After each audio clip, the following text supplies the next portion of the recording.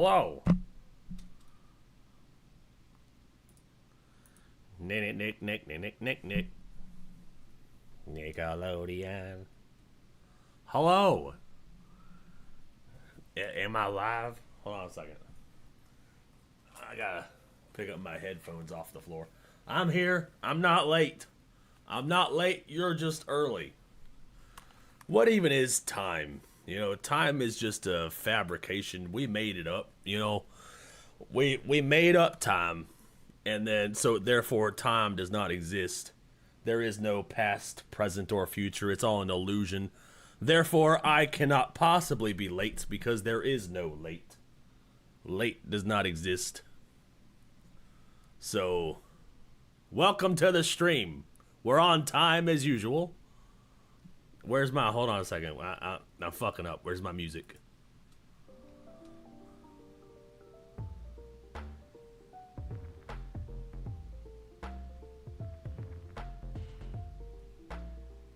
Fuck yeah, bro. We bounce into some Zelda. What up, the Deej? How old is ya? I need to know how many birthday spanks to give. I'm turning 1. I'm turning 1. This is my first birthday. So if you need to know how many spanks to give me, the answer would be 1. What up, Spencer? You're probably gone by now.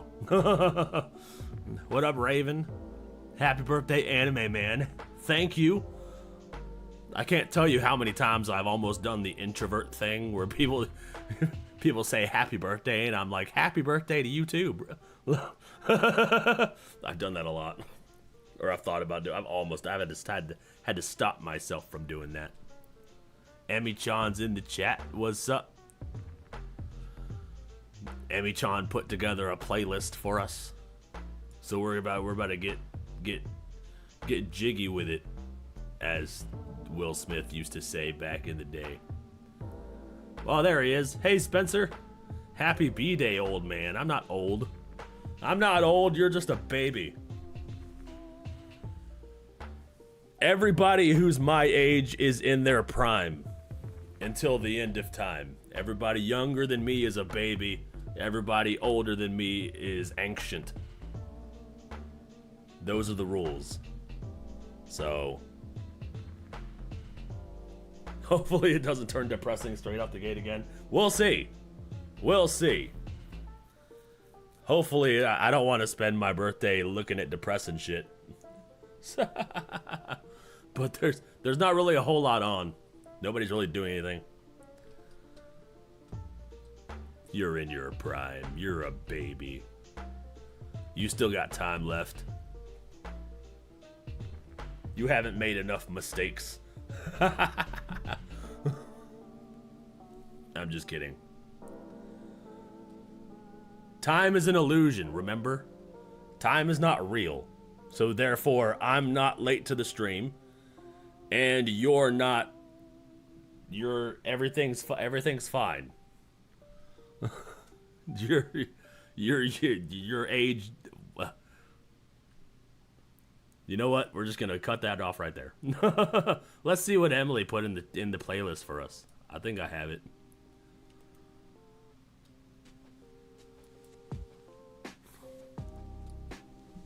Happy birthday, nerd. I'm not a nerd. You're a nerd. Emmy-chan got me this fucking Naruto jacket. This Akatsuki jacket with a fucking... It's embroidered with like Akatsuki. And it's sick as fuck. I wore it today and it was fucking fire. Fucking love it. Can't wait till it starts getting cooler and I can wear it more often. Nothing's depressing. There's no depressing anything here. Right, Philip? See? Philip, bounce if you're happy and you're not depressed.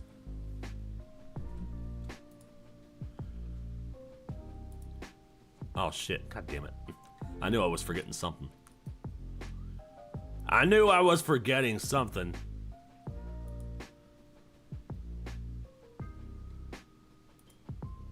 Is this it? There we go. There we go.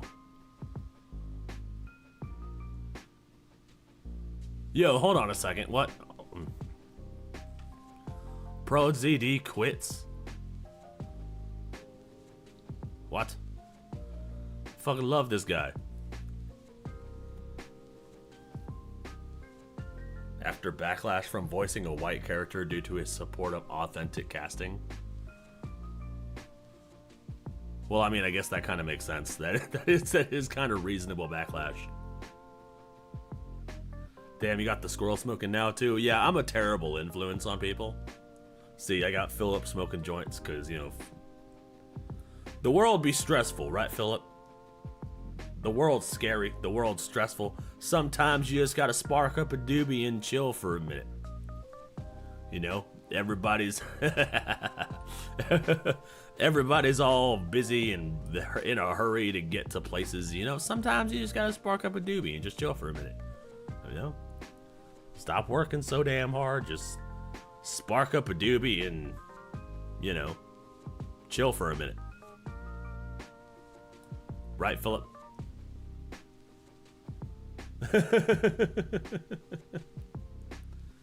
Oh damn, what happened to the voice, man? I don't know. I guess I guess we can play that first.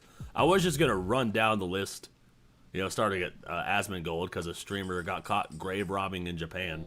So I was interested in that. But I might start with the Pro ZD thing. The Pro ZD. What's his name? Sungwon Cho? Dude, I fucking love his videos. His shorts would pop up in my feed all the time. I watched him back when he was just making regular videos. He'd have like minute-long skits. His shit's always so funny.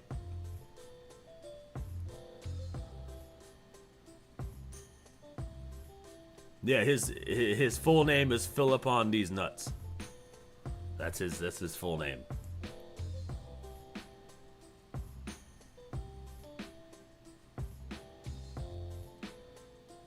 His last name is Pond these nuts. So it's Philip on these nuts. Alright, I'm putting on some rev. We're gonna see what happened to Sungwon Cho. I need to know, bruh. Hey, what's up, guys? Herb here. So once again, no VTuber model for today. I am traveling around. What is this bullshit, bro? Where's your VTuber model? You're slacking, Rev. God damn it. I'll aggressively shake my joints at you. For the Labor Day holiday, so I hope you guys are enjoying that if you are celebrating it. But anyways, we're going to be looking at another Reap What You Sow moment featuring Pro ZD. Now, this is someone who has made comments about anime and the dubbing scene and voice. Okay, I think what is the backlash? He said that he supports authentic casting, but he's voicing a white guy. Yeah, that does kind of so people aren't hating on him because he's a voice actor. They're hating on him because he's a hypocrite. Maybe you shouldn't have opinions that you clearly don't believe in, bro. Voice actors generally, and those comments have continued to haunt him for a very long time.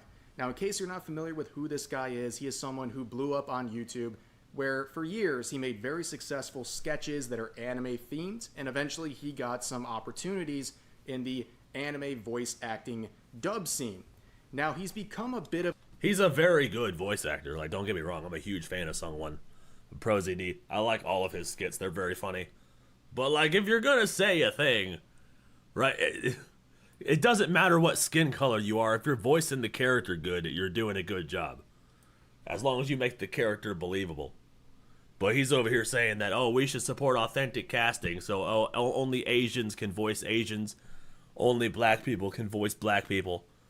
Only white people can voice white people. But then you're going to go around and voice a white person as an Asian person. No, you're just a hypocrite at that point. You're just a hypocrite. Of a meme, especially among anime fans, because of his comments about the medium. While his virtue signaling on places like Twitter has gotten seal claps from members of his industry and some of the most annoying users on social media, a lot of other anime fans, specifically dub fans, are pretty annoyed with some of his comments, especially the ones where he is very hypocritical. He is someone who has advocated for censorship of anime that he considers yucky or gross. And he's also made a lot of comments about... Well, define yucky and gross, because I'm hearing a lot of shit about the banning of the anime, and a lot of it I kind of agree with. It depends on what you mean. Authentic casting, which is a very, very hot button issue, seems very basic in terms of how... I don't understand that argument. You aren't real life acting, so why do you have to match the skin tone behind the mic? You don't. That's the whole thing.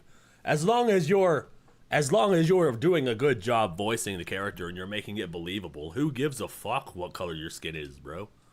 That's just some of that DEI bullshit. That's that liberal ass shit. So does that mean only Japanese people can do the English dub of 90% of anime characters? Dude, right, bro? You gotta remember, anime characters aren't white. They're all Japanese. Except for the occasional, blonde person with the American flag. So you'll get the occasional blonde American waving a gun around. So apparently in anime you can only Japanese people can do the English dubbed, except for the occasional American. Normal people react to it, but a lot of people are trying to virtue signal. They've been pushing this authentic casting thing for a long time, and ProZD is one of the people at the helm of that movement. Now, when there was a recent project announced, Knights of Guinevere, what? People were looking at this and then seeing the voice acting cast for the characters, they noticed one thing. ProZD playing this specific character. Yeah. Hey, what's going on there? That's a white guy, probably. Oh no, it depends on the background of the character. I don't actually know. Because it looks anime, so I don't know. Is it a white guy? Now, you look at the two right there side by side. Uh-oh. Looks like their ethnicity doesn't really match up. Now, if you're not someone who advocates for authentic casting and, you're a normal person... Yeah, well, see, that depends, because anime is Japanese, right? Anime is Asian, so it would make sense that he would play that. So it really depends on the context of the setting. I don't know what they're doing. You don't care about this. But the reason people are in the comments section like this pointing out hypocrisy, it's because he has pushed for authentic casting time and time again, where he wants the ethnicity of the character to match the ethnicity of the voice actor playing them. And this is something he was called out for about 2 years ago. He kind of fell on his own sword with this concept. This is why people are so fired up to see him taking this role. You can't voice white characters anymore? Well, yeah. That's a bed you made, bro. Why would you fucking... You made the bed, now lie in it. Jesus Christ. Tired of people saying they virtue signal all over the time. This is why I shut the fuck up. You know what I mean? I'm not on social media. I'm not out spreading my opinions, because you never fucking know. Yeah. I don't say anything I'm not against. I'm against, but it's if you're gonna fucking virtue signal, you have to stand by your shit. You can't just be like, oh well, I guess I can't voice white characters anymore. Yeah, no, because you said that they should match the ethnicity. So, like, what are you shocked about? It all began with this situation involving... Oh, hello, the Deej, and welcome back. Did we discover how old Nephi is? Yeah, I'm only 1. I have turned 1, so only 1 spanking is required. No, there will be no more. No, there will be none of that. I'm gonna be honest, I completely didn't notice that he was on that show's voice list. I don't even know what the show is, or what the context is. Because I don't know. Because anime is Japanese. But he's Korean, so I don't know. I guess you can't do it. No, you got to match the ethnicity. You can't be Korean and voice the Japanese character. Can't do it. It's so stupid. The whole point of voice acting is that your voice is the important part, not your actual ethnicity. Exactly. As long as you're voicing the character and you're doing a good job of making it believable, it shouldn't matter what you look like. A Bleach dub for the character Yoriji, and originally this character was played by the voice actress Wendy Lee, who, as you can see, is a white woman. and she's playing Oh, a no. darker skinned character. Nope. No! Not a white woman. Oh, it's our biggest fear. You guys are never gonna believe this, but did you know that Ash Ketchum, the star of Pokemon, was also voiced by a white woman? Oh no. Where you at now, Sung Won Cho? Where's your issue with that, bro? I thought you had to match the ethnicity. Guess what? Naruto Uzumaki, also voiced by a white woman. Bet you didn't know that. How about them apples? Did you know any of that? Oh, do they have to match the gender too, or just the ethnicity? I don't know. What are the rules, Sung Won Cho? What are the rules? Nobody cared, right? She did the role for years. Everything was great. That's another one. Yeah, that's another one. Timmy Turner. Timmy Turner was also voiced by a girl. Guess what? Bobby Hill, also voiced by a girl. You know, it just comes with it. Didn't she pass away recently, the voice of Ash Ketchum? No, she's alive. Right, she's alive. She has to be alive.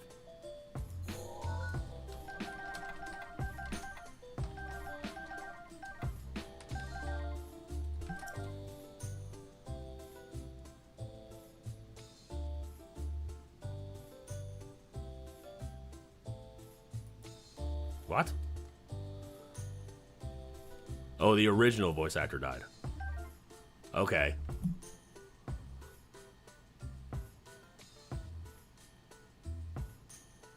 Veronica Taylor. Okay.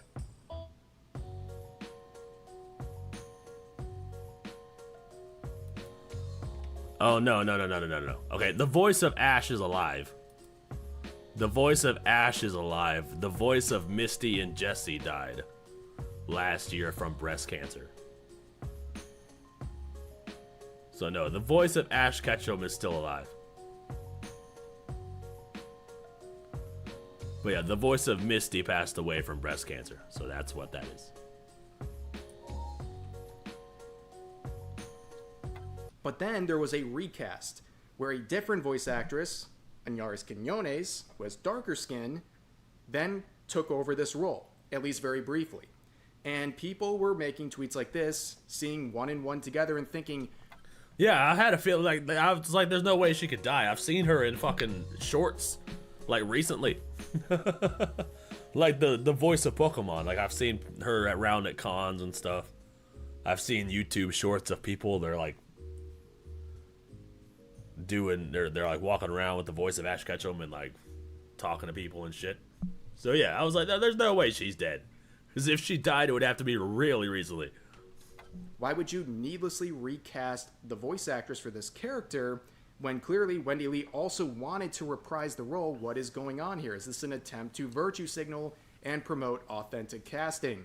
And eventually, citing complications. Hey, what up, Bumpy Animate? Good to see you. A lot of new faces I've seen today. Hello, DS Vims. Haven't seen you before. All right, welcome to the stream. Good to see you guys. Thank you. With scheduling and some Thank you for confusion, showing up. They would give back Wendy Lee the role. So she would end up reprising the role, but people in the voice acting scene and their supporters were very upset about this, where people were crying foul, that there was something not right about this. And they were even pointing out Wendy Lee's reaction on social media. The recast was already unacceptable, but this is just fucking yikes on top. Why don't you shut the fuck up? It's the people that do shit like this where I'm just like, I want to hear your voice. I don't want to hear your opinions, okay? Like, shut the fuck, get off of Twitter. Like, I think life was just so much better when we didn't hear everybody's opinions all the time. That's my opinion. I'm just gonna force upon you. Back when voice actors were just voice actors, you know, just play the damn part, then shut the fuck up. Why was Twitter was a fucking plague? Twitter is a plague. No way, this is how I learned Misty died. Yeah, I'm literally just figuring that out myself. I had no idea. She apparently died last year, so we're late to the party. But, yeah, she was the voice of Misty, and she was the voice of Jessie, and she died of breast cancer, so that sucks.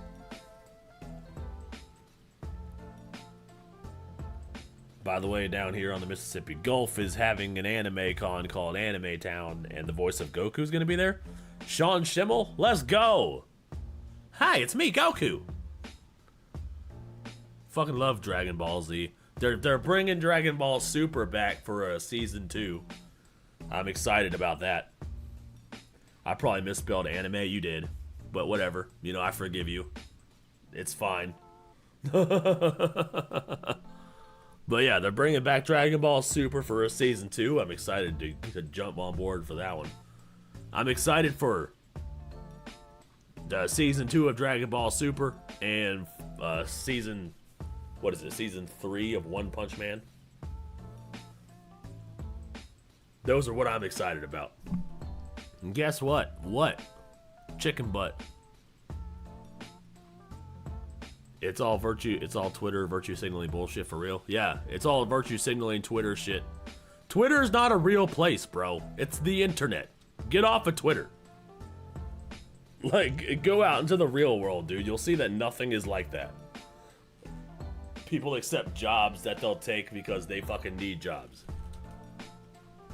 Yeah, once she did get her role back, saying she was being insensitive to those comforting Quinones after the recast, and quoting a related post, ProZD would say the recast was already unacceptable.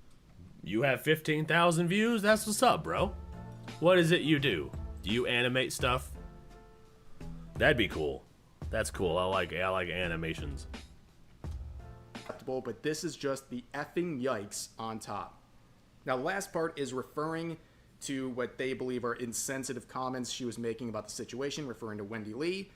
But as you can see, the first part is making it very clear. He's implying that the recast, that Wendy Lee getting her role back, was already unacceptable.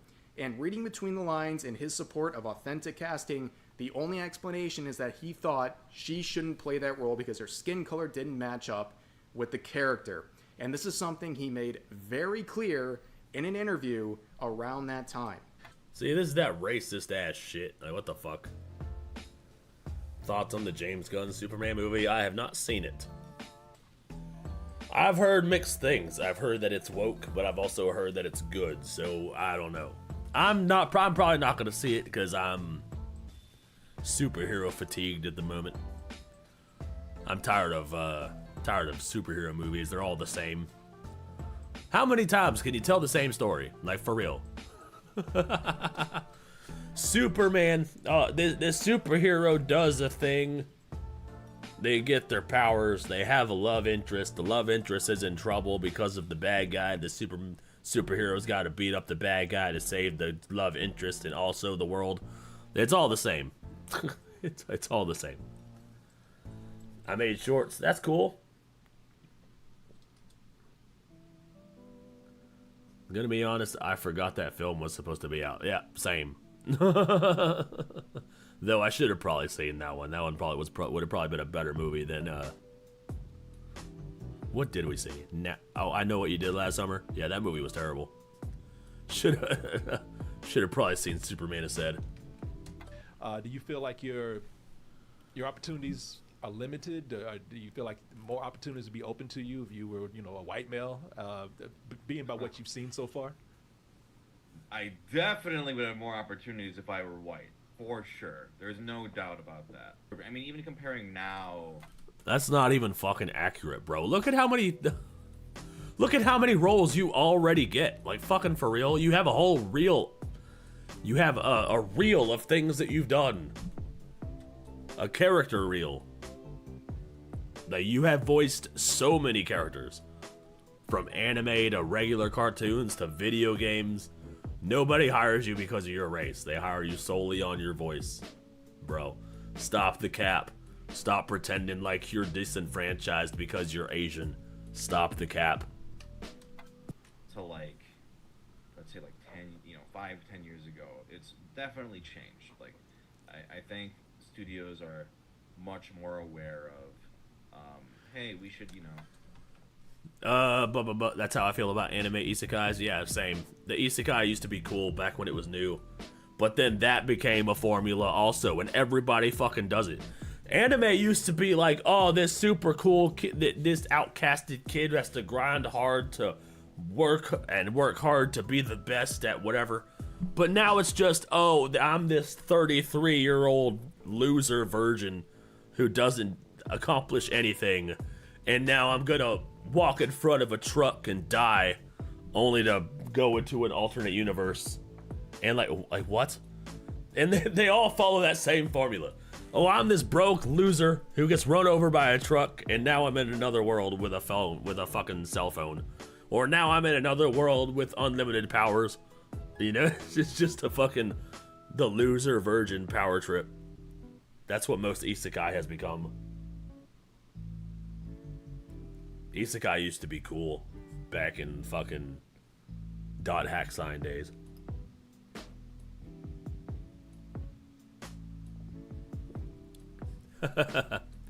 Disenfranchised Asian, oh no. Right, like, miss me with that fucking bullshit, bro. You're not disenfranchised. He has a whole fucking, his channel trailer is just a reel of all of his voices. And he voices so many people. He's got so much experience under his belt. Like, how can you possibly be like, oh, if only I was white, I'd have even more voices under my belt. Like, shut the fuck up. Cast authentically, so there have been some good steps.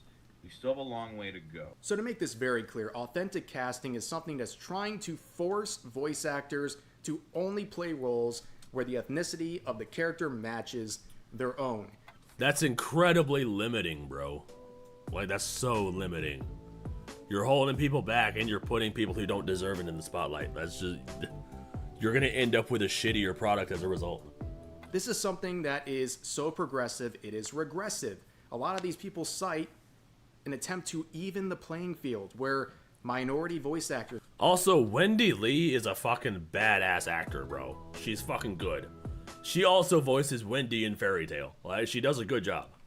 Will have more opportunities, but that is just not how it plays out in practice, especially in the anime industry. If you have, for example, a black voice actor, they are going to lose roles because of this. Yes, they will get priority on darker skinned characters, but that's only a very small fraction of anime characters. So in the dubbing industry, they're going to lose almost all of their opportunities. Yep. And that's something people are pointing out. I know, radical theory for people like this, but discrimination based on the color of your skin, especially with employment opportunities, is not good. But people like ProZeta have been pushing this very hard, and lo and behold, he'd fall on his own sword. Where back in, I believe, late 2023, he lost a role because of authentic casting. Ha ha ha ha ha! That's what your dumbass get. See, if you spend your fucking time virtue signaling, don't be surprised when shit like this happens. This was applied against himself in this now deleted Twitter thread where he was told he cannot take an opportunity to voice a white character because I got an audition for Prominent Cartoon where I was sent just the Asian character. Looking through the rest, I told my agent, hey, I'm happy to read for this, but can I read for some of these others? To which I was told, all those other characters are drawn as white, so no. He's, of course, Asian.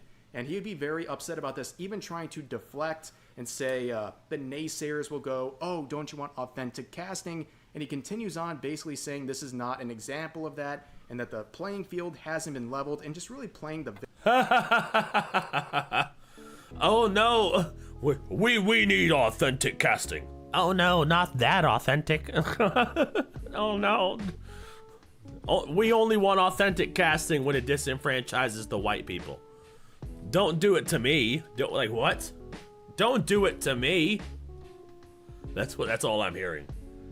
We need authentic. We need fewer white people in voice acting. Don't give me just the Asians. Like what? What's wrong with you? Victim.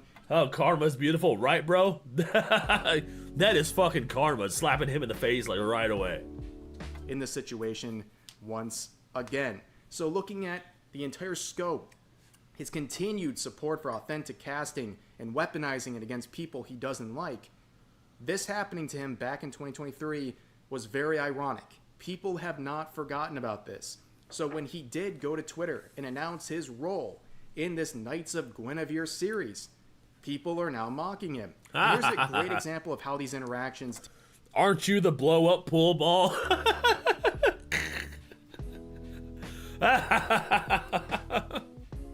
Aren't you the blow-up pool ball who said you have to look like the character you voice? Savvy, Madam Savvy. Why does that sound familiar? I feel like I've seen this person before. Isn't that ironic? Yeah. Typically go. Here's Madam Isn't Savvy that saying, ironic? Aren't you the blow-up pool ball who said you have to look like the character you voice? And of course, blocked. And rules for thee, not for me. That's such pussy shit. Dude, I liked this guy, bro. I liked Pro ZD. I liked all of his videos. I like all of his skits. I could watch his skits back to back, like, forever. It's such a shame to see somebody, like, start behaving like this. And this is something he's been doing forever. This has been the play, so to speak. I got blocked as well for a different tweet that I briefly referred to at the beginning of the video, where he was talking about the anime series Made in Abyss. And he was making a claim about that, saying he wishes that parts of the show would be removed, referring to what he considers the creepy stuff. And then when he got major backlash for criticizing his own industry's tropes, he would try to say, oh, it's just a joke, and that anyone who has an issue with this is not normal and basically stupid. And I made a very bland post, not even directly interacting with his post, rather a screenshot, and I would get blocked. And I thought it was a very mundane thing, but it was too much. That's been the play for him, is to block anyone who criticizes him one way or another. And that has been confirmed again. Just before recording this, yeah, dude, the blow up pool ball made me laugh. That fucking sent me. She's in a ton of Rev and Them's videos, commenting on Twitter. Oh, okay, that's fair. Yeah, I know I recognized the name. I was like, what? Savvy, Madam Savvy. That sounds familiar. He did make a response to everything going on with the current series he's voicing in. And he says, hey all, this will be my last tweet on this platform. I will no longer be using Twitter after this. If you look at the replies on my latest announcement tweet, you'll see a lot of comments like this. This has been going on for years now, and while the normal procedure has been to block and move on, I truly don't think Twitter is worth it anymore. In the past, I have expressed that I think diversity in casting is important. It's a complicated topic, but at the end of the day, I will stand by this. I think it's important for voice actors to be given equal opportunity. And I think there have been positive changes on that front. A lot of bad faith arguers have tried to paint this as me saying things I never said. See, that doesn't make any sense to me, because there is equal opportunity in voice acting. You see voice acting of all kinds. There has to be like an actual, pool of people who are voice actors. Voice acting, you know what I'm saying? You know what I'm saying? You can't just the people have to want the job. So like if not enough people who are black want the job, then you're only gonna have this small portion of black people to play this black character. And so what happens if a white guy can play a black character better than the black guys? You gotta go with the white guy. Like, sorry, that's just how it is. Everybody's got the same opportunity, but you gotta do it on merit. You gotta be good enough, like what the fuck? You only have a small percentage of people. Voice acting already in and of itself is very niche. So you already don't have very many voice actors to choose from. Let alone diverse actors. They gotta be good enough for the shit. And of course, we're gonna read the part 2 of this, but we know he's not just promoting diversity. In fact... Did he rage quit? Yeah, he rage quit Twitter. I don't know if he's done making skits. I mean, he's been mostly just reposting old skits as shorts. But, yeah, I don't know if he's done with YouTube, but he's definitely done with Twitter. We'll see how long it lasts. People on Twitter always say they're quitting Twitter, and then they're always come back. authentic casting that he has made very clear is something he supports, does the exact opposite in practice. We all know this. It's ruining a naturally, very organically diverse industry where your looks shouldn't matter whatsoever. It's just the quality of your voice acting skill. But anyways, he continues on saying, I've been reluctant to address this for years because I know a lot of these people will not listen to reason no matter what I say, and I have not wanted to add to this ongoing drama. Twitter especially is a cesspool for hatred, and it's been awful these past few years, but I think it's important for people to know that this has been happening. This is the last time I'll comment on any of this. Goodbye, Twitter. You truly suck. And he gives 3 examples of cherry-picked comments, most of them with only a few likes, where they're saying things about his race. Obviously, very aggressive comments, but he's cherry-picking these responses to make it sound like he is the subject of racism. Like, that's the only thing going on here. Now, this is part of the reason why I always say this type of stuff detracts from the real criticism.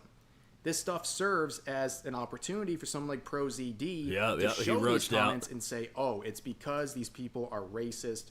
They're just, acting outrageous. They're doing these things while deflecting all the valid criticism people are actually giving. That's why you don't give people like ProZD a chance to play the victim, and that's what he did immediately. He doesn't address any of the criticism about his support of authentic casting and how he is quite literally violating his own principles by taking this role. Rules for thee, but not for me, is really the way to sum this up. And also, people were also pointing out that authentic casting wouldn't even support other people playing in the show, but... Oh no, not Lauren Kong. I don't know, that girl looks pretty Asian to me.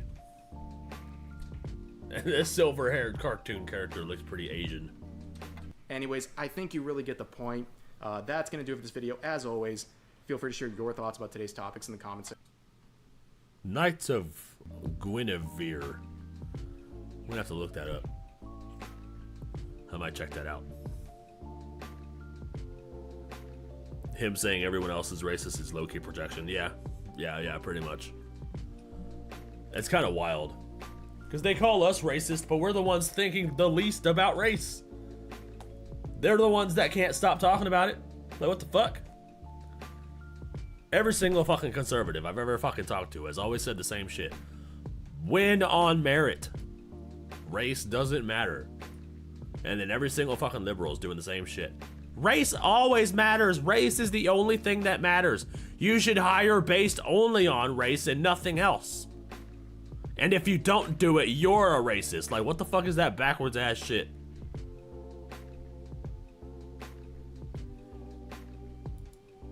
What the fuck? What the fuck is that backwards ass shit?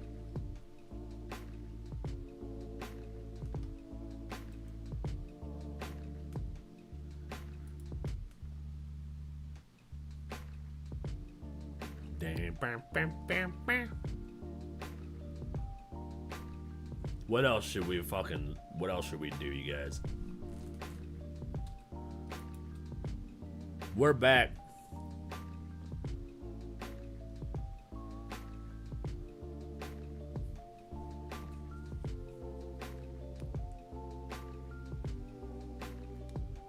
Bop. I wonder when echo chambers became so prevalent. They're like all over the damn place. There's an echo chamber for every fucking thing you can think of. Every single fucking liberals have echo chambers. Conservative has echo chambers. There's like far right people, just like there are far left people. Feminists have echo chambers. The men have echo chambers. There are male echo chambers that are the exact same as the female echo chambers, teaching the same shit, but on the other end of the spectrum. They're literally all over the damn place. Asman or Brett Cooper? We'll do Asman first and then Brett Cooper. What the? I am interested in hearing about the Cardi B shit, especially since I just did a video about it. The Cardi B shit was making me laugh.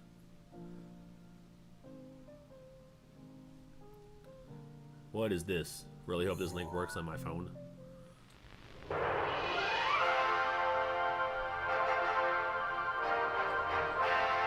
Oh, okay.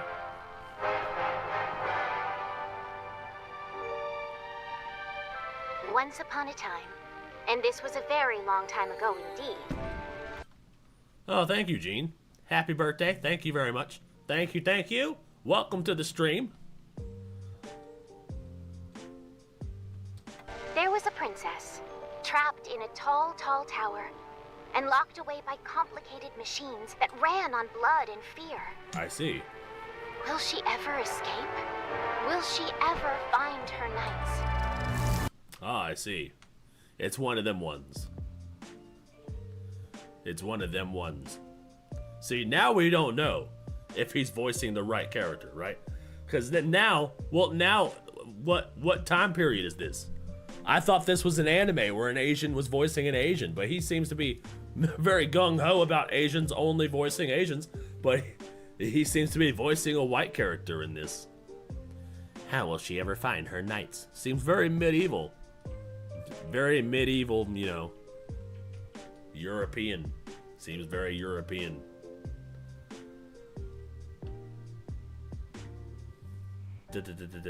Oh, it's fine. I can pause.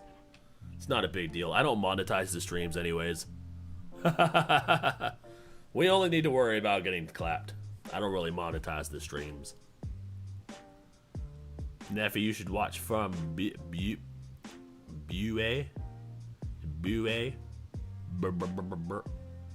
What is that? From bureaucrat to villainess, dad's been reincarnated. Ah, I see.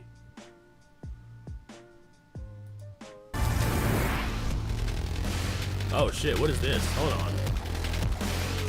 Hold on, that was a pretty badass transition right there. What was that?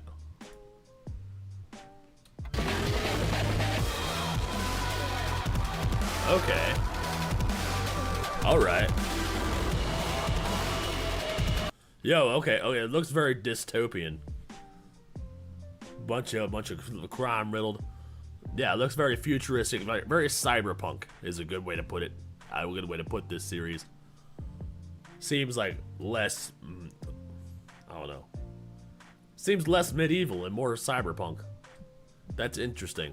A lot of robots and machinery going on here. By the way, Neff, did you call your mom and thank her for giving birth to a legend? Yes, I did actually. I was just at dinner with my mama. Mama Farius says hello, chat. And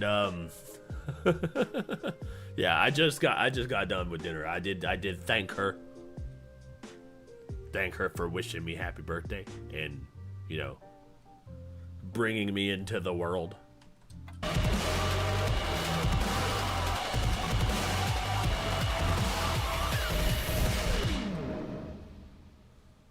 Oh, why hello. Oh, there's Sung Won's character. Yeah, he doesn't look very Asian. Grimm Brothers meet Cyberpunk. Yeah, that's what it seems like. I thought it was gonna be like some sort of medieval thing, where you're in ye old England, battling orcs with elves and shit. But it doesn't seem like that at all. Didn't notice you there. Come closer. Meet some very good friends of mine.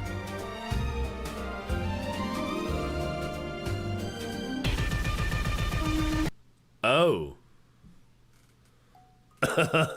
Oh. Seems like there's some issues at Freddy's Toy Factory here, you guys. What's going on here, dude? What is all this messaging? Her face is half off.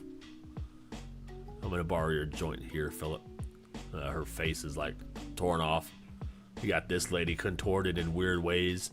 They look like dolls. Not so much machines, but like dolls. And they're bleeding. So are they organic, or is this like oil? That'd be crazy. A lot of questions. This chick's missing a finger. She's missing the middle finger too. That's the most important finger. How are you gonna flip people off without your middle finger? We call her Mama Farius. I love it. Yep, she's Mama Farius. She says hello.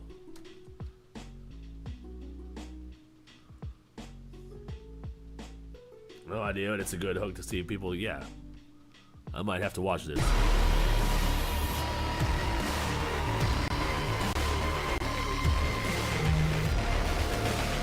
See, you see the word knights. You see the word knights, and you're like, oh, medieval shit. But it seems very cyberpunky, very dystopian future. We're make dolls to do shit.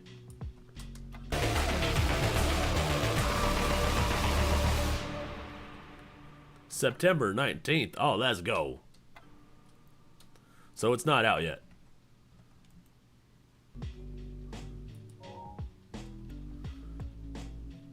All right, that was a nice little detour. Yeah, we'll have to check that out when it comes out. We'll have to see. We'll have to see. The fuck?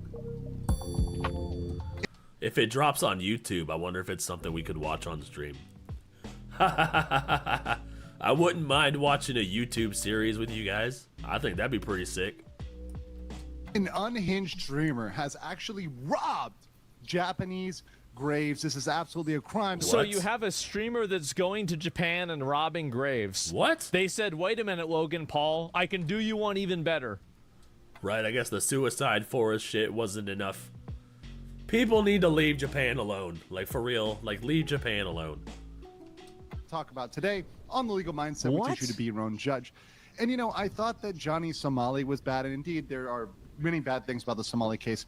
But robbing graves has to be at the lowest pinnacle of streamer depravity. The lowest pinnacle. I mean, I think this has just always been... this is just like a well-established... It should go without saying, hey, you guys, like, don't do that. Okay? If you guys are thinking about robbing a grave, like, don't. Okay? You're not allowed. You're not allowed. If you're a viewer of the Neph channel, it's against community rules. It is now against community guidelines to rob graves. I'm gonna put that in the rules. I'm gonna put that in the chat rules. So every time, in order to chat, you have to agree to not rob graves. reality that grave robbing is not a very it's an unseemly profession. It has been for like the last 5,000 years. What's it? Oh, sorry, there it is. Of going for clout.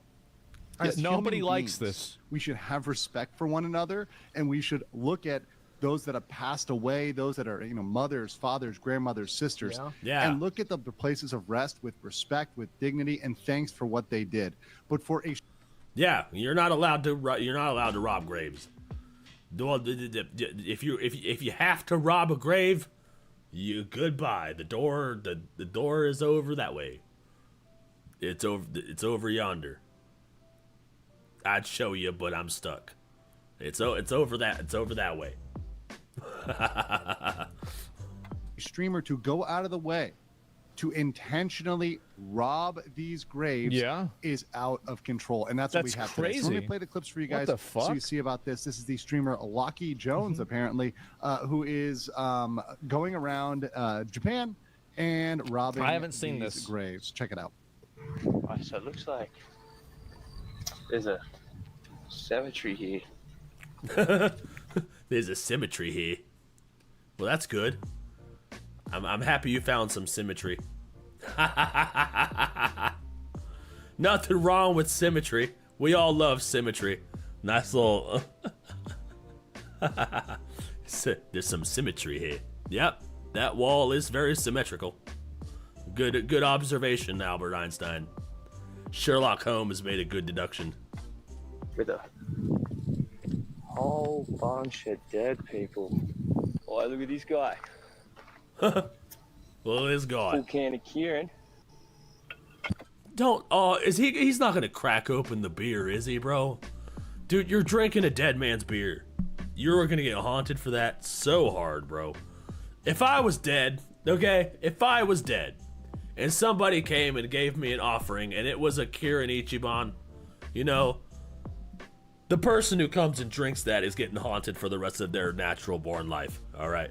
That's just how things are gonna go down. Don't drink my fucking beer, bro. What a rat! Bro, what? How many years after death does it stop being grave robbing and become archaeology? It's gotta be a decent amount. Bro's robbing the graves, the bodies are still warm and shit.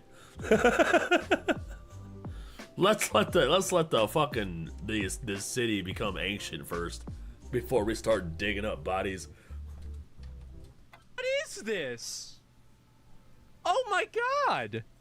He's totally drinking that Kirin, This dude. is it. Are you serious? I don't even understand this at all. Oh my, who does this? He doesn't give a fuck, bro. He literally just stole the beer off of that grave, dude. Somebody's offering. That was probably somebody's drinking buddy. Right? They probably hit the bar every night after work. You know, they crack open a couple brewskis of Kirin Ichiban. And then old boy died of a heart attack. And now the friend goes to the grave every single Thursday. Drops off a Kirin Ichiban. Pours one out for the dead homie. Puts a brand new one on the gravestone and then walks away. Only for this motherfucker to come by and steal bro's Kirin Ichiban. Like, bro, don't fucking drink a dead man's beer, dude. That is a recipe for disaster. Yes.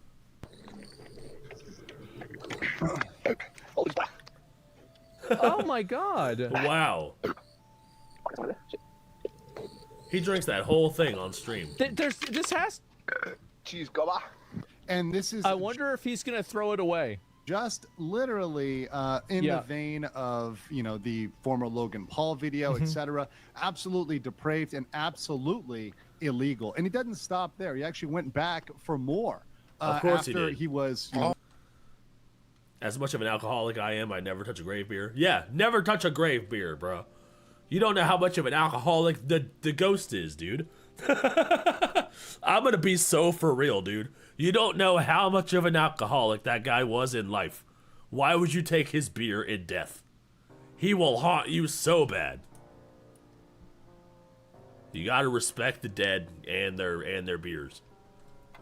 Went to the first round, you saw the interest he got off that. He went back for more because that's the way that negative clout works, and that's the way these streamers work. If you watch here, he goes back and does it yet again with absolutely zero shame. Bro. Jesus.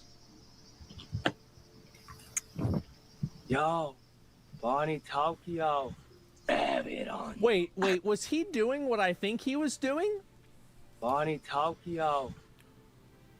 What the hell? What? What the fuck is this? This is it. Yeah, we got our on sticks. I'm telling you guys, I'm telling you, this is the kind of stuff, whenever I talk about 2%ers, I'm talking about people like him.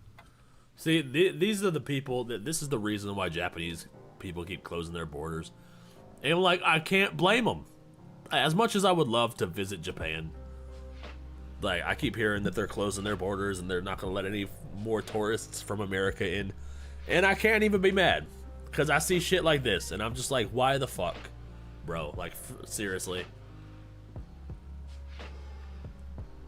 These people are doing so, like, the type of disrespectful shit you wouldn't even be able to torture out of me, and they're over here like filming themselves doing it. There has to be a law in Japan about this. I hope he gets locked up. I hope so, dude. There needs to be more laws against, like, tourists and shit. Like, if you disrespect the culture, you get, like, a year in jail or something. Like, come on. It's like common sense, dude. He will get a 3x5 cell. Is that 3x5 inches? I certainly hope so. How about don't touch grave offerings, period? Yeah, dude, that's a recipe for disaster. They're gonna haunt you forever.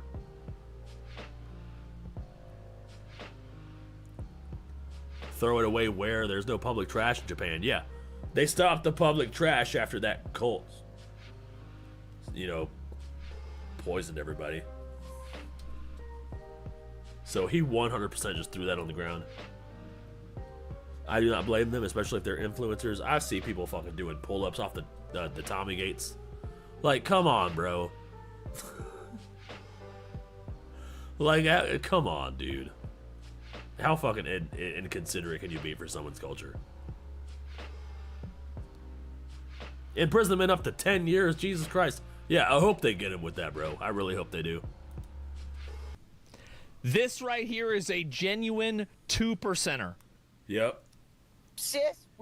Could it be fake? You can't feel shit. Why does he have a gun? Fucking miss. Wait, do you associate penis with power? Who took your power? Remember, what? What? You associate penis with power, putas? Bitches. Who took your power? Remember, you are the flower. What? Is that a haiku or something? You associate, nope. Penis with power, putas, nope. It is not a haiku. All right, everybody, we have established that this is not a haiku. You know, it is cringe, though. It is cringe. Not a fan of it. Or do you fucking miss when you couldn't hear all that fucking shit? I'm gonna be honest. It's pretty obvious this guy has something wrong with him. Yeah, this is mental illness, bro. It's gotta be. Like, I can't in my entire life imagine myself doing anything like this. Like, this has got to be some sort of mental illness. I mean, you just listen to the way he talks, the way he acts, what he's saying. Like, is this really a person of sound mind? No, obviously not. You gotta lock people like this up. This is the kind of stuff that I was talking about before, about how whenever you let a person like this out into the wild, they cause all kinds of problems. This is why we need insane asylums. Facts. This guy, yes, obviously. We need insane asylums. A degree of this is disrespectful and horrible, but I think there is a chance that this person is so out of their mind, they're so stupid, and they're so delusional, they don't even realize what they're doing is really that bad, because they're just fucking retarded. Yes. They're so retarded, and they are dumbing down the population on purpose, and I don't understand. Like, as a person who doesn't engage in society very often, I can't put myself in these situations. Like, I can't imagine myself filming myself doing something this retarded. Like, I can't mentally put myself there. Because if I did that, I would die of embarrassment. If I feel like, oh no, people are watching me dance around with a camera and singing to nothing. And then I would die. He needs a straight jacket? Absolutely.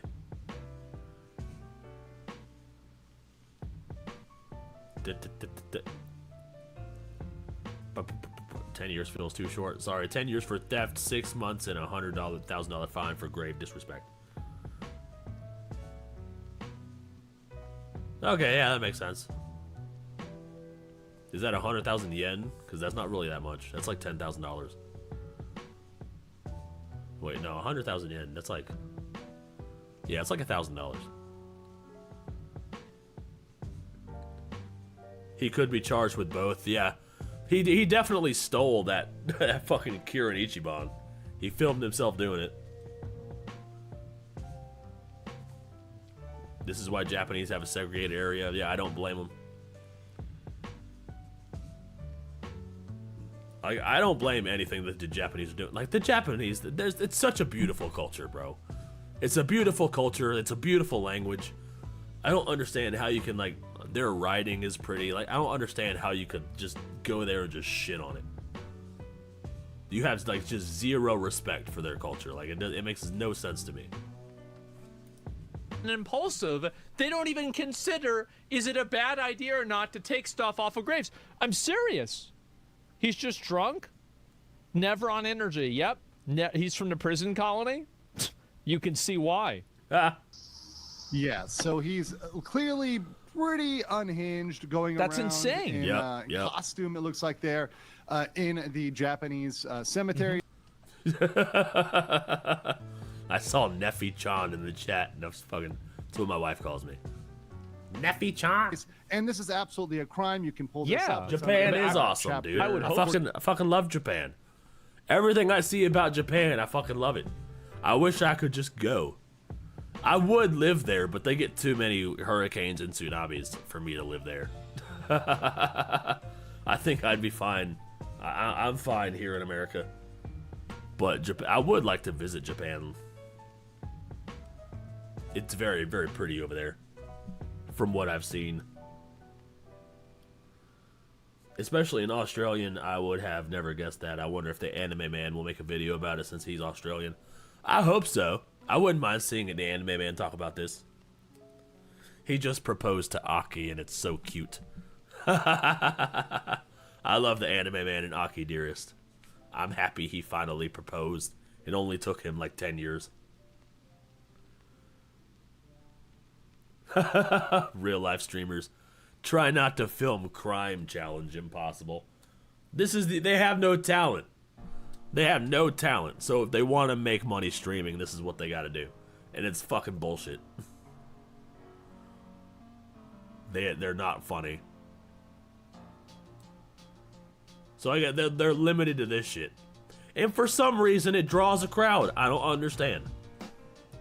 14 of the crimes related to places of worship and graves. Article 118 of the Japanese code here, which says, hey, look, profaning places of worship. Yeah, Emily just talked about this. Yeah, he's going into the law. Interference with religious service. A person who publicly profanes a shrine, temple, or cemetery. So profaning means to do something like to disrupt the flowers, like what he just did, memorials, yeah, etc. Yep. Right, kind of like or that. He just stole a beer. Punished by imprisonment with or without work for not more than 6 months, or without work. I like that. Sounds good. Person who interferes with sermon, worship, or funeral shall be punished for no more than 1 year, fine of 100,000. Here's the thing: he's messed with several graves. So just like the obstruction of business charges in the that shit stacks up. He's messed with several graves, so that's multiple charges. Yeah, 6 months and a fine of not more than 100,000 yen. Molly case, like stacks these up. Things can be stacked. Yeah. So if we want to go back and just look at what we have on camera, we've got him messing with several graves. So it's very possible. And also, here's the other thing too: is that what do you think this guy does after he leaves the cemetery? Do you think that he just walks back and he doesn't cause any more problems? No. People like this, as I said, they're Nevrons, they're animals. Like all they do is cause problems. That's all they do. And so they're gonna. If he does it off stream, if he does it on stream, he does it off stream. Cause problems anywhere they go. Anything they do is going to be bad. Japan has a 99% conviction rate. Yeah, they need to stop. They need to start getting rid of these people. Yeah. And I think it's really sad. And this is the reason, by the way, that the Japanese people don't want, one of the many reasons, Japanese people probably don't want immigration, is they see people like this clown, somebody like Johnny Somali. Yeah. And these people come into the country, and they're caught. It's not just them. Like, there's a fucking lot of them. So, like, I'm not surprised, and I'm not at all fucking, I don't blame them if they want to cut off immigration. Right? Or if they want to cut, or they want to completely close their borders. Like, I can't even be mad. I'm just like, oh, well, okay. I guess we'll see you, we'll see you when you're done. When you come out of your room, Japan, I guess we'll see you then. What up, Skulls? Good to see you. Happy birthday. Spencer said he'd jump out of the cake for you. Well, that's good. Thank you, Spencer. I appreciate it. I appreciate the enthusiasm. I am, of course, going to have to respectfully decline. But yeah, I do appreciate it. Causing all these fucking problems. So they're causing so much. What? No way. 100,000 yen is only $600. There's no fucking way. Hold on a second. Now I have to look it up. Damn it, hold on a second. I have to look it up. What's 100,000 yen? Whoops, 100,000 yen to dollars. Yeah, it's $600. What the fuck? 678. Yeah, what the fuck? That's not that much at all. I thought it was like $1,000.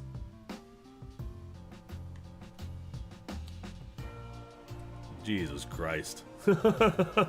So it's not even that much. It's like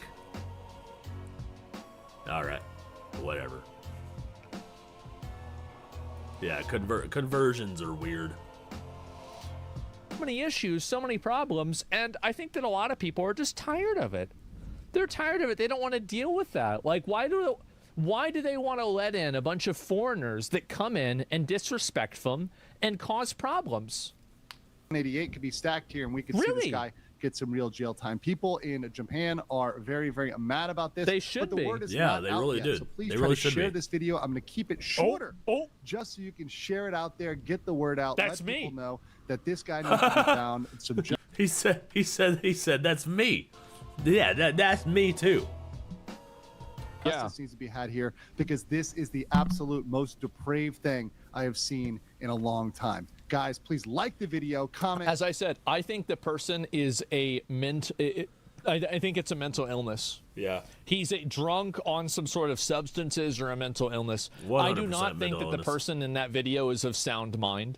And that doesn't, I'm not trying to like downplay it, but what I'm trying to say is that I think that, like, you know, for example, like whenever a cat kills a baby bird, you don't look at the cat as evil because it's just in the cat's nature. That's what cats do.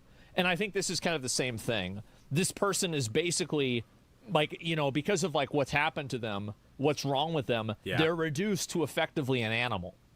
Like, that's really what they are. They're animals. And so really, you gotta, what do you do with animals? Well, you put them in a fucking cage. You keep them in a cage, in a place where they don't bite somebody or cause problems. Yeah, like an asylum. Get the word out. They're human animals. Yes, exactly. Bring back mental institutions. I'm all for it. I'm not crazy, so I'm fine. But, you know, there's a lot of crazy people in the world that need to be locked in a padded room, dude. It's cool to see you live. Thanks, bro. I appreciate it. I like going live. On the next one. He's so retarded. No, I think he's totally right about this. And I'll go ahead and I'll link you guys to video here. I just have never even heard about this until right now. I think I saw like maybe one clip of it. But yeah, this is just disgusting, man. It's just disgusting. And anybody that's doing it is an absolute fucking rat. Yeah, there it is. Yep. People keep saying he's drunk. You need to have to remember when if he wasn't drunk, he left his home and he went to the graveyard and then he got drunk while he was there. Well, here's the difference.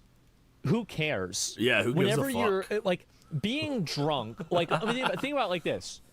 If you're driving drunk and you hit somebody and you say, "Well, it's not my fault. I was drunk." That's its own problem in itself, right? I mean, like, what are we even talking about acting like it's not? That's why, whoops. So it's very clearly an issue. It's very clearly a problem, and I'm kind of glad. That's why drinking in public is, like, illegal. That's why you can get a drunk in public charge. That's what they need to slap him with. See at least more people calling it out, and it's an absolute fucking joke. What? Uh-oh. Drunk or not, it's shitty. Yeah, 100%. He definitely needs to be charged with something. Like, come on, you can't disrespect the graves. He needs to be charged, he needs to be fined, and he needs to be haunted for the rest of his life. I hope that guy who put that, the guy who drank the Kirin Ichiban, I hope that guy haunts him forever. The owner of the Kirin Ichiban that he stole. What the fuck? An unhinged truth. Alright, let's watch Brett Cooper. Dude, Cardi B, dude, her fucking trial is fucking hilarious. I don't know if it's like her, she just because she's just naturally funny, but I don't know. I think Cardi B keeps cracking me up. Alien Bros in the chat. What's up, dude? Happy birthday. Thanks, bro. I appreciate it. But all I wanted was a Pepsi, just one Pepsi. When I hear institutionalized, it makes me think it's suicidal. Yeah. Yeah, you're right. Public drunkenness is no excuse for what he did. Exactly. We definitely shouldn't be like excusing behavior because people are drunk. That's just going to incentivize people to just be drunk more. And they're going to be like, oh, well, you know, It's okay that Johnny Somali danced on these statues and twerked on the statues. He was just drunk. It's fine. Like, no. We should, in fact, you know what? We should punish them more for being drunk. Because why the fuck are you in public, bro? We live in a society. Alright, a very civilized society. Why don't we start acting civilized, bro? We're not kids.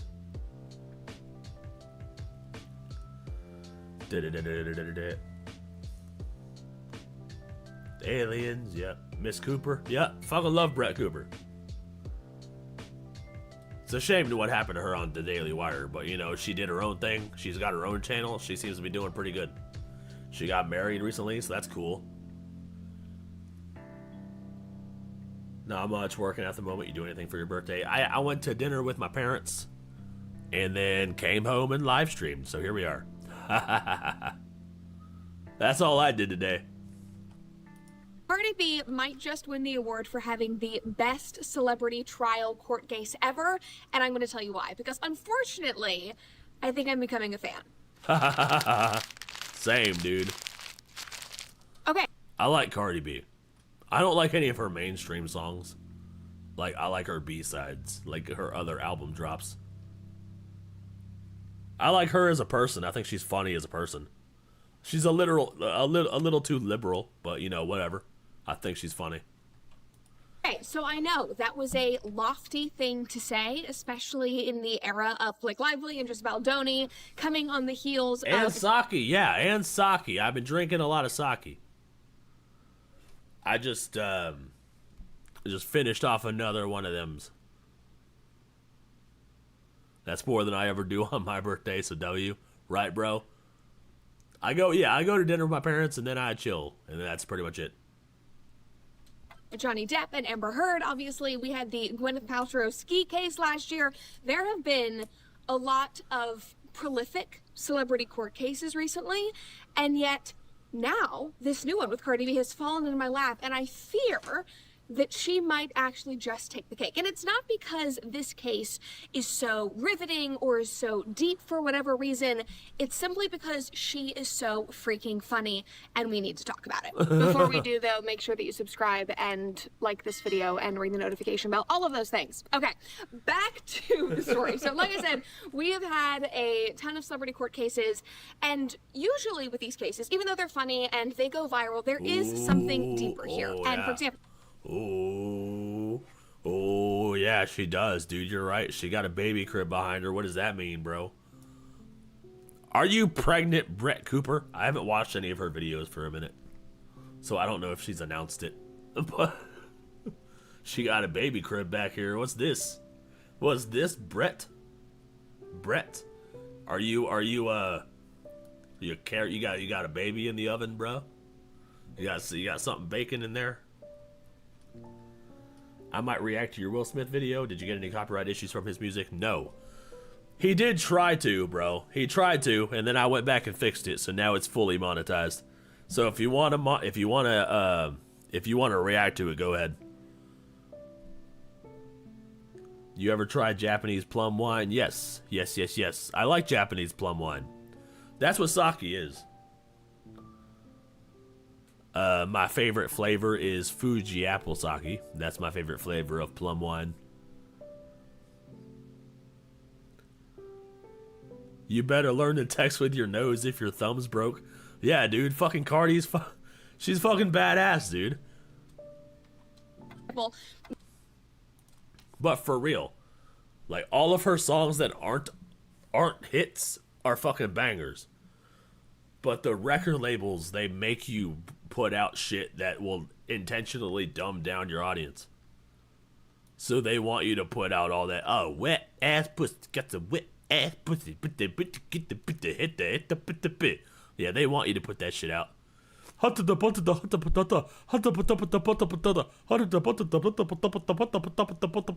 want all that shit. Because that's how they make way more money if they put out that ignorant, fucking heavily auto-tuned bullshit. That the shit that doesn't make you think, the shit that sounds good when you're on drugs or when you're at a rave because the bass hits. They want you. They want you listening to that shit. With Justin Baldoni, with Blake Lively, Amber Heard, Johnny Depp, the core issue of those cases was Me Too. That is what we're seeing with Blake Lively. That has like broken the conversation even more open than when it was broken open with Johnny Depp. But I honestly think that there is something that goes even deeper, and that is simply greed. It is a desire to destroy somebody's reputation for your own gain. It is the desire to make money off of their backs. And I think regardless of whether there is a social issue at play in any of these court cases, most of these trials that involve celebrities really goes back to that, especially when they are being sued. Pregnant. Yes, she has a bunch of plum bottles. Yeah. Sake is rice wine, but there's also plum wine. I've had both. They're pretty good. They're my favorite drink. Like, I'm not a huge fan of beer, not a huge fan of liquor, but put a sake in front of me, I'm down to that whole shit. By somebody who is not in the public eye, and that is what happened with Gwyneth Paltrow. She allegedly collided with a guy while she was skiing, I think in like Park City or something. He sued her. It was very dramatic.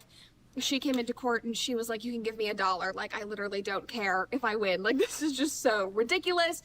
And that is what is going on with Cardi B. But before we get into Cardi B, I do want to make the argument that that is also what happened with Amber Heard, and that is also what happened with Blake Lively. Because yes, Blake Lively is alleging that Justin Baldoni sexually harassed her, that they all the do the set same of shit. their movie was this awful, toxic place. But at the root of that, even though we are talking about Me Too and we're talking about how this is a big social issue, at the root of that is her desire, in my opinion.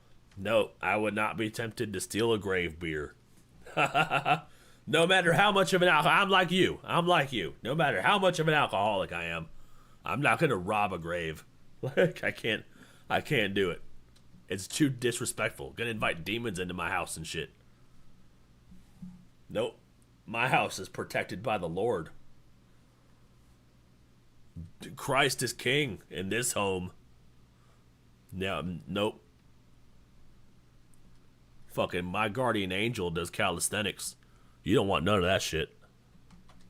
Opinion to ruin a man's reputation because he did not allow her to take over his movie because she wanted to do that with her husband, and the internet and the public turned on her, and so now she is lashing out and she's trying to turn it into some huge trial and something that she can win. She's trying to Me Too him through this. That is what I believe. I'm alleging that, Blake.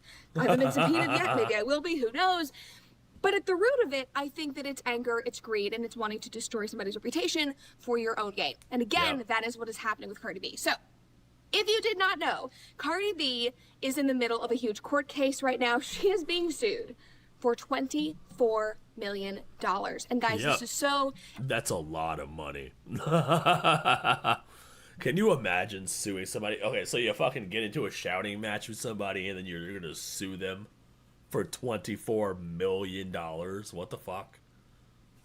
24,000, okay. You know, we can kind of make a believable case. But million? No. The only reason you're suing for 24 million is because you know that she's Cardi B, and you know that that Kodak Yellow, fucking what? That Bodak Yellow went fucking viral, multi-platinum. So, you're just fucking gonna sue her for a whole bunch of money. Incredibly entertaining. So, if you don't know the story, because I didn't when I first started seeing all of these clips, Cardi B, I believe she has 3 children now, or maybe she's pregnant with her 3rd. Anyway, she has a couple of children, and when she was pregnant with her first child, and she was going to the OBGYN, she did not want anybody to know that she was pregnant. Obviously, she is somebody in the public eye. She wanted to be able to announce it on her own time. So she... Yeah, she said that she was still adjusting to being famous. Like, she had just blown up, right? Like, she started rapping in 2016, blew up in 2017, and then in 2018, that's when all this happened. So, like, she was just now, like, adjusting to being famous. Like, she's not the artist we know now. Like, she was still new. Like, probably just released Bodak Yellow. People were still, you know, singing that song and shit. She was still adjusting. She didn't want anybody to find out that she was pregnant because even her own parents didn't even know. So she wanted to keep that under wraps.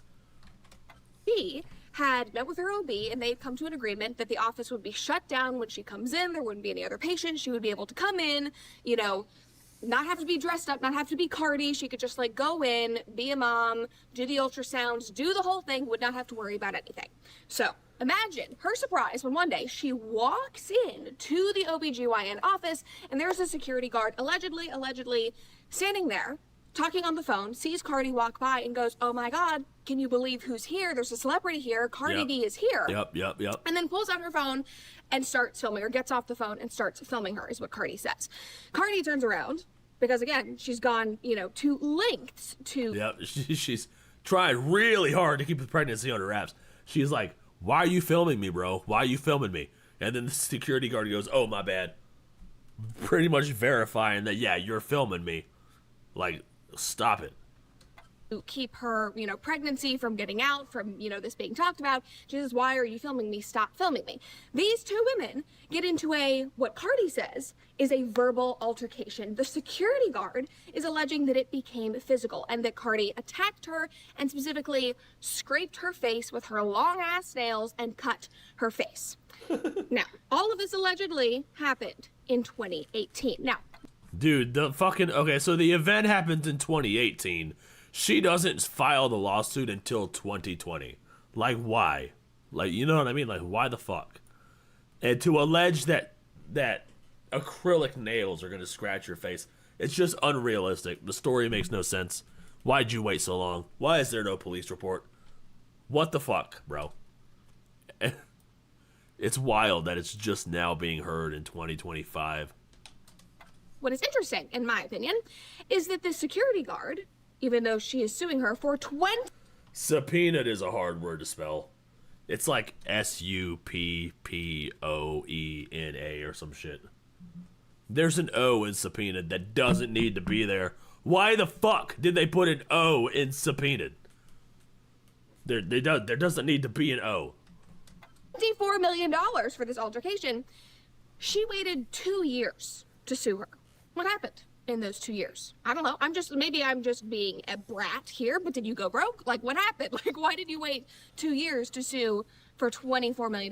Anyway, she waits 2 years, sues her. But then something even more interesting happens. In 2022, she allegedly, the security guard, finally goes to a plastic surgeon to deal with the scratch that she allegedly has. What? I didn't know that. Hold on a second. So she met with the plastic surgeon in 2022? 4 years after the incident? What?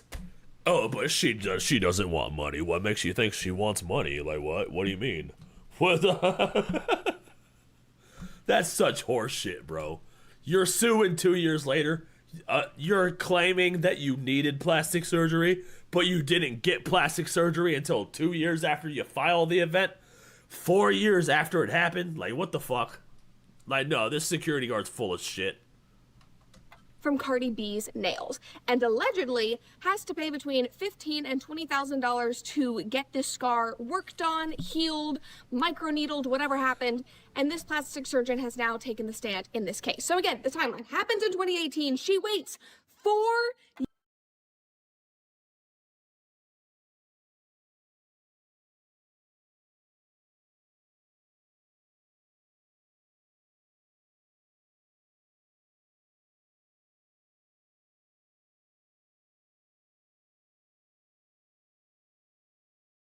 years to go to this plastic surgeon to get this awful scratch microneedled off of her face, and she is suing Cardi B for $24 million. So this is the testimony from that security guard. I'm going to read this to you. We'll put it on the screen here.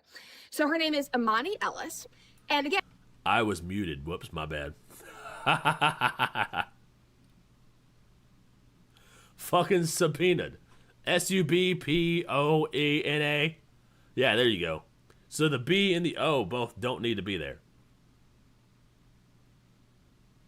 I didn't realize I was muted. My bad. I had to cough and didn't want to cough in all your faces. again, $24 million which is insane. $24 million because she's traumatized because of this altercation. Because allegedly she was trying to expose and film Cardi B when she did not want to be filmed, when it was supposed to be private. She is dealing with PTSD. So she says, quote, she's talking about Cardi, swearing, F you, you fat ass, something is what Cardi said allegedly, expletive. I'm going to beat your ass. Expletive. I'm going to get you fired. Racial slur. That's why you... You expletive. You expletive. Do security. Ella said, choking up as she recalled what she described as, quote, super traumatizing. Sorry, cough into your sleeve. I'll cough into your mom's sleeve. Guys, the testimony, the text that I'm reading has all of the swear words blurred out, which is great so that I'm not reading them to you guys and tainting your ears, but it made it difficult to read. Ellis, the security guard, also testified that Cardi B spat on her. When asked if Cardi B attempted to... Is the scratch anywhere in the courtroom? Nope. Like, I watched the whole thing. Like, all the video. I think there were like 3 of them. Yeah, I watched them all. Like, I watched her testimony. Fucking Cardi B was fucking funny. Everybody was commenting on her fucking hair. And I was like, it's just like she went Super Saiyan. She had black hair one day, and she had blonde hair the next. And when she had blonde hair, she was a lot more feisty. But yeah, the fucking security guard had no scratches on her. No fucking videos of the incident that she was apparently recording. No pictures of the scratch that she apparently had for like 4 years. Nothing. And isn't a security guard you expect to deal with altercations? She will never get a security job again. Yeah, you're supposed to de-escalate shit. That's your job as security. Your job is to de-escalate. You know, you're not supposed to antagonize people. You're not supposed to follow people. And she was definitely the aggressor. Not doing her job whatsoever.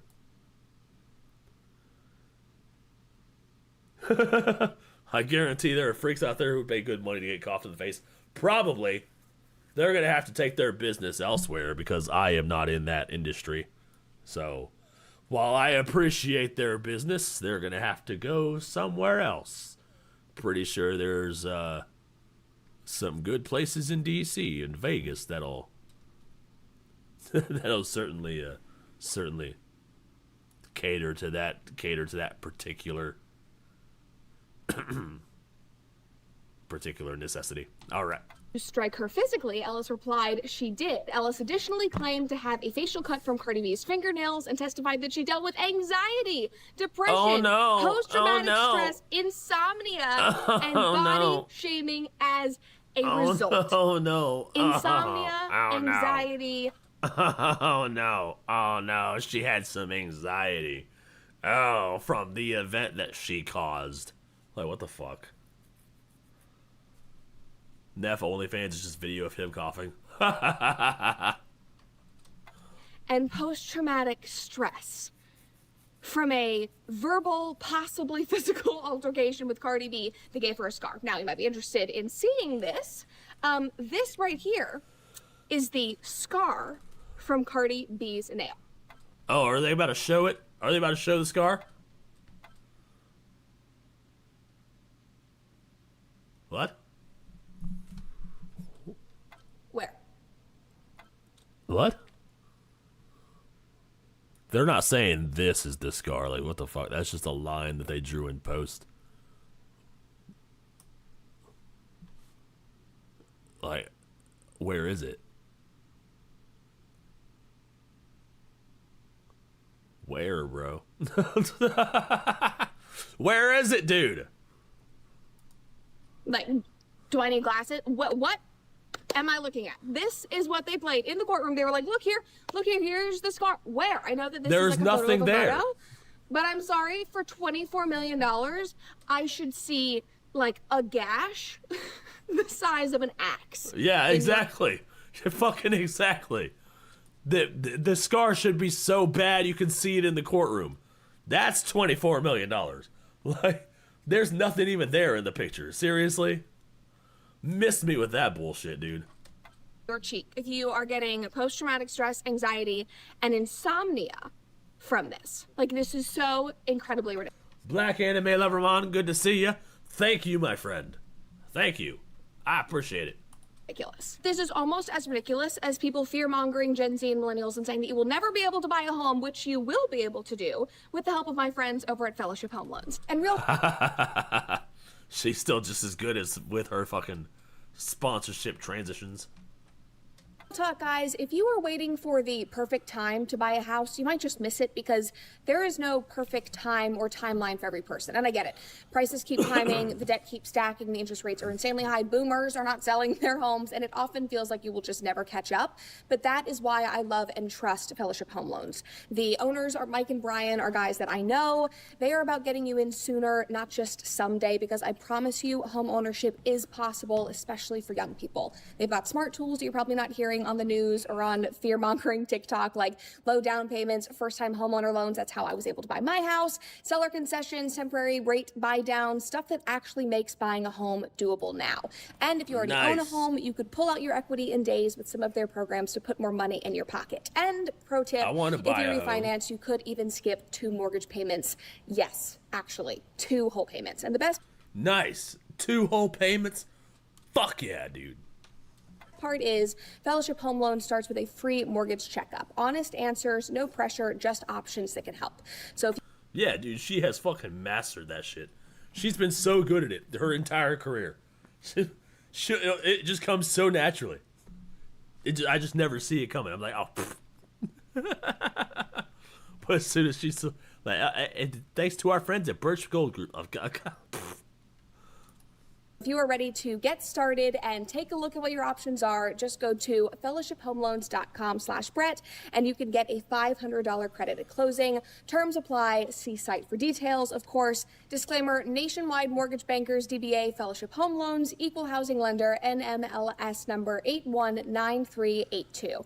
Okay, so back to the story. Whatever you just said. I think now you understand why I needed to talk about this, because this case is so absurd. And I feel like I should have talked about this at the top of the episode. It might be like, Brett, why are you in your bedroom again? Why are we in your bedroom so often? I should have showed the picture of the scratch in my video. I completely didn't, just blanked on it. These days, okay, my child, I'm pregnant right now. This child was supposed to be here by now. Like No, she is pregnant. She just announced it. Not really announced it, but just kind of told us. Why are you in your bedroom again? Why are we in your bedroom so often these days? Okay. My child, I'm pregnant right now.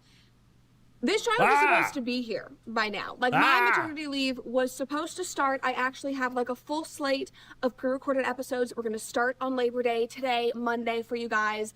I recorded them over the last couple of months. I think they're very interesting. They're like well-researched, like deep dives into things, different cultural topics that I've been thinking about since we've been covering news recently. I wanted to do some like evergreen things. So I have those ready. Yeah, that's cool and all. You're pregnant. What the fuck? You're about to pop. Apparently, she's been pregnant for a while. What? To go. But then I saw the clips from this trial and I started reading about the absurdity of this and I was like, oh, no.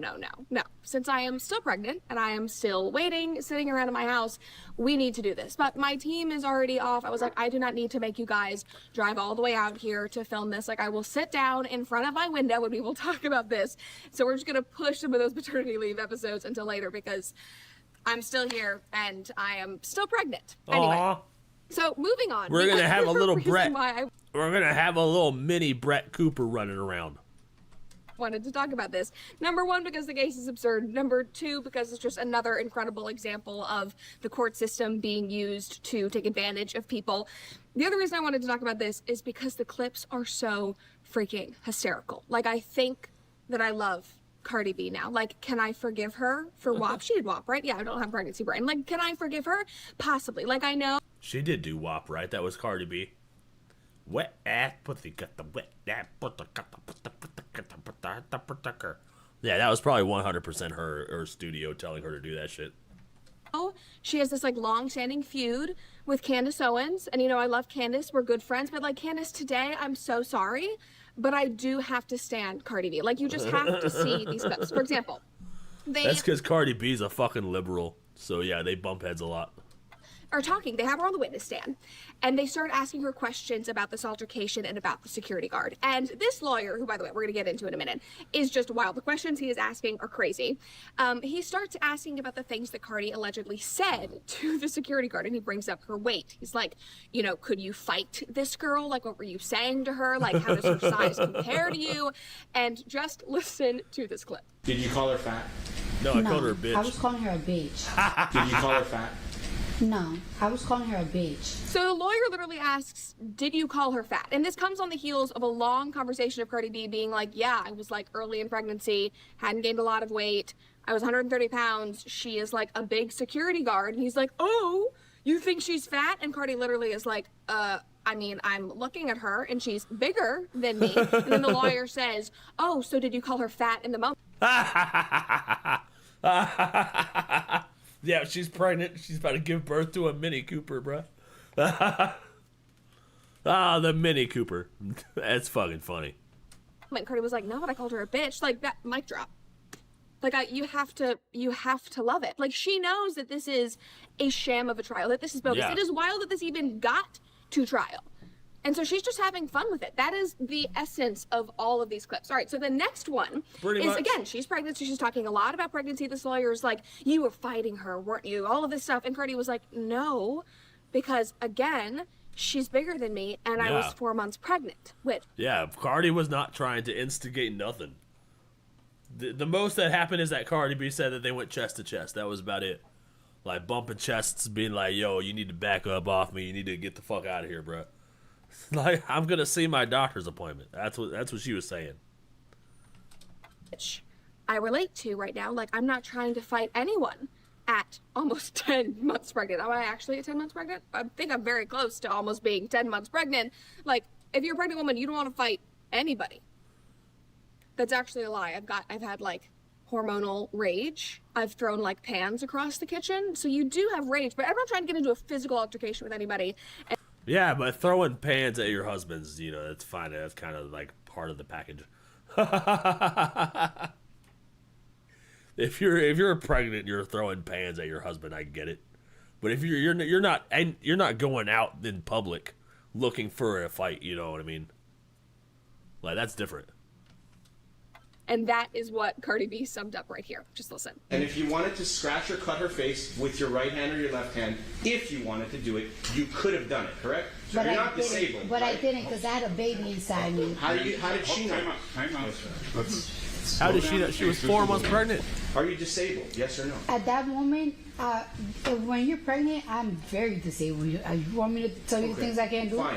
Literally. Like, if you guys have been watching the show throughout this pregnancy and you've started to see me, like, slowly over time, lose my wits and not be able to speak, disabled. Like, my brain is shrinking. I do not want to fight anyone. I'm not going to start a physical altercation with. All your nutrients and all your freaking everything is going to the baby. So, yeah, you're not going to want to do nothing. You just want to eat pizza and that's it. And sleep, I guess. I don't know. Don't look at me. I'm not a pregnant woman.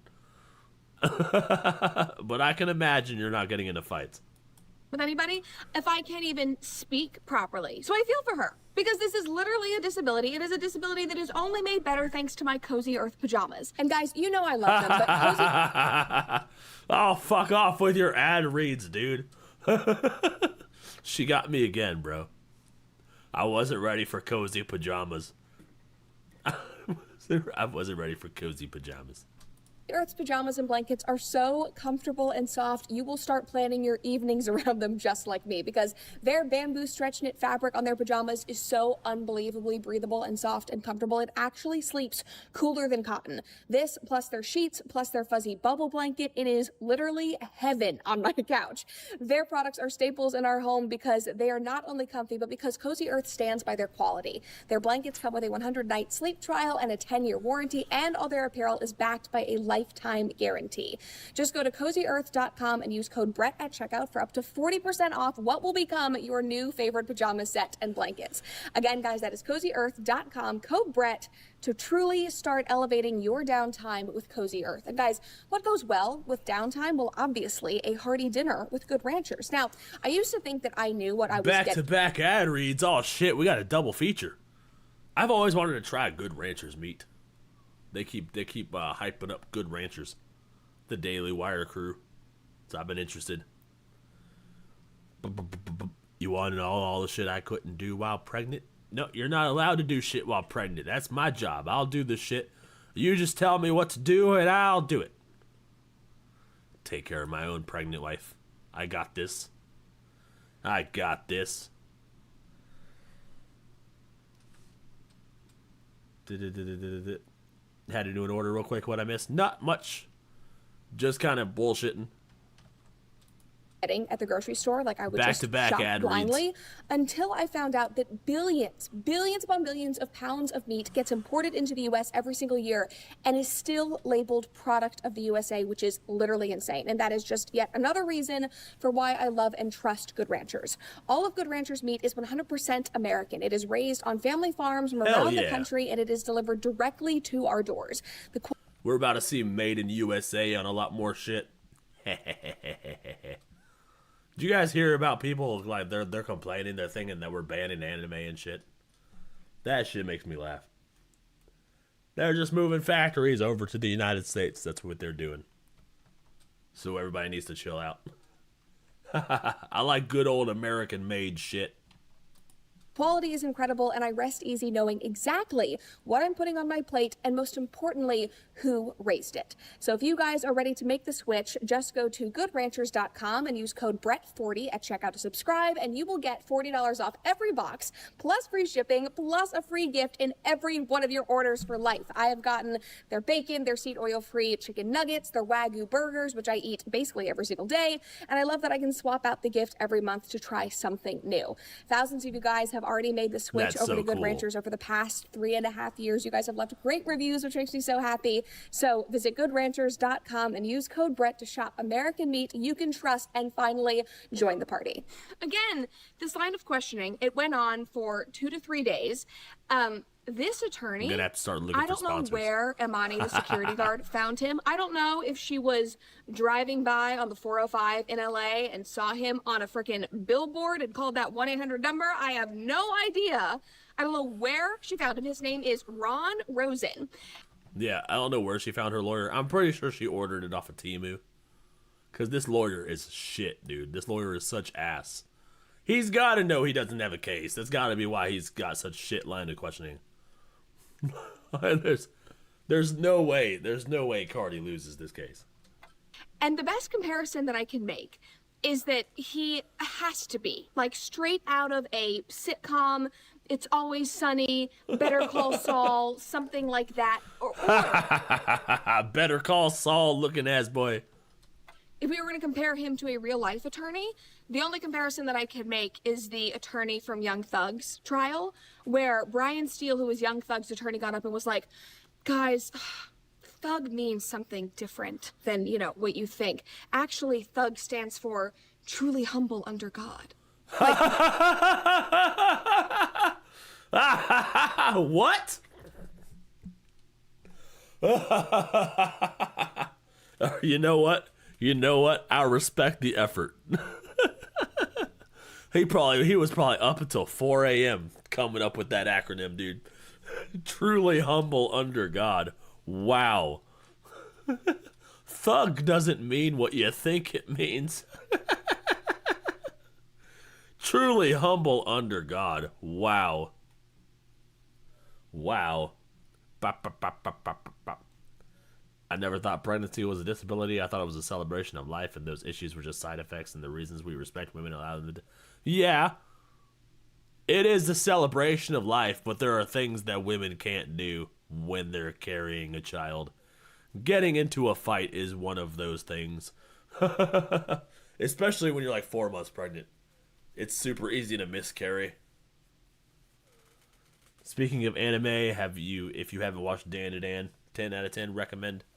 Me and the wife were gonna watch that together. We forgot, but yeah, I am interested in Dan to Dan. I've been hearing good things. These are the levels of insanity and delusion that we are dealing with right here.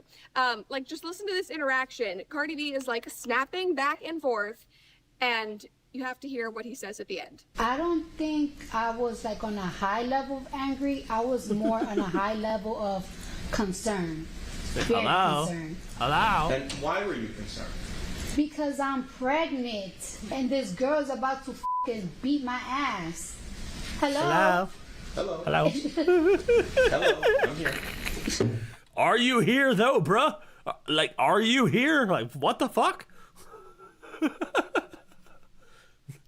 Why were you concerned? Oh, you were at the OBGYN.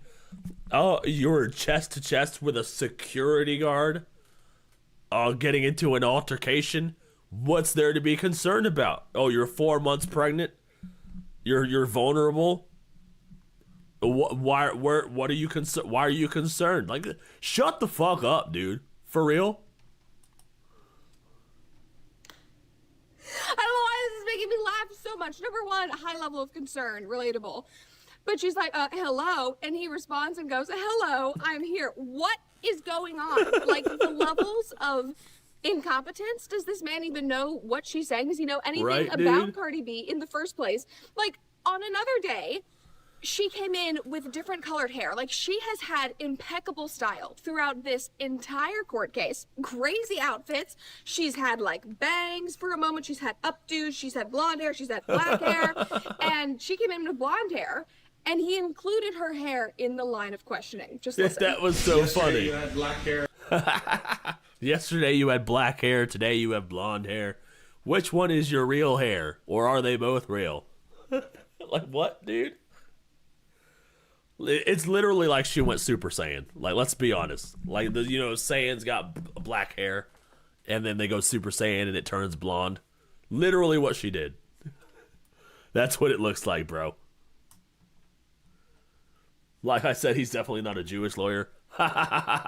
Right? If he was a Jewish lawyer, then friggin' he'd make out with all $24 million.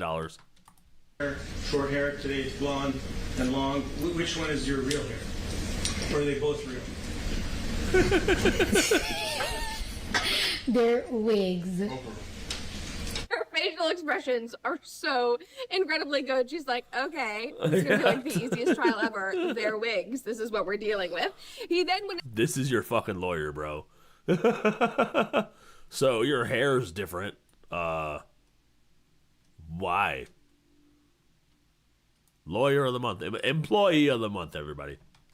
Into her nails, which I will say is more relevant to the actual trial because allegedly she gashed this woman's face open.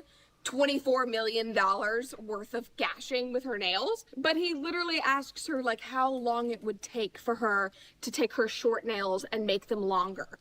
I don't know if he wants her to go put them on so that he could have her demonstrate fighting with the security guard. No idea, but just take a listen. If I wanted you to change them to 3-inch nails, how long would it take?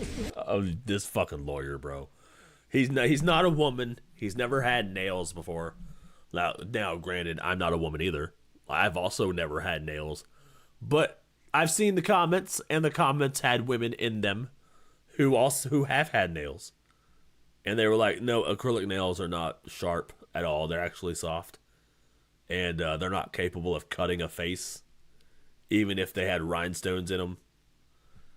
And then the lawyer was like, if you wanted to change your nails, how quickly could you do that? Like 2 hours? Like, it's not a quick process. For you to do that right now? Well, it really depends. Like, these are like glued on. So they will be a little bit quicker. Sometimes I do acrylic, which can last me on for 2 weeks. I will literally have to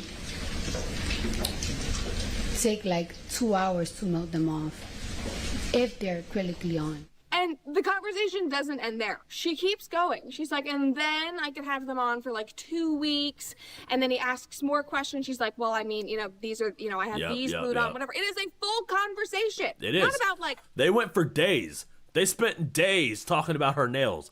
trying to make the case that you can, in fact, gash a person's face with your acrylic nails. They spent way too long trying to prove that point and failing at every turn. How strong her nails are. Could they gash somebody's face up? And it's like, well, could you put them on right now? Like, where is this going?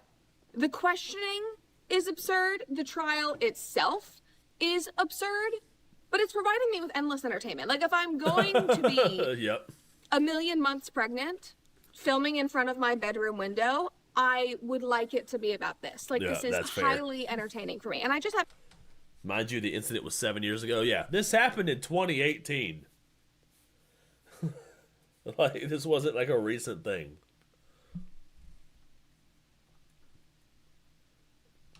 To say, like, all the streaming services are struggling right now. Netflix, Hulu, Amazon, Paramount, everybody's like, you know, we need new content, all of this stuff. Disney's like, how do we get men to watch? Well, you could start with getting a licensing deal with the court system. I don't even know the right way to say that, but you should be streaming this onto Netflix. I should not have to go onto cable television to watch this. I should not have to go onto like Court TV YouTube channel, which is great for those channels. This should be a Netflix special. Like, if a case like this comes up, if Cardi B is getting sued, if Gwyneth Paltrow is getting sued for colliding with a fellow skier and is showing up to Park City Court, like, that should be on Hulu. I will sit my butt down. I will watch that. I will subscribe to your streaming platform for that alone. Like, whichever streaming platform wants to be saved needs to get a deal for the Justin Baldoni Blake Lively trial. Like, that I like will the court save shows sometimes. Their entire business model. So anyway, that is just my little tidbit of advice for those in the industry. Anyway, I hope you guys enjoyed these clips as much as I did. I hope that they brought you joy. And again, I do hope that you think about these court cases within that framework, because this is so blatantly obvious that this is just a shakedown. But even with cases like Johnny Depp, with Justin Baldoni, at the end of the day, that is still what is happening there. It is anger, it is bitterness, it is greed, it is wanting revenge, and hell yeah. It is so blatantly obvious. And you can sue people for anything. Like, it's wild what is happening here. Ask me how I know. You can pull anything out of your ass. Like the fact that she can just sue Cardi B for $24 million because she's butthurt and because she wants to buy a nice house or because she's behind on rent, allegedly, whatever's going on, is truly crazy. And again, at the end of the day, it is about greed. It is about bitterness. We've seen this all the time. Yep. We're going to continue seeing it with the Blake Lively, Justin Baldoni trial, which again, like, I didn't get subpoenaed. Everybody got subpoenaed, even Megyn Kelly. I'm here waiting. Anyway, that's what you're seeing in all of these cases. So, thank you all for joining. I can't believe Brett Cooper wants to go to court. You can't even. Well, I mean, I guess you could pay me to go to court, but I fucking hate it. I'm going to complain the whole time. Welcome back, Bumpy. Good to see you, fam. My last deposition was over a Zoom call when I was suing a debt collector and won. Hell yeah. I can confirm the company's attorney was this bad and made an ass out of himself over Zoom. Yeah, you know what? I guess anybody can just become a lawyer at this point. You know, what does it even take? I've seen so many stupid lawyers. The bar exam must not be that difficult.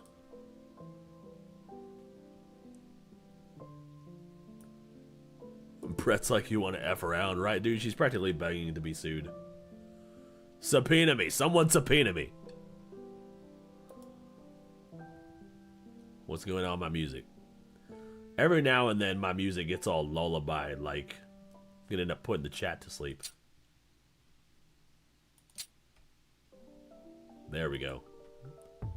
Bring back the bass and drums.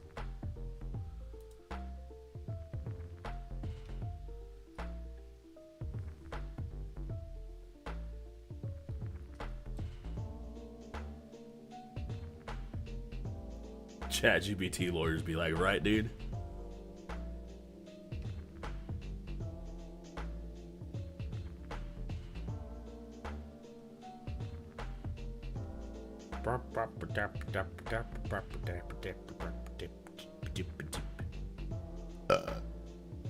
You guys want to hear about the trans shooter? You guys want to hear about the trans shooter, or you want some more light? You want lighthearted shit? I did hear there was another shooting. When are we going to acknowledge that Christians are under attack, bro? When are we going to? When are we going to like actually put that under a microscope?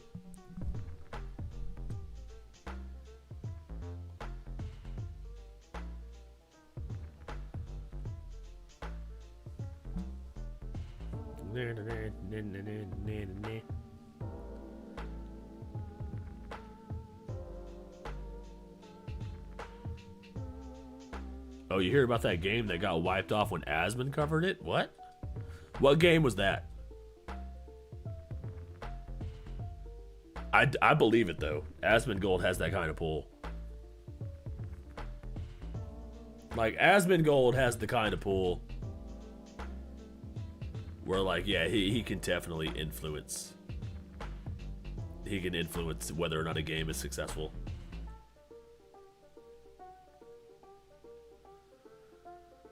Technically, I would qualify as a lawyer, but not an attorney. So I can't practice since I never took the bar. You should go back and finish. What the fuck? Why are you gonna quit halfway through? You're literally the meme of the guy digging for diamonds. But he like gives up as soon as he hits the thing. You know what meme I'm talking about? Of course you do. You're on the internet. It reminds me of that.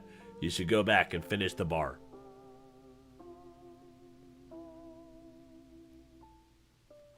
You're not allowed to point that out. Point what out?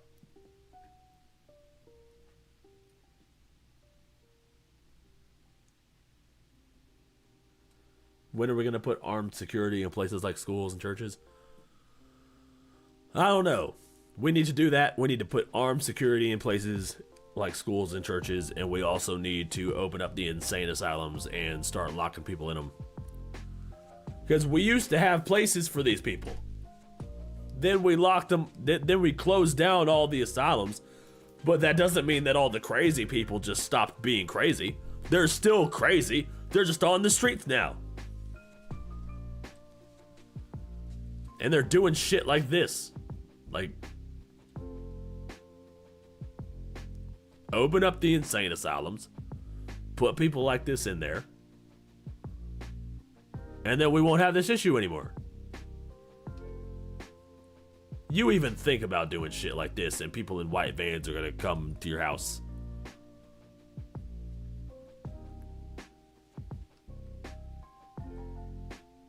Alright, you know what? We're gonna put this on. We love Blair White. We're gonna put the heavy shit, we're gonna get the heavy shit out of the way, and then the rest of the stream will be all lighthearted and fun. We got a couple more shit, and then we got the daily dose. But I would like to cover the shooter because, you know, this is something that happened while I was not paying attention. So yeah, I would like to cover the shooter. But I will be right back. Don't go nowhere. Don't touch that dial. This would be the perfect place to put an ad if, you know, if I did that. But I will be right back. Nobody go anywhere. Stay with the music.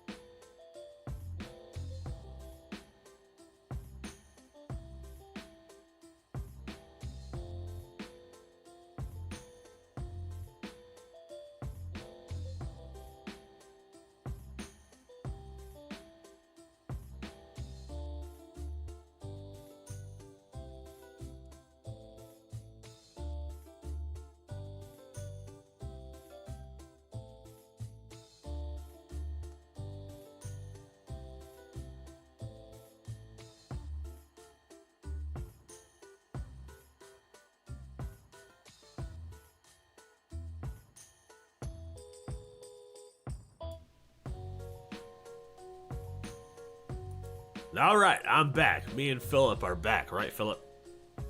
Yep, boing, boing. Yep, that's right, we're back.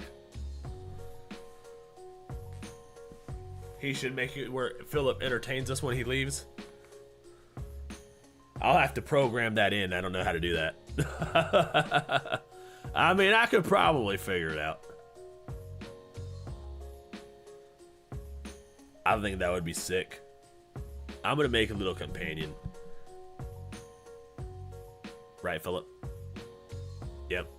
Boing, boing. All right, where were we? Before I bounced out. Blair White's talking about the trans shooter.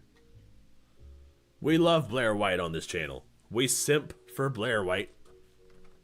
This Minnesota shooter, aka the trans shooter. Ew, that's a whole ass man.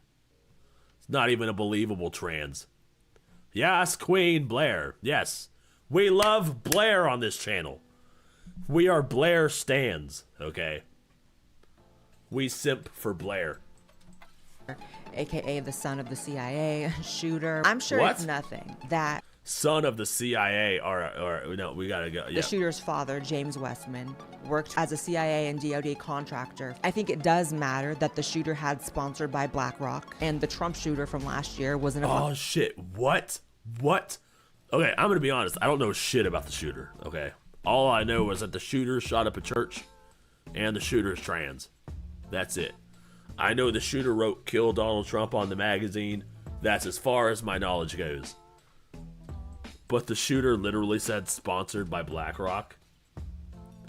Like, what the fuck? Sponsored by people like you. Each bullet is sponsored by a St. Jude's Hospital. This bullet is sponsored by Oreos.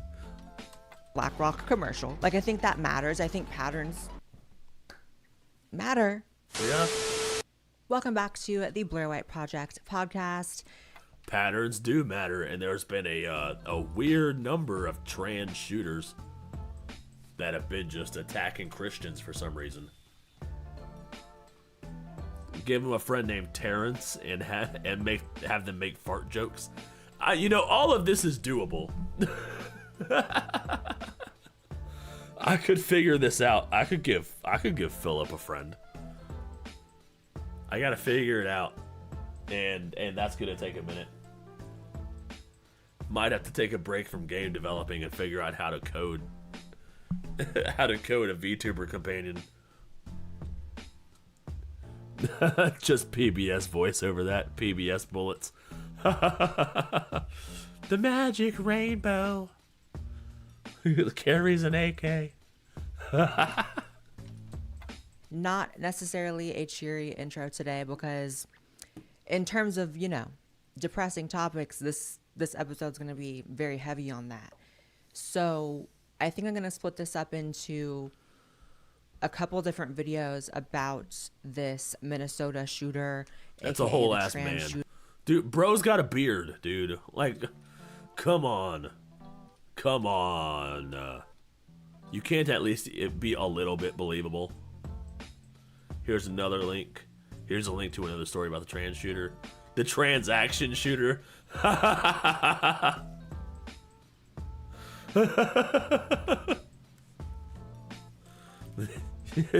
would like to purchase these bullets. Not your transaction shooter. This video is going to be a... Oh, right. I was named in the shooter's manifesto. Oh, shit. What the fuck? Alright, we'll watch this after Blair. Shooter, aka the son of the CIA shooter. We can talk about that. It was a Catholic school. 2 children, I believe, perished and a bunch more were injured. And it goes without saying, heinous, horrible, like the most egregious thing that we all pretend, we try to pretend doesn't exist, no matter how many times it keeps happening. But There are a lot of different ways to talk about this. There's a lot of different angles you could take. Obviously, depending on who you're talking to, it's going to be the Minnesota shooter. It's going to be the trans shooter. I personally would like to add a few to that bucket if it helps anybody figure this whole thing out. I mean, they're all trans at this point. They've all been trans. Like the Nashville shooter, the Minnesota shooter, doesn't matter what state they're from. They all have a common denominator. They all happen to be trans. And they all happen to be victims of the echo chamber of the trans and the murder transphobes. They tell you two things in the trans echo chamber. They tell you that we need to murder transphobes and that Christians hate homosexuals. So by the transitive, is that transitive property? No, that's not that. That's not that. I'm getting my math wrong. So we need to murder transphobes, and all Christians are transphobic. So you need to murder all Christians. So that's why they keep shooting up schools. And they shoot up Catholic schools and churches. And that's why, because their echo chamber teaches that shit. Son of the CIA shooter, that's another one. What the fuck? Right. How many shooters are going to have concrete connections to intelligence agencies before people start understanding that, you know what, that might be a thing that matters? That might be a thing causing things to happen. That might be what we should actually be screaming about, rather than entering the same conversation that we've entered after every mass shooting. Same tribal, everyone pick which group they want to blame. It's so funny, you watch leftist cope, it's always a white male, and I'm sorry, it's Republicans coping like fucking hell as well. I'm sure if your timeline's anything like mine, your entire feed was, it's the guns, or it was 50%, it's the guns, or it's the trans. It's like, okay, not denying that we got more guns than people in the country, but it was a gun-free zone and a part of the country with really strict gun laws. So we can exit that conversation of that being one of the things that is a solution to this. It's weird to think that criminals would obey a law. You know what I'm saying? They already don't do that. So if we ban all the guns, they're just gonna find guns. That's what they do. They find guns even when guns aren't banned. So they just scratch the serial number off. That's what criminals do. They're still gonna have the guns. All you're doing is taking guns away from the actual law-abiding citizens who would need those guns to protect against the criminals who don't give a shit about your gun laws. So why the whole gun argument is fucking weird to me. Because to me, that's common sense. Like, why would a criminal obey a law? Like a gun ban. Like, why would, like, it makes no sense to me. Like, fucking liberals think they're so fucking virtuous. And they think that they're good people. So by contrast, everybody that they think is a good person must automatically be good people. So all of the criminals and all the black people and all the disenfranchised, quote-unquote disenfranchised communities are all good people. So there's no way they wouldn't obey a gun law. Like, it makes no sense to me. It's just fantastical thinking. This fantasy, they live in a fantasy world. Like a whole ass parallel universe. Like, in no universe does it make sense that criminals would obey a gun law. Just like, I'm sorry, trans people disappeared tomorrow, there's a hell of a lot more school shooters and mass shooters you're going to be dealing with. So neither of those things really fix the issue, right? I'm going to be taking this in an angle that probably... Yeah, we're not saying that all shooters are trans, but the past few shooters have been trans. It's a pattern that we kind of have to acknowledge. You know what I mean? Yes, it's a mental health issue, but now trans is part of the mental health issue. So we have to address it. A lot of people are going to have an issue with, but I really couldn't give a fuck.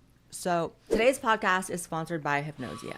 It's a self-hypnotherapy app that is genuinely not like anything else in the weight loss space. And I know everyone always says, this is different.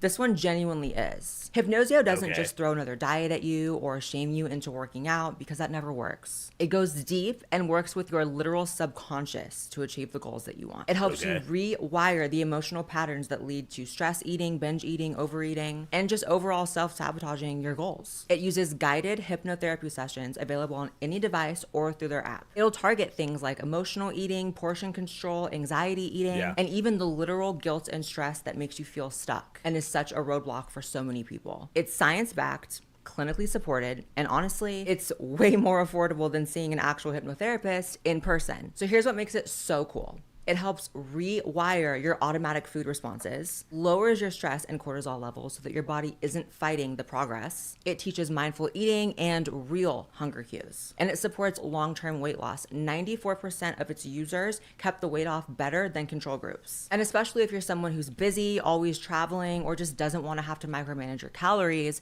this is so perfect for you. And plans start as low as $11 a month, which is... I don't think hypnosis would work on me. I'm too self-aware. I think I'm one of the few that hypnosis wouldn't work on. I'm not very open-minded to it. Insane, since it's literally reshaping your brain's relationship with food. So if you're ready to stop fighting yourself and finally feel in control, head to hypnosio.com or download the app from the Google Play or App Store. Try it today. Thank you so much to Hypnosio for sponsoring this video, and now on to the rest of the video. I'm sure it's nothing that the shooter's father, James Westman, worked as a CIA and DoD contractor for... No, that's weird. That's weird. Why are all these fucking shooters getting... They all have CIA connections or BlackRock connections, or they all have, like, higher power connections. Like, it's weird. For 29 years. Just 3 decades of his life. I'm sure nothing got shady, right? And can you imagine being brainwashed to such an extent where you're just offering up your life to, like, a certain cause? Like, why? Like, I have so much to live for. Like, I don't understand why anybody would do that. You know what I mean? I'm sure it's nothing that the sigil on one of the shooter's magazines was also used by the Highland Park mass shooter. Why would that be? Okay. And why is it that we would skip over that? Right?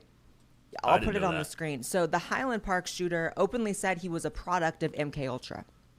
Openly did social media posts about this, and apparently was also a artist or a rapper and wrote songs about it. And you can disregard that, but like, why?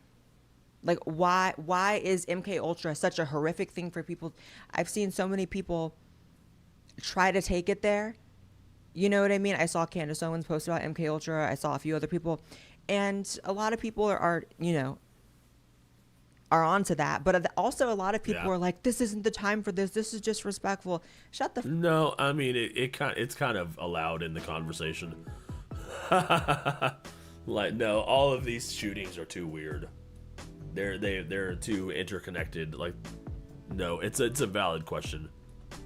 Because if each one of you can jump to your sides, this left-right side thing, and everyone just say the same bullshit every time that never results in change, God forbid people try to look at some other patterns happening with all these shooters, right? And I know a lot of people probably also have, like, an informational block to MK Ultra. They don't know what it is, but the truth doesn't, you know, go at a slow pace for you necessarily, right? Like, there are no yellow lights with the truth. It doesn't matter if you're not there yet. It doesn't matter if you... It's as simple as a Google search. But the problem is that people think they already know shit, so they're not open to new ideas. So they hear something like MK Ultra and they're like, oh, that's just conspiracy theory shit. It's not real. And then it turns out it actually is real. But they don't think it's real, so they don't bother to look it up. But if they look it up, they would understand that, yeah, it's not a conspiracy theory. This is some shit that's actually happening. And we're watching it unfold, like, firsthand. Like, we have to get to a point where, you know, these conspiracy theories, they're grounded in some truth here. You haven't considered that yet. It doesn't matter if you've never researched it. It doesn't matter if just emotionally you have a block and you're like, no, it can't be that evil. Actually, it can. We can be living in a country that the intelligence agencies conspire to create mind control slaves that go on mass shootings. And if that sounds weird or crazy to you, there's only one of two reasons. One, you've never researched MK Ultra, and as far as I'm concerned, if you're in that camp, then you can listen and learn, but you can't really listen and talk until you actually look into it, right? Yep. Number two, you have more of an emotional block to it, and you're like, it can't be that crazy, or that sounds crazy. Okay, well, the truth also... I don't think it's an emotional block. I think it's ego more than anything else. I think people are just... They don't think that anything that crazy could be happening. So they just completely dismiss it as an idea altogether. They think their government's just batting 1,000 every day, every single day, just telling us the whole truth. No, they might not be doing that, but they're definitely they don't trust the government, but they don't think that the government's, actively trying to control our brains, which doesn't make sense to me because the evidence is out there. If I had to guess, they lack purpose. It was the only way to connect to something bigger. Yeah, probably. This is what happens when you don't have God in your life. Okay, if you don't have God to fill the void, you'll fill it with something else, and it's going to drive you to do evil. It's literally in the Bible. That's why the first commandment is thou shalt not have any other gods besides me. Because if you don't fill your void with God, you're going to fill it with something else. Whether that's trans shit, whether that's non-binary shit, alcoholism, a drug, some fucking cult, some drinking the punch looking ass boys. That's what that means. People think he's an arrogant God because, oh no, you can't believe in Krishna and Jesus at the same time. But no, it's all about filling the void. If you don't fill the void with God, you're gonna fill it with something else. Or something spiritual. It doesn't have to be God. It could be the universe, it could be anything, whatever you call it. You don't fill it. If you don't fill the void with that, you're gonna fill it with something else. It's gonna be a vice of something. So that it's important. I think it's an IQ issue. Yeah, 100%. The general IQ of the population is going down every generation, and that's on purpose. The truth doesn't equal sane. Like, something being crazy doesn't equal lie, doesn't equal false, doesn't equal untrue. In fact, the truth is crazy oftentimes. Usually it's the craziest thing on the spectrum. And for me, pretty much, I think it does matter that the shooter had sponsored by BlackRock. See, that's weird to me. No, see, he's just saying it. Like, he's just outright saying it. Sponsored by BlackRock. And the Donald Trump assassin had ties to BlackRock. So at some point we have to investigate this fucking black cock right here.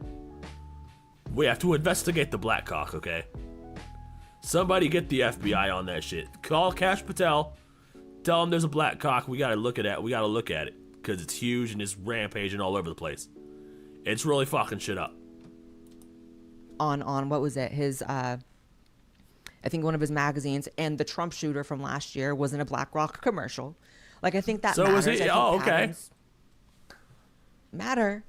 It's not about taking responsibility off of the person who did it, obviously. It's about not wanting to allow intelligence agencies to evade the potential responsibility they have in this. And it's shooter after shooter after shooter that's connected to intelligence agencies. Why? That's not normal. How many people do you think you encounter every day that are connected to intelligence agencies? It's not normal. It's not like a normal thing that, like, oh, coincidentally. My first inkling that was a psyop was that every single group of people had a reason to blame it on a different group of people. So, like, there was also anti-Semitic things written on the bump stocks. And 6 million wasn't enough? Wow. Extra Jews? Extra thick Jew gas. Wow. Israel must fall. Like a phoenix, we will rise from the ashes, probably. Jesus Christ, how do you get this twisted, bro? This guy has no soul. Look at it. Look at his eyes. Zero soul.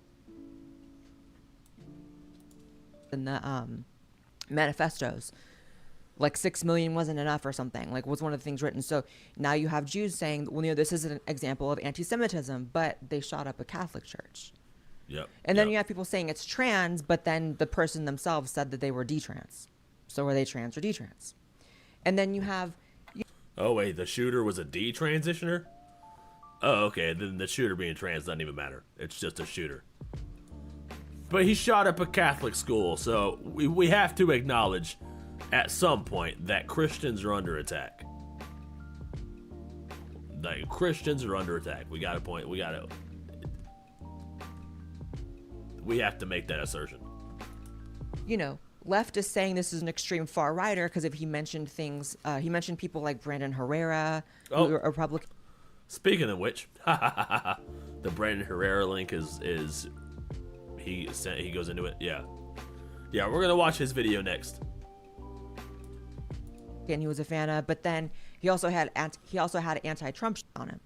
So it seems to me that it would be a perfect psyop to create a situation where the whole country, each group has their own person to blame. I saw he was anti-Muslim. Yep. Yeah, that would make a lot of sense. Like, oh, well, you'll never be able to pin him down because he hates everybody. Oh, he's killed Donald Trump and he's anti-Semitic. And he shot up a Catholic church, and he's trans, but also detrans.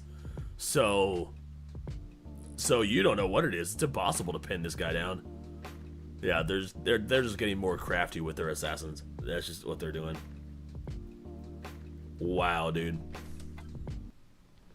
But I also saw that he had like Muslim writings on his shirt. This was clearly a person that hated humanity, and it is not off the table for me at all to consider how that got into them in the first place. Was it that you were just born some kind of psychopath and you just hated humanity and you were willing to do the unthinkable, or did someone put that in your head? And it's not to, again, take the blame off the individual who pulled the trigger. And anyone who's going to act like that is being disingenuous as fuck and is a huge hindrance to actually continuing the conversation. It's about making sure that other parties also bear the responsibility of what this person did. And if they had anything to do with it, like engaging in MK Ultra, like engaging in drugging or causing a person to go insane and want to do these things. Like, I don't think people really know how severe MK Ultra was. I wrote down this one case because it's the one that's always... His manifesto was written in Russian too. Wow, dude. Yeah, they're really just trying to... They're trying to make it so you can't pin him down. So you'll have more people to go against each other. They do this shit on purpose, division and confusion. Yeah, 100%. They're like, oh, you can't pin him down, so he could be affiliated with anybody. The only thing I believe was that he's sponsored by BlackRock. He stuck with me. This is what MK Ultra can do. In 1954, there was an airman named Jimmy Shaver. Oh shit, are we getting into MK Ultra? Let's go. He was working under the care of a psychiatrist who was a top MK Ultra contractor named Louise Jolion West. Okay. This person, when it came out the government was doing this, was one of the people who was at the top performing MK Ultra. Okay. This man, the airman, had zero crime history in his life, never jaywalked, never hurt a person, nothing. After confirmed in the documentation hypnosis and truth serums administered to him, he was discovered shirtless and disoriented at his airbase outside because he had killed in the middle of the night a little girl, a 3-year-old girl. Oh.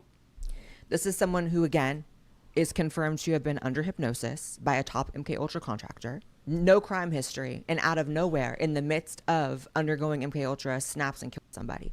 Now, again, is that person responsible for what they did? Yes. Yeah. But I would say the people that were conspiring to hypnotize him to potentially do something like that also deserve some smoke. Yeah, they do. They also deserve to be arrested. Like, if you hire a hitman and a hitman kills somebody, yeah, the hitman goes to jail too. But you also go to jail for hiring the hitman. It is illegal to hire the hit. You are committing a murder through proxy. Like, so, yeah, whoever hypnotized the guy needs to also go to jail. It just makes sense. Or maybe he was just crazy. Yeah, probably. And then coincidentally, it was announced that Trump and Putin are working on an alliance. So, in my opinion, the Russian thing was put there on purpose. Yeah, could be. They're really trying to make Russia look like the bad guy. Like, that's part of the propaganda. So, like, Trump working with Putin is probably not good in the liberal... That's probably not making the rounds in a good way. But I think it's pretty crucial. I think an alliance with a fellow superpower is good, is a net positive. Wonder if there's a group of people or a country that doesn't want America or Russia teaming up. Yep. Because if we team up with Russia, you know, we're two very powerful countries. You know what I mean? Like, if we're paying taxes to intelligence agencies that do this kind of shit, I think they deserve some smoke. And I think it's really convenient how immediately the conversation goes to all these partisan talking points that have never fixed anything ever.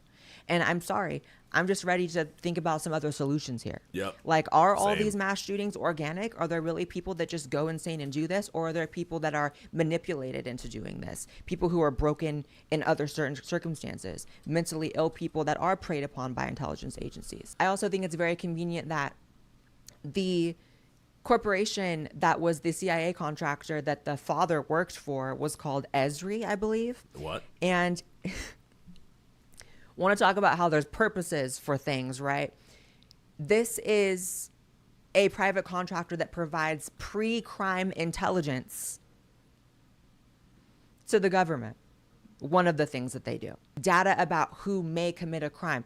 And immediately, all over, I saw clips on Fox News, on CNN, of experts coming in and suddenly advocating for AI systems that pre-guess crime. I am now about to launch Gideon, America's first ever AI threat detection platform built specifically for law enforcement. It scrapes the internet 20... Yeah, dude, fucking same. Honestly, whenever something like this happens, I immediately blame the CIA. They are the deep state. They are 100%. They've been pulling a lot of strings behind the scenes for a really long time. So yeah, whenever something like this happens, I'm usually like, oh no.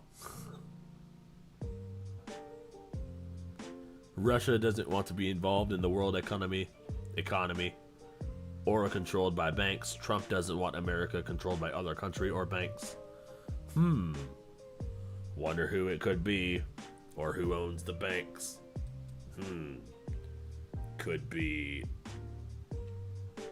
them. Who runs the banks? Nev, you should check this out next if you haven't already. What is this? If you want to seal the... Oh, dude, I fucking love this video. Alright, this is a good video. You know what? I will watch this again. I like this video a lot. Johnny Harris, yeah, he makes good videos. We're gonna watch this one, and then we'll watch this one, and then we'll watch this one. I'm interested. 24/7 using an Israeli-grade ontology to pull specific threat language and then routes it to local law enforcement. It's a 24/7 detective. It never... God damn it, I was hoping it was a Rickroll again. I clipped that Rickroll. I'm gonna make another out of context video in a little bit. Sometime soon. Then I'll include it. That was funny. Hey Neff, did you see Grok became anti-Semitic and was praising Hitler? No, but I don't put it past her. Isn't Grok like an anime girl now? Sounds like something Grok would do. Sleeps, and it's going to get us in front of these attacks. Predetermine if you're going to commit a crime or not, which is a huge infringement upon your freedom and your rights, which it's so funny how that always seems to follow incidents like these. And whether it's a case of they created the incident to do this and to roll in this AI intelligence systems, or They just want to heighten your suggestibility, which happens neurologically immediately after trauma, which it's traumatic for everybody to hear about this. This is a fact about the human brain. Immediately after trauma, suggestibility skyrockets. It's why after 9/11, they were able to put in all these laws that infringe upon your freedom, that we're still getting sexually assaulted in TSA to fly, 2 states over every time, right? It's the same reason why during COVID, there were all these nonsensical rules, anti-logic rules and regulations you had to follow that made no sense, but everyone's suggestibility was so high because of the trauma and the traumatic situation. A lot of people don't like when you take things to demons, but the shooter did in fact draw himself looking into a mirror with a demon looking back.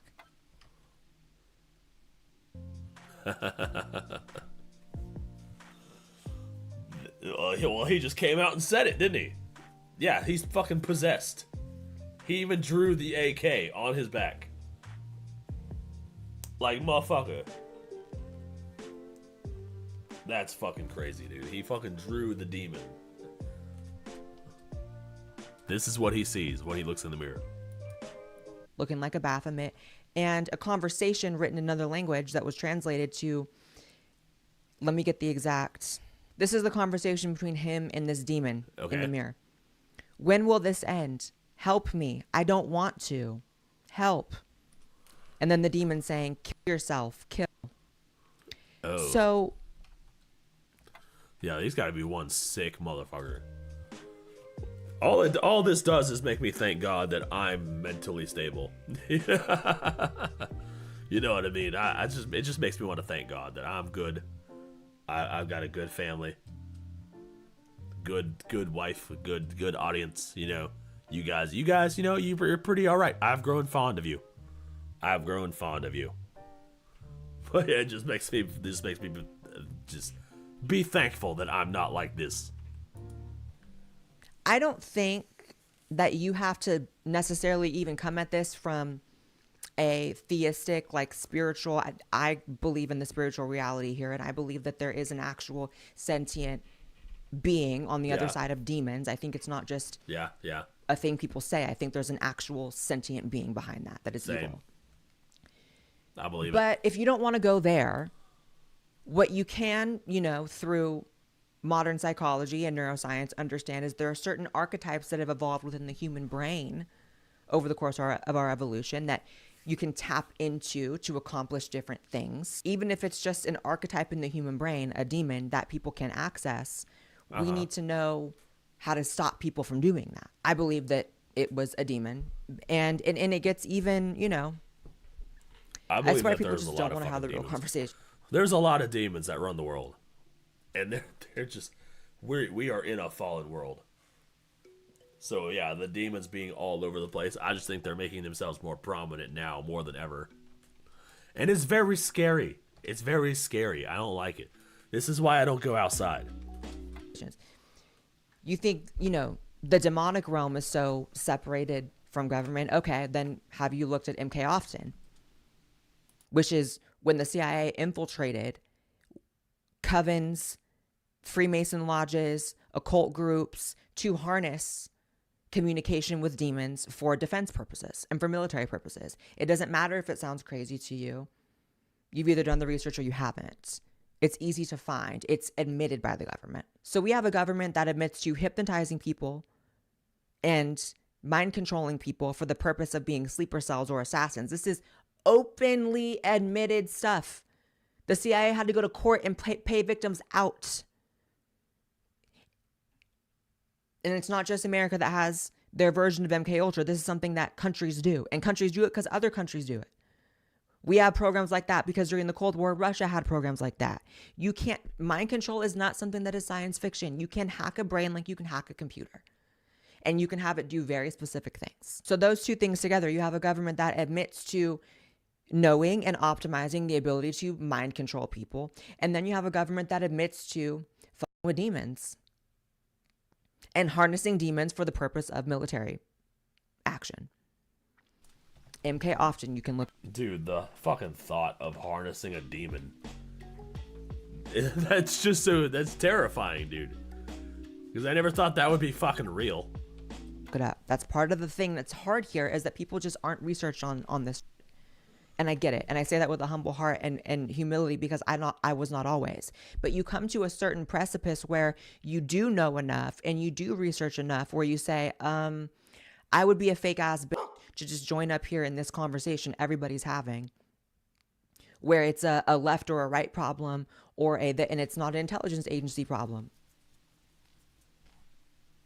And even if that's not the case here, which I don't know, I can't make up that his dad worked for the CIA, right? Like, I can't make that up. I can't make up that the CIA has a history of doing this shit. So when the writing's on the wall, you have to look at what are the things that are stopping me from reading the writings on the wall. Well, I'm kind of being brainwashed by my fellow citizens, how everyone is so convinced it has to be a gun problem, or it has to be a this problem, or it has to be a that problem. Yeah, they're manipulating both sides of the extreme to argue constantly. So that way you're not seeing what's actually going on. They've been doing this for decades. And it's time people woke up to it, bro. This is why you gotta stay out of the echo chambers. The way you get out of an echo chamber is to go to the other echo chamber and see what's going on over there. Or just exclude yourself entirely. When really it might be a government problem, so you're kind of there, but like a government creating these situations problem. And for anybody that wants to say that's disrespectful to the victims, you're a disrespectful bitch to everybody, not just the victims, everyone around you, future victims, because how dare you try to stifle a real conversation? Facts. Like, if you disagree with the premise, then you disagree with the premise. That's fine. But don't act like anything you've ever called for, or wherever your tribal position is, don't act like that works. Because I've been seeing mass shootings my entire life. A lot of y'all, boomers and you were not born into this. You were already in your 30s and 40s when mass shootings started becoming a thing. And the CIA doing this started becoming a thing. But I remember Columbine. You guys remember Columbine? Like, yeah, mass shootings have been a thing for a while. And a lot of them are fucking CIA shit. People my age and younger who were born into a reality where we have to look at maybe if there's some sort of government collusion with this, then maybe that's just our conversation to have. I don't fucking know. I wouldn't be surprised if the intelligence agencies are staging like mass shootings everywhere just to bring down the reputation of America. Because that's what we're known for. We're known for mass shootings. Like, if you ask anybody around the world, we're known as the people with the guns that shoot up the schools. Like, that's what we're fucking known for. I wouldn't be surprised if the intelligence agencies are, like, manipulating that behind the scenes. Or they're the ones staging all these mass shootings. Brainwashing all of these easily traumatized people. All these traumatized people who were easily manipulated. But people are sick and tired of the dog and pony show, right? Of just retreating to our safe little positions. Well, everyone who agrees with me politically is saying it's the guns. Well, everyone who agrees with me politically is saying it's just because he was a tranny. Okay. All right, let me know how that works out for you and anybody and future victims. Let me know how that works out for you, because y'all have been saying that fucking shit for years. Yep, exactly. And nothing changes.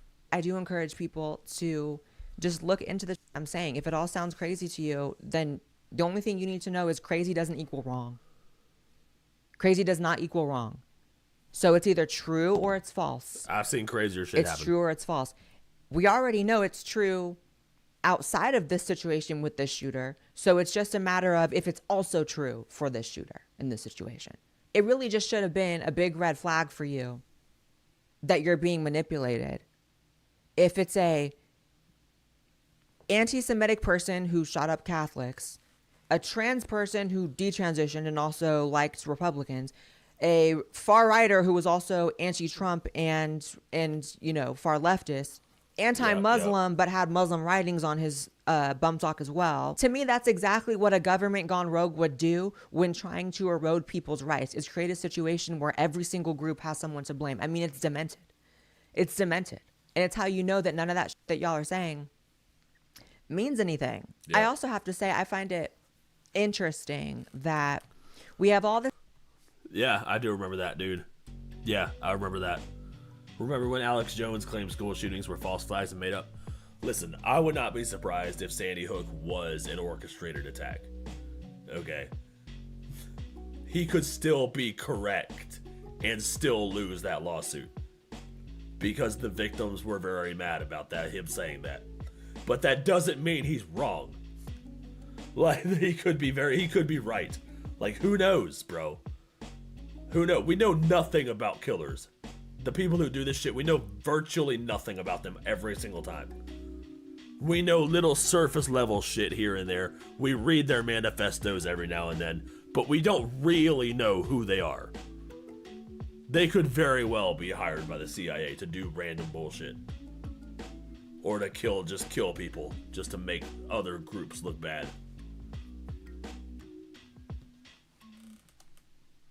So, like, two things can be true at the same time.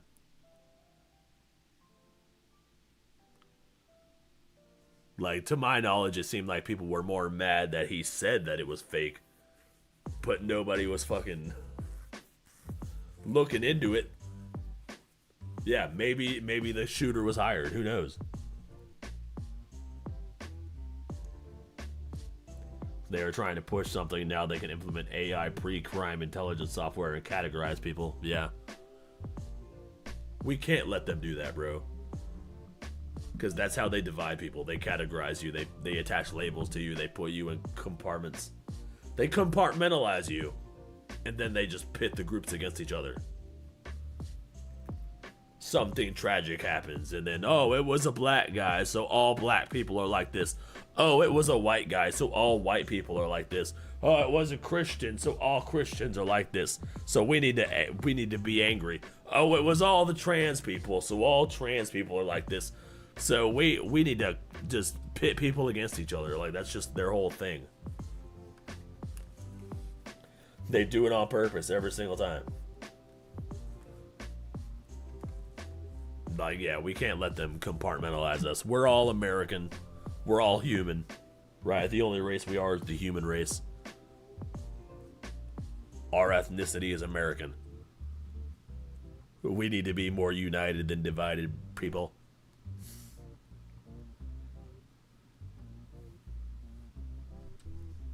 Every time they have anything about these shooters, locked down like Fort Knox. But this time videos are all over the place. Instantly of everything written in mags. Yeah, exactly. They only let you see what they want you to see. So, like, if they're releasing shit, it's for a reason. They're trying to pit people against each other. This verbiage and all this language for the hatred of certain groups, homophobic, anti-Semitic, Islamophobic, etc. Not only does no one ever refer to things like this as a Christian hate crime. Yep. There is no Yep. That's another thing. We need to acknowledge that Christians are under attack. Like, nobody ever wants to... There's no phobia or ism for Christians. Like, what would that even be? Christophobia? That's what that sounds like to me. Like, we need to acknowledge that Christians are under attack. And there's no word for it because it's okay if it happens to the left. Because, oh, the Crusades. So Christians are terrible. Like, what? Common vernacular for... There's no Christian phobic. There's no anti... You can say anti-Christian, but it's not lost on me. Christ is king. That not only is it an uptick of things happening to Christian schools and anti-Christian stuff. Yeah. It's also not lost on me that we don't even have common vernacular to describe that, which is, you know, I think intentional. But overall, I just think it's really sad. And, you know, I didn't even post like anything about this on X because X is just such a satanic website. And the topic just deserves so much more than like a quip or it's bad. Yeah. It's bad. Subscribe to this podcast as well as my main channel. Follow me on X. Follow me or we have beef. I think I'm following Blair. This video is going to be a departure from the normal educational or funny content you're used to. Okay. Brandon Herrera here. He was named in the Shooter's Manifesto. He has 4 million subscribers. Jesus Christ. Because I have to address a very serious topic. Okay. I wasn't going to talk about this originally because I didn't really want to give any more attention to this topic than there needed to be. But after learning more about the situation and processing some things, I thought it was important that I speak up in my own words and clear some things up definitively. Yeah, why were you named in the manifesto? That's curious. I will say that I've been doing YouTube for over 10 years now, and this is the first thing in my entire career that, speaking candidly, has kind of fucked me up. For those who have no idea what I'm talking about, let me catch you up. On August 27th, at time of recording less than a day ago, a deranged, biologically male nutjob tried to go end the lives of innocent children at a Catholic school mass. Right. This is one of the most heinous and indefensible acts I can think of. Killing innocent children at their... They keep saying save the trans kids or whatever. They really feign this facade that they care about children. But then children are always their targets. Why? Why are they always targeting the children? The defenseless fucking... The one demographic that can't defend themselves. They're always shooting up a Catholic school, an elementary school, or they're shooting up a church and killing kids. Like, they don't give a fuck about children. So they need to miss me with the protect the trans kids bullshit. They don't give a fuck. They shoot up the Catholic schools, they shoot up the churches, they abort their babies. They don't give a fuck about the kids. Place of worship. He did end up taking the lives of a 10-year-old and an 8-year-old, as well as injuring 17 others, predominantly, again, mostly innocent children. This is obviously horrific and a clearly targeted hate crime. But the reason I'm coming to you in this video is that I was specifically mentioned by name. Yep. In the psychotic ramblings that the shooter released before he went out to go do what he did. Yep. He specifically mentions me by full name several times, including a push to vote for Brandon for president. When I first found out about this, I did not want to believe that it was real. And then I listened to the video, and when I heard it with my own 2 ears, I got fucking sick to my stomach. I've never even I'm going to heard go of ahead you. and say it now, and I would like I've never watched a Brandon Herrera video. to think this goes without saying, but again, I want to leave zero fucking wiggle room for interpretation. Okay. I condemn every part of this to the deepest extent of my fucking soul. Cool. It is unreal to think about.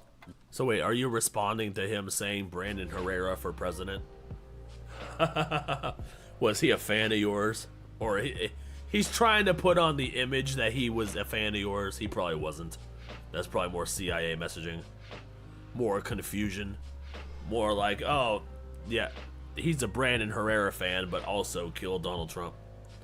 And also Muslim writing, and also kill the Jews. Like that kind of thing.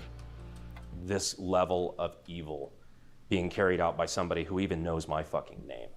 He goes on to say that apparently we met at SHOT Show in Las Vegas, and that we talked, and that we agreed on a lot of things. Okay. Which I want to make abundantly clear right out the gate. I do not believe that that happened. It doesn't sound like if you're it did, unfamiliar, no, it sounds very made up. That sounds like a made up story. Yeah, you know, I went to this thing and then I met Brandon Herrera and we agreed on a lot of things. We had a nice little conversation and then I shot up a school. I shot up a school because of Brandon Herrera. SHOT Show is one of the biggest weapons conventions in the world. It's industry only. It's not something the average person can really go to. Like, it's not as easy as just like showing up and buying tickets. Like, it's not a gun show. It's an industry trade show, and every year me and my friends will do like a meet and greet or something like that. Okay. Hold on. So he's a gun guy.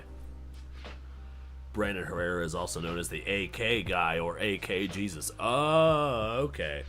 So no, naming him in the manifesto was just a ploy to try to. Okay, I see how it is. Okay, You're trying to be like, oh, I watched this gun guy, and now I'm using a gun to shoot up a school, so we need to ban all the guns. Yeah, no, I understand what's going on.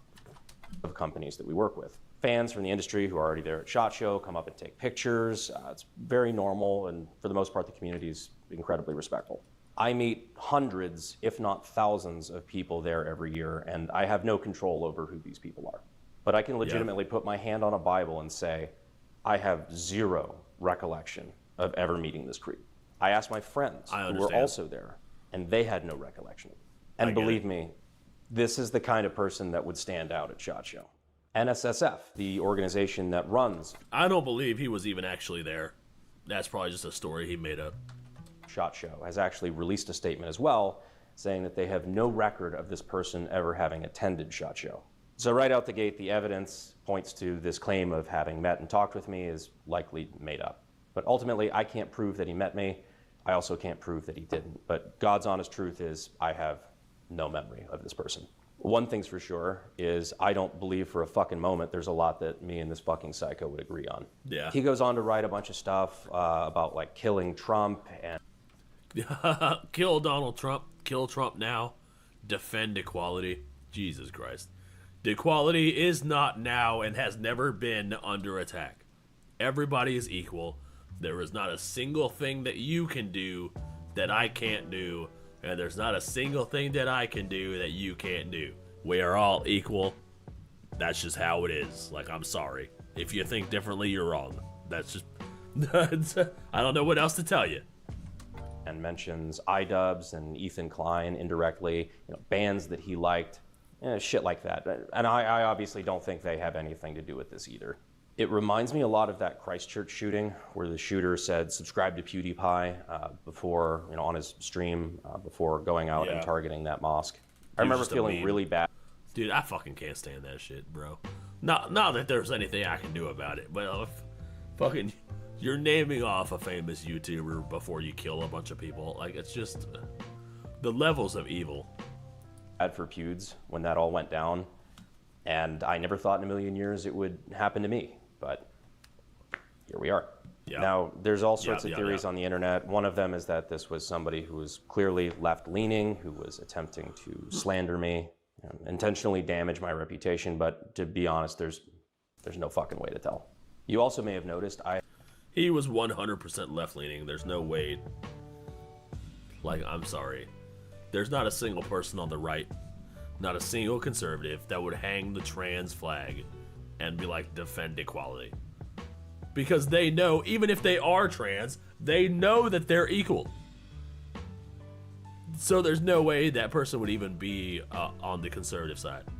They're on the liberal side and they're trying to pretend to be conservative.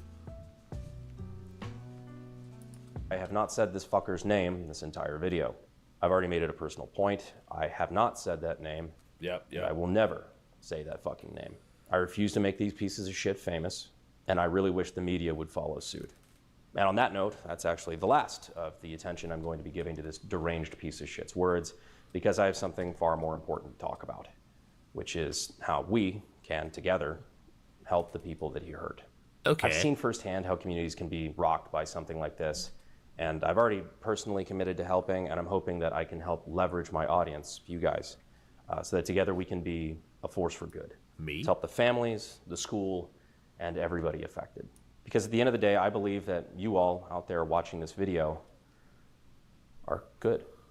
I believe that we're a force for good. I'm pretty all right. And I invite you to join me in not letting the actions of some deranged psycho stop us from doing good.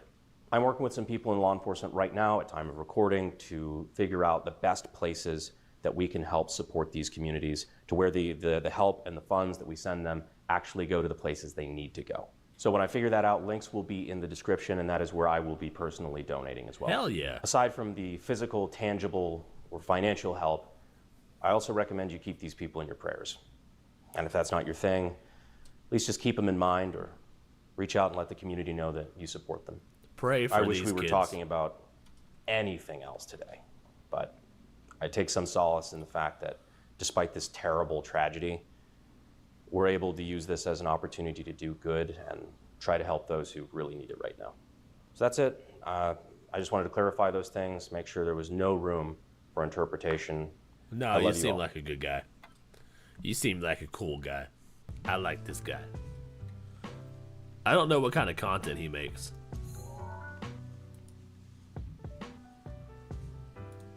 Is he a gun tuber? Yeah, he seems like a gun YouTuber. Okay.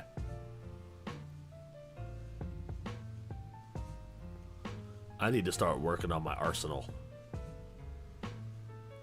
I was gonna have a secret compartment in my closet where you push a button and then the wall flips around and then it has a bunch of guns. Yeah, I'm working on that. Still in the planning phase. Still in the planning phase, but you know. The blueprints. The blueprints are in the works.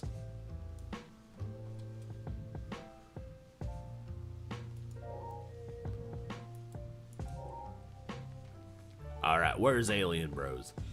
Alien Bros, come back. We're about to watch your video. This video is about the deep state. Oh, there he is. He made the AK-50. What? Wait, what? He made the AK-50? Oh, that's pretty cool. Yeah, that's pretty sick. Bro made a gun? Nice.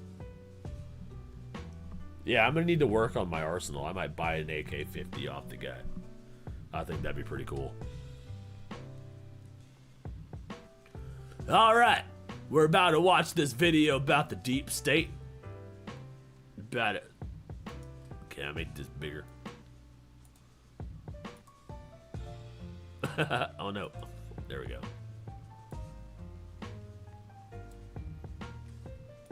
Border, vote Trump. If you want to restore law and order in this country, vote Trump. If you want to defeat the deep state, vote Trump.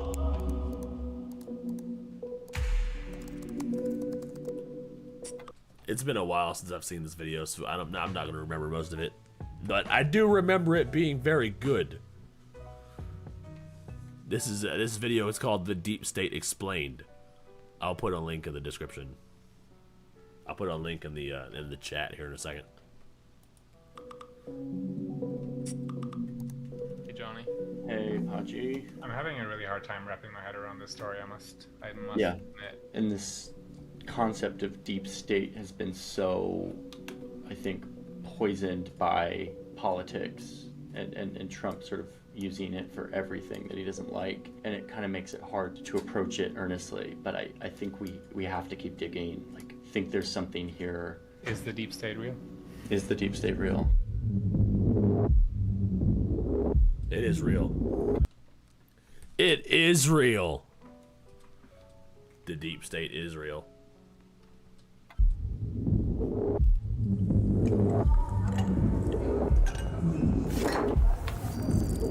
There's this moment in the 60s where you really see how this actually works, where power really is. It's at the height of this moment where the US and the Soviet Union are in this massive staring contest. There's nuclear weapons involved. Everyone thinks the entire globe. Oh shit, you see the Western Providence wanting to leave Canada? Yeah, dude, I've been hearing shit about that. Like the Western provinces of Canada.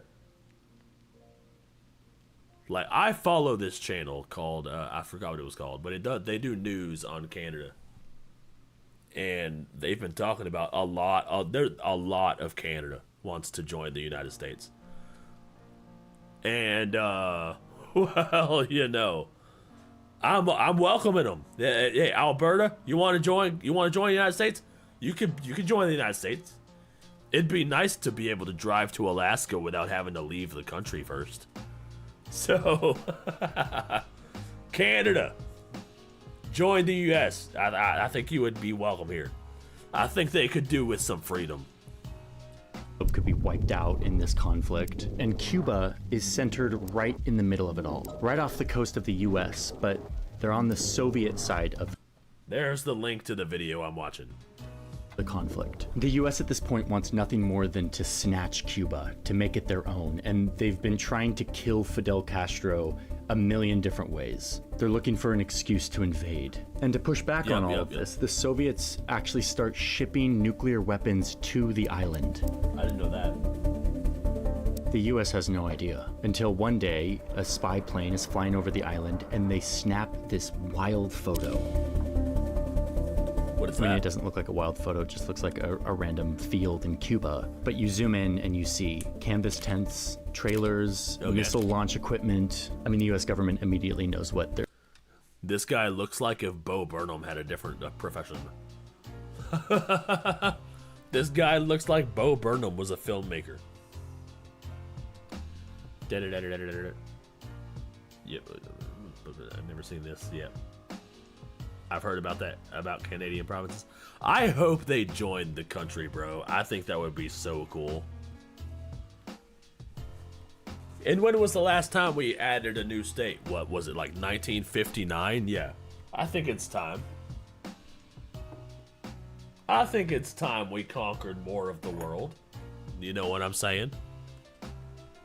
Wait, so if they join, does that mean Alaska will be connected to the U.S. continent? Probably, yep. It'll be Alberta, right? That whole continent, that whole province. I'm pretty sure it's like every single province except for the one on the far east that wants to join America. The deep state is crazy. Did you ever look into the remote viewing stuff they were doing? Isn't that the wait a minute. The remote viewing stuff. Isn't that when they can like go into your Wi-Fi and they can use the Wi-Fi to see where everybody is and what they're doing? They can see like outlines of people. Like, bro, yeah, I have heard about that. They're looking at here. The world's most destructive weapons are actually hiding under these tents, ready to launch. The Liberals basically cheated. They pulled the votes together from the Liberal and NDP. If they didn't do that, they would have lost. Basically every province is conservative. Yeah, that's what it seems like. You're talking about Canada, right? Yeah, that's what it seems like. Dude, the Liberals are just a bunch of cheaters, dude. What the fuck? Apparently, it's like that in every country. The Liberals in the fucking Canada, the Liberals in the UK, they're all a bunch of cheaters, dude. But yeah, it seems like most of the country supports what Donald Trump is doing. So I would not be surprised if they were all freaking joining the country soon. I would like that. I think that would be pretty dope. We would have like 54 states. Oh my god, we'd be big as fuck. Sitting right in the United States' backyard, right off their coast. Nuclear war 103 miles away. Within the past week, unmistakable evidence has established the fact that a series of offensive missile sites is now in preparation on that imprisoned island. It's a crisis. Yeah. A Cuban missile crisis. And one man in Washington, D.C. suddenly has a really difficult decision to make. You talking about JFK? Uh-oh. Oh, shit, he's covering the assassination. Okay, I see what's going on here.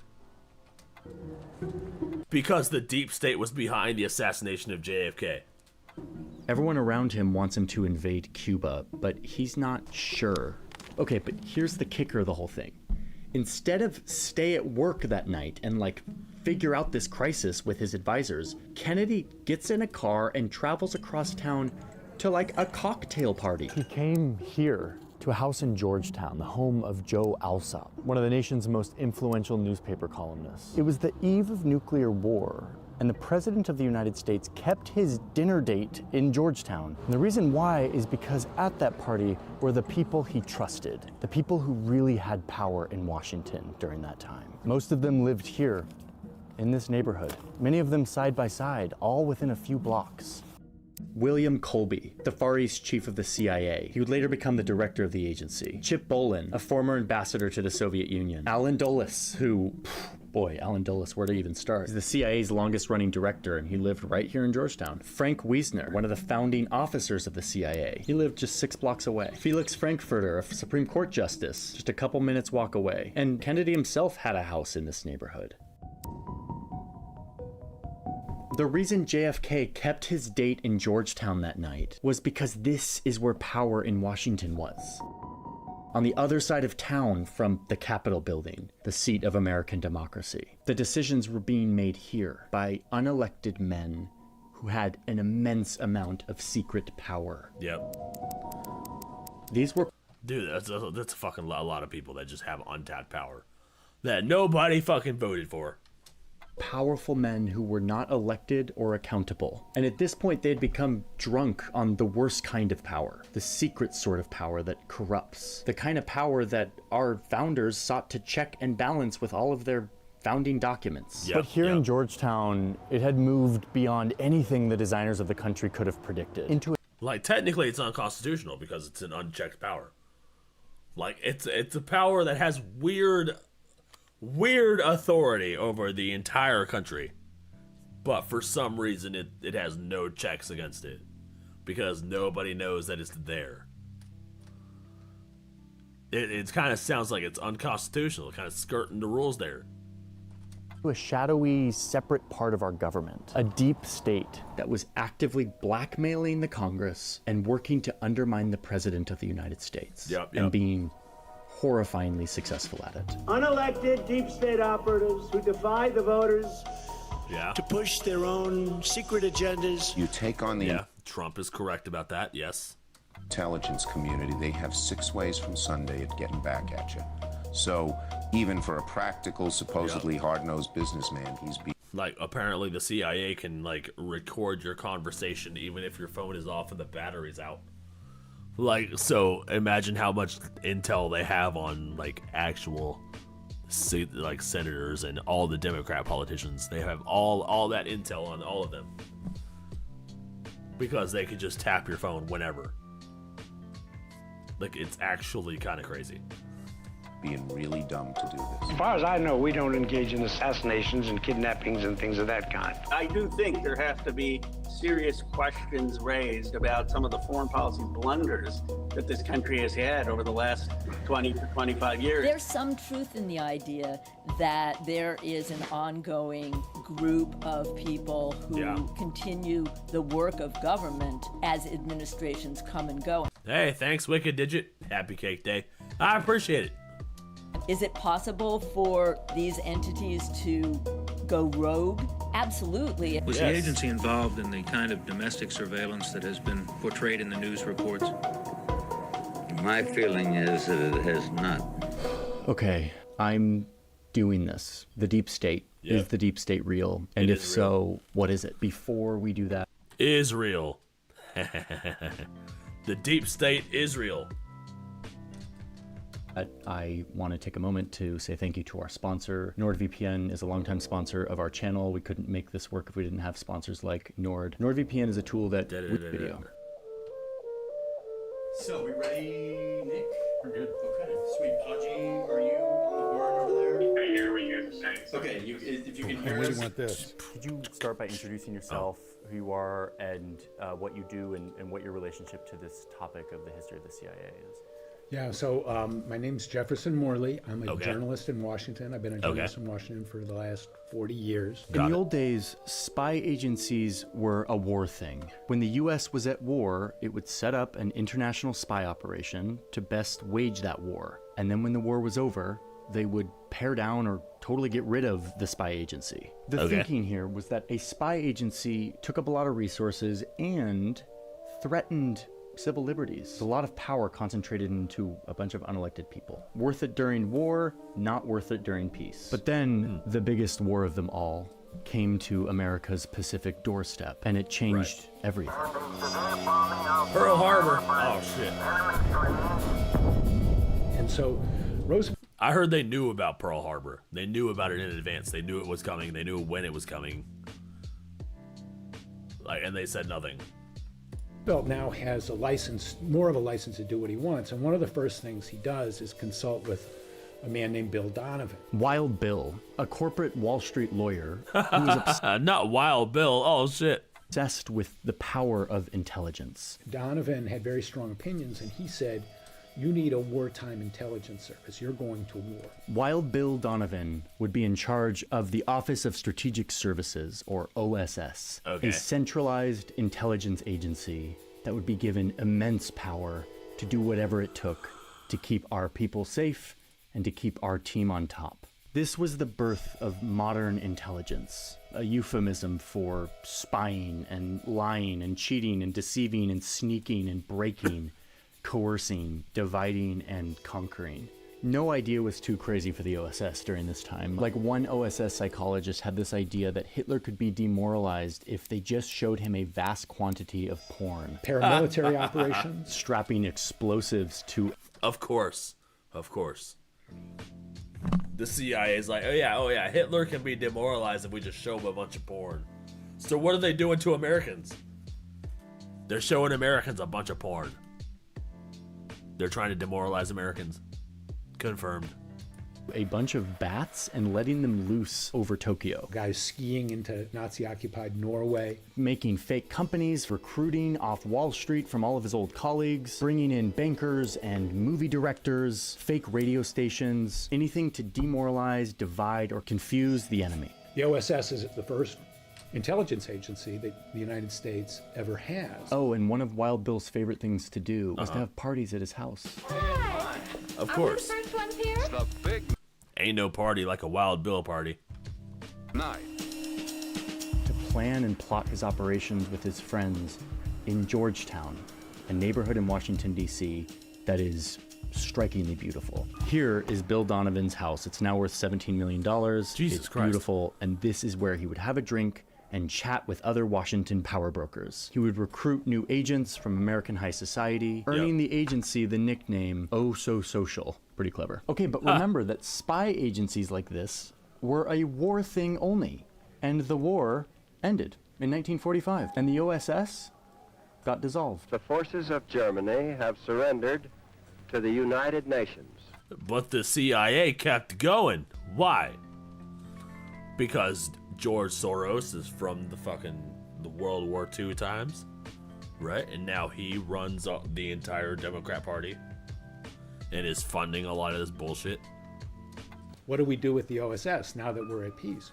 And Truman says, we don't want to risk having an American Gestapo. A political police. His meaning, especially in the context of having just defeated the Nazis, was, that's what led our enemy astray. They had a secret intelligence agency, the Gestapo, which wound up enforcing political norms and enforcing tyranny. And we don't want to risk that. Here's Harry Truman doing the right thing and signing a piece of paper that says that the OSS can no longer exist. I mean, Truman was freaked out. He's like, this was really great to help us win the war, but this is way too much power in the hands of unelected officials holding secret information. But it was kind of too late. Putting the genie... Neff, check IG. I sent you an explanation of what remote viewing was. Okay. Oh, Jesus Christ. What is remote viewing? CIA. Got it.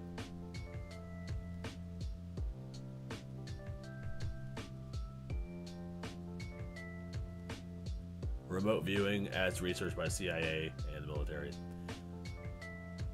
It is purported psychic ability to perceive information about distant or unseen targets using only the mind. Oh, okay, so it's like a clairvoyance of sorts. Okay, bypassing conventional sensory means. I knew this shit was real. But we need to fucking learn how to tap into that psychic shit. Fucking learn how to use that. Become fucking anime magical girls and shit. I think we'd all make pretty magical girls. What is psychic spying? Remote viewing is the concept using psychic spies to gather intelligence about places and events. Oh, okay. Interesting. That's fucking crazy. Yeah, pretty much they found a massive Russian submarine with it. Dude. I want to learn how to do that shit. I think that'd be pretty fucking cool.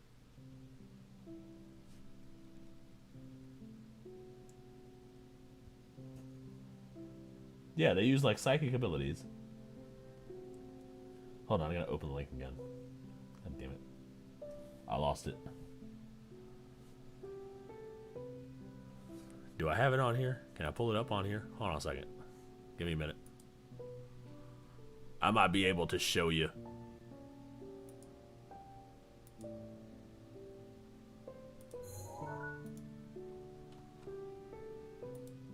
Okay.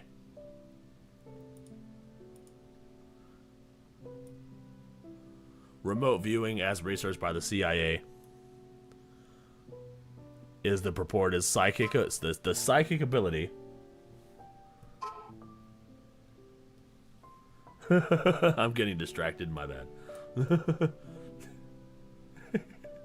The psychic ability using that by conventional, I mean, yeah, so basically they're using remote viewing. That's interesting. That is interesting. What up, Joe? Good to see you, fam. There's Y-Files videos on it? Okay, yeah, we'll have to pull one of those up, maybe. I like the Y-Files. If there's a Y-Files video on it, I'd rather watch that. Back in the bottle would prove to be an impossible task. Is it significant that all these guys live 4 blocks from each other in Georgetown? Yeah, it's very significant because Happy birthday, they're the Neff. product of this. Thanks, Joe. We're watching a video about the deep state. I think you would like this one. Wartime culture. This is one party that just has to turn out right. Here is target number 1 for the Reds. And who's in the bullseye? You are. Me. So there was a brief moment after World War II when the Cold War didn't exist. We were at peace. But then, almost immediately, tension started to rise. Yo, I would totally watch the Y-Files. I love the Y-Files. Between these two great empires that had been allies to defeat the Nazis, but were now skeptical of each other. And senators were suddenly declaring that it was impossible to know where war begins and where it ends. The Soviet Union and its agents have destroyed the independence and democratic character of a whole series of nations in Eastern and Central Europe. And this is when all the intel people that had run the OSS, many of them who lived in Georgetown, by the way, start calling for the resurrection. Wait, they live in Georgetown? Bro, I know exactly where that is. Dude. Bro. Of the OSS, a centralized intelligence agency that we can use to fight this new global war with the Soviet Union. But no, say a bunch of other lawmakers, the Constitution wasn't designed for us to put so much power in the hands of men who are doing secret things. Doing this will result in a police state run by power-grabbing bureaucrats. That's exactly what happened.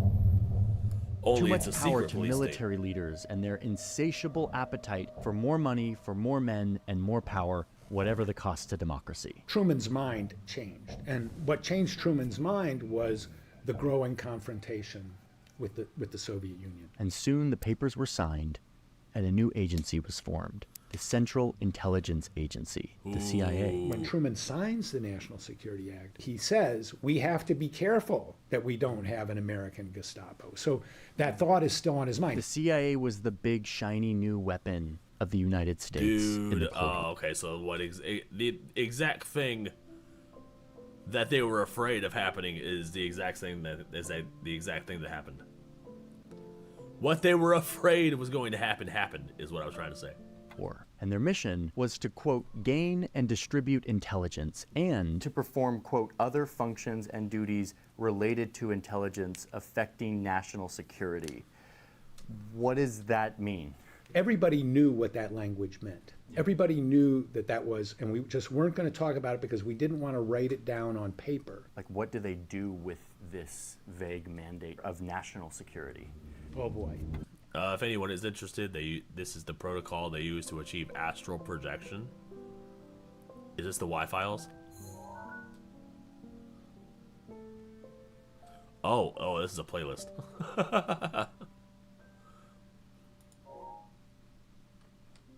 Okay, I can see.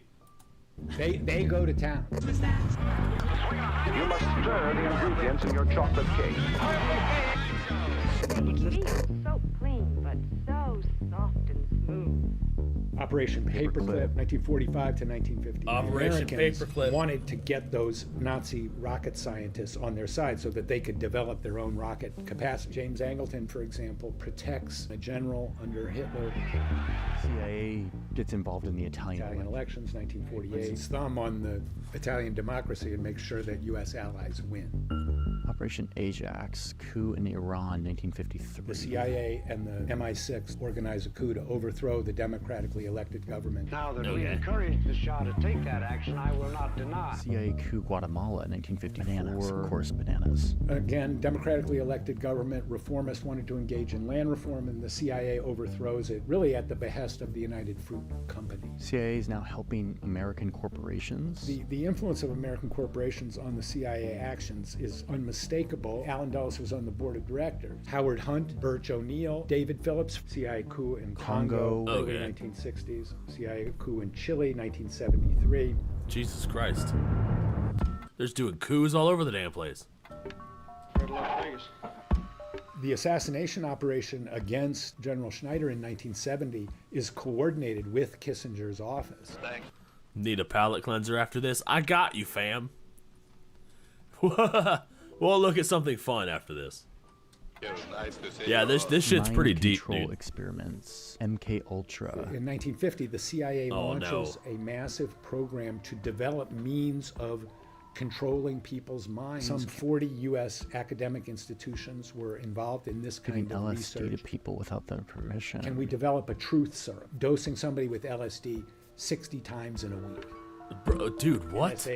Dude, what? Wow. Dosing people with LSD 60 times in a week? Dude, there was a rumor going around that, like, if you did even 4 tabs of acid, you would go clinically insane. These people are doing 60 in a week. Like, wow. Operation Shamrock, electronic surveillance, 1945 to 1975. The first warrantless wiretapping. Oh God, Bay of Pigs, nightmare. There were hundreds of CIA assassination plots. Operation Phoenix. Eventually, Bill Colby, who was later director, admitted that they had killed 20,000 people. Operation Mockingbird, COINTELPRO, Operation Chaos, dude. Watergate, Jim Critchfield. Bro, Operation Mockingbird, that's with all the news outlets in it. They have all the news outlets repeating the same thing. That's what Mockingbird is. And then Watergate was also a CIA operation? What the fuck? Frank Wiesner, James Angleton, Roosevelt, John Foster Dulles. CIA coup in Indonesia, CIA coup in Greece, CIA involvement in the Guatemalan Civil War. It was a CIA crime spree for 20 years. There's no other way to describe it. Wow. So by the 1970s, the CIA is that's this what it is. All right, that's what I thought. powerful, well-funded machine of intelligence that is doing a lot of secret things all around the world. They start blackmailing lawmakers to scare them away from investigating them and reining them in. These agencies had harmful personal information on lots of people. When I was doing my Angleton book, a guy told me one day when he went to meet Angleton, Angleton quoted back to him what he had said to his wife in bed the night before. Wow, And yeah, so yeah. Dude, like I said, they can listen to your conversations even when your phone is off and the battery's out. So, like, they can use that information to, like, blackmail people. It's fucking crazy. They repeated back what he said to his wife the night before. That is insane. This capacity, and people knew that they had this capacity. You know, the Kennedys knew that J. Edgar Hoover had information about his affairs with various women.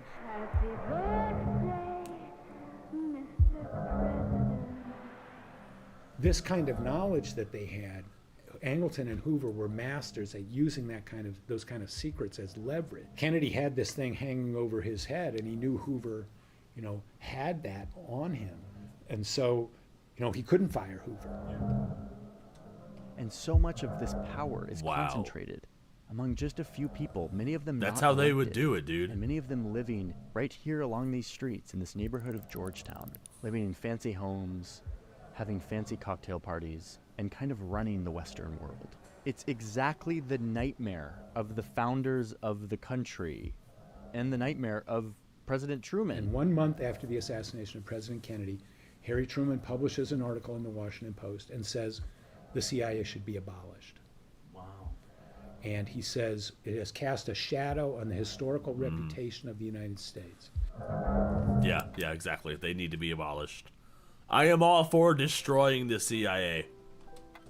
The man who signed the piece of paper that created the CIA comes out and says he regrets it. Eventually, Americans start to get savvy to the fact that their government is sort of going off the rails.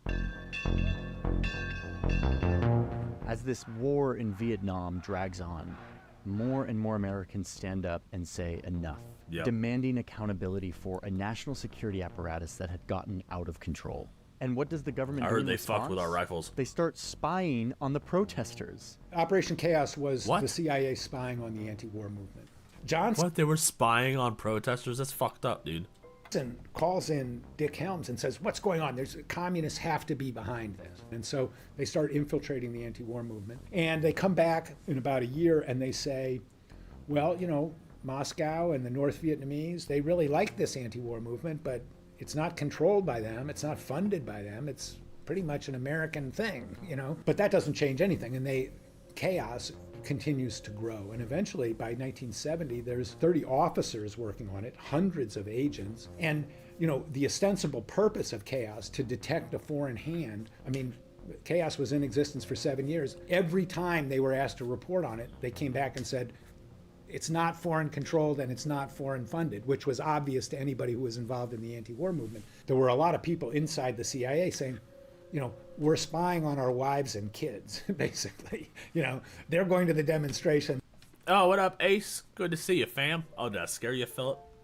You shouldn't be sleeping on stream, bitch. What up, Ace? Good to see you, fam. Just popping in to say happy birthday. Couldn't join the stream because I was out making that holiday pay bank. Gotcha, fam. You were working? That's cool. I appreciate the birthday wishes. Thanks for stopping by. And we're reading the reports at night. We shouldn't be doing this. Are we trying to exterminate an entire people? What have we become as a nation? Americans were waking up to the fact that these unelected men were wielding way too much power. Yep. And spying not only on the entire world, but on Americans themselves.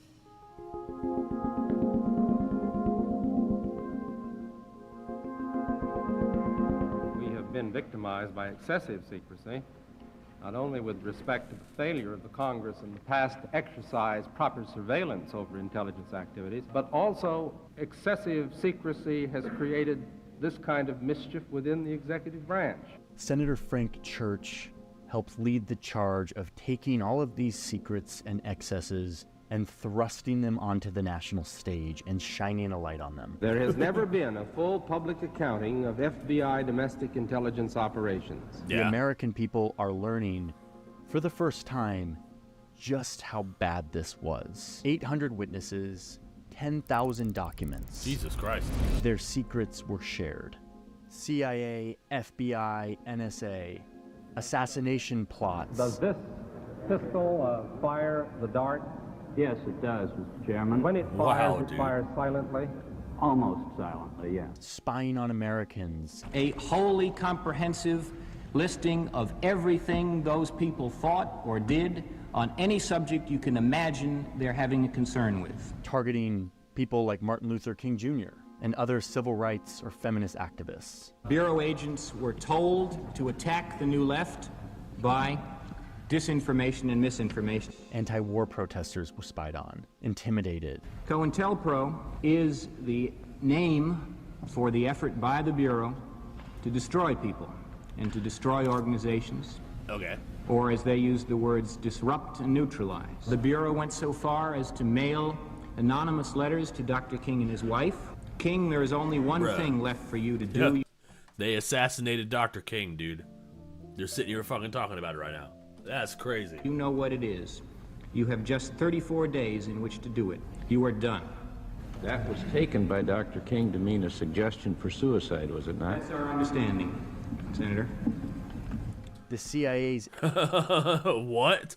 So they were like, Dr. King, if you better kill yourself. If you don't, we'll kill you. Wow. That's crazy. LSD mind control experiments were also detailed to the public. One of the first things they come across is the MK Ultra papers. And so were the FBI and CIA's attempts to infiltrate the free press, planting journalists within our newspapers. We would later learn in some investigative reporting that this infiltration of the free press was much more widespread than Church even discovered. He reported that up to 400 journalists had been paid by the CIA under Operation Mockingbird. And there's no doubt that it was a massive effort and effective. The church committee made a few things clear. Number one, that indeed a group of unelected government employees used immense power and resources of the United States government to pursue programs that were illegal. Yeah, where you were talking about the Y-Files video. Are you guys okay with watching Y-Files? Yo, honestly, I wouldn't object to some Y-Files. We do need a palate cleanser, though.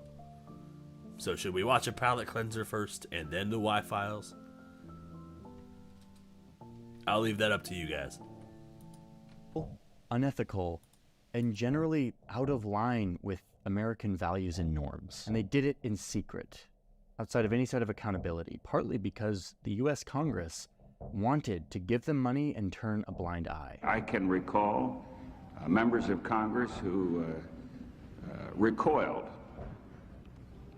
from responsibility of knowing what was happening.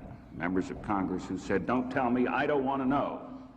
I think that is an indictment of the Congress, just as severe as any indictment which is labeled against any of the intelligence community. When Dulles wanted to get approval for the CIA budget, all he had to do was take a top-line number to the chairman of the Senate Armed Services Committee. You don't know what the Y-Files are? I think you would like the Y-Files, Raven. I think you would like the Y-Files. And he would say, this is what we want for this year. And the chairman of the Senate Armed Services Committee would say, okay, that's what you've got. And please don't tell us anything about what you're doing with it. And so there was no internal challenge to this world of CIA people. But here's the other thing that is so crucial here, which is that when you listen to these hearings, you see people who thought they were doing the right thing, who thought that they were doing what they needed to protect the country during a very scary time. After a 30-year period, all of a sudden you woke up one morning and here was this creature that had been created that no one along the line had ever really contemplated. Each of these steps that I think initially were innocent, honest steps. Many of these agents were earnest patriots, but they were operating in a system free of accountability and transparency. Even within the deep state, there are people who are doing things for altruistic and good reasons, and then there are people who are doing things for their own selfish or bad reasons, and exactly how many are in each category is sort of impossible to delineate. I got sucked in when I should have known better, and where many other more intelligent, sophisticated people got sucked in other areas. So after the church committee, all kinds of new oversight regulations. So basically the bad apples poisoned the bunch. They kind of went rogue, just started doing their own thing, for selfish reasons. The Patel is paid with good intentions, exactly. Come in. There's new committees. One thing I've learned is that nobody is really evil. Everybody thinks they're doing good by doing what they're doing. That's why when you're telling a story, you want to give the villain purpose. Everybody thinks they're on the side of good, even if what they're doing is perceived as evil. So yeah, the road to hell is paved with good intentions is a good metaphor for what's going on there. There's new regulations, and suddenly the intelligence community now finally has some kind of oversight. The deep state was reined in. Now, they did fight back. Church was undermined and intimidated by these agencies. CIA people, they hated Frank Church. Jim Angleton would go around and say Frank Church was a KGB agent. Dick Helms raged against him. Kissinger. They couldn't believe that U.S. intelligence was being opened up. On the other hand, Americans were like, oh my God, this is what was being done in our name. But overall, this is a story of American democracy doing what it's supposed to do, rein in the worst impulses of humans with power, and in the process, avoiding disaster, at least for a few decades. One of you is about to be elected the leader of the single most powerful nation in the world.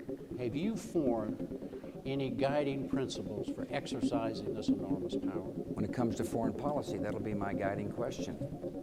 Is it in our nation's interests? Peace in the Middle East is in our nation's interests. Having a hemisphere that is free for trade. And then a year later, the Twin Towers fall. Some very, very sketchy details reaching us here at Sky Centre. Important enough to bring to you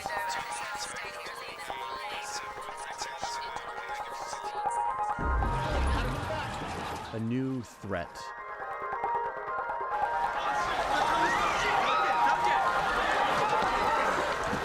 And a new call to give power to professional spies and bureaucrats to keep us safe by doing secret things. And by passing the Patriot Act, we will make America safer while safeguarding our civil liberties and privacy. And then, that was bullshit.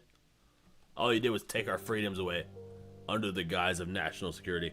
of course, new agencies, all with variations on the same name. 9/11 is kind of like a Pearl Harbor. There's this desire, you know, we've been attacked, anything goes, we have to strike back, this is an existential struggle.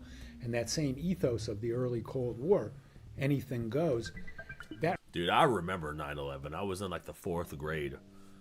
I remember coming back to school and then hearing about it all over the news. Dude, it was a fucking dark day. That returns big time after 9/11, and the CIA seeks or asserts, without being checked, all sorts of powers that they hadn't asserted before. They implement the torture program. They massively expand the warrantless wiretapping, the kind of things that we had seen Angleton do in Chaos. Those exact same techniques are revived and expanded after 9/11, you know, on a very large scale. Taxpayers funneling money into millions of new top secret jobs. 22 Capitol buildings worth of new office space. Yep. That's why Doge is the thing, or was a thing, because taxpayer dollars were funding all this bullshit that spring up all around this area where I live to house all these new secrets.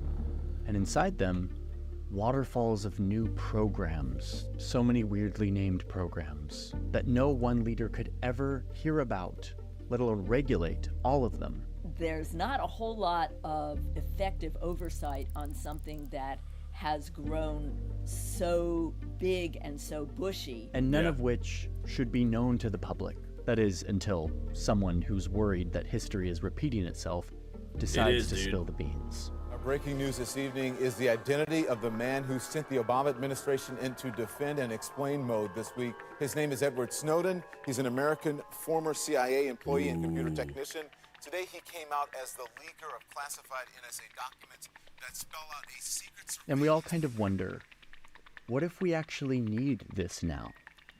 What if we need all these dark windows and top secret PowerPoint decks where they design how they're going to spy on us? What if our safety relies on what happens inside of all these buildings? No way. So we keep funding them. But in doing so, we must at least acknowledge what we're doing here. We are trading a portion of our freedom in exchange for a sense of security. And in the process, we're creating and feeding kind of a new branch of our government power. One that operates outside of this elegant triangle that the founders constructed to trip up the corrupting forces that run the risk of always possessing men with secret power.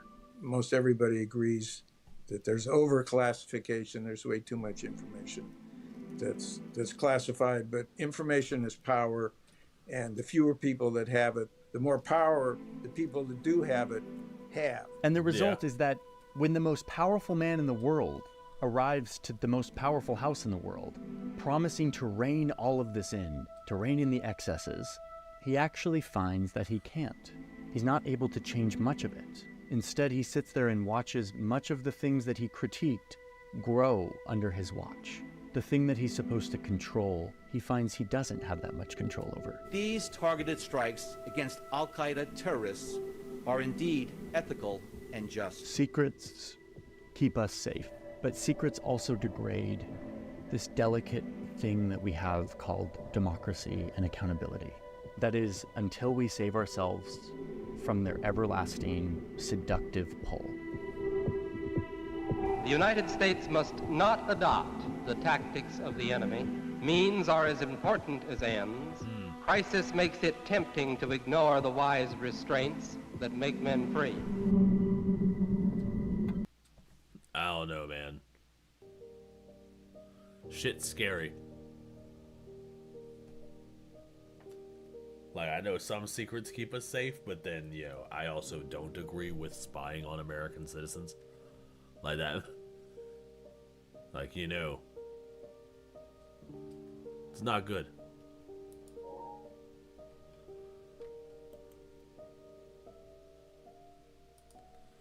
Alright, we need a palate cleanser. What should we cleanse our palate with? We got Greta Thunberg being fun. She got a haircut. Lord Farquaad looking ass boy. We got Decoy Voice. Another CEO. What's going on with this guy? I saw Charlie also make a video about this guy. What, he steal something from a child? And then we got Rosie O'Donnell. The liberal hive mind talking about Rosie O'Donnell.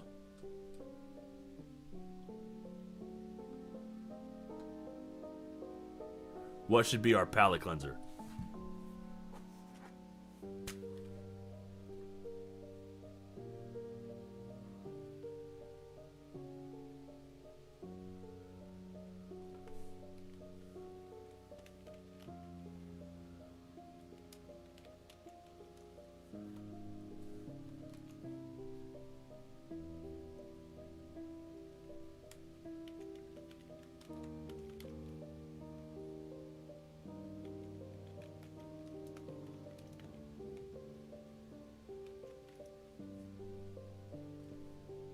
What was the other ones? Oh, that CEO that stole something from a kid.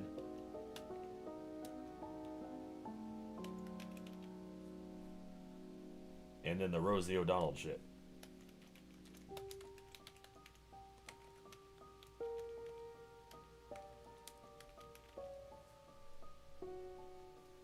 Okay. All right. Vote. Everybody go vote. I'm going to go to the bathroom real quick. You guys vote on what we're watching next. I'm going to reset the music. Because it's doing things. There we go. And I'll be right back.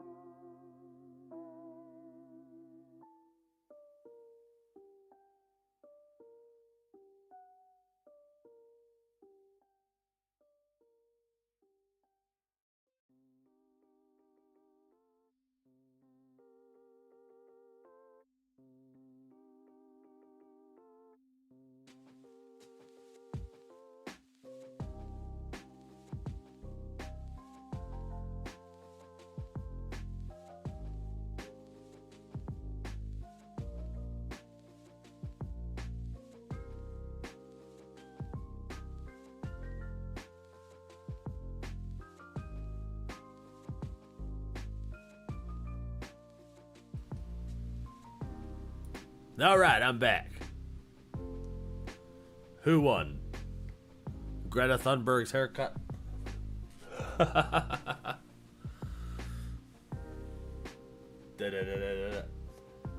Bruh, CEOs just need to stay away from ball games. Yeah, I agree. CEOs just need to stay. They just keep fucking up, bro. All right. So the winner was Benny Johnson. Has a new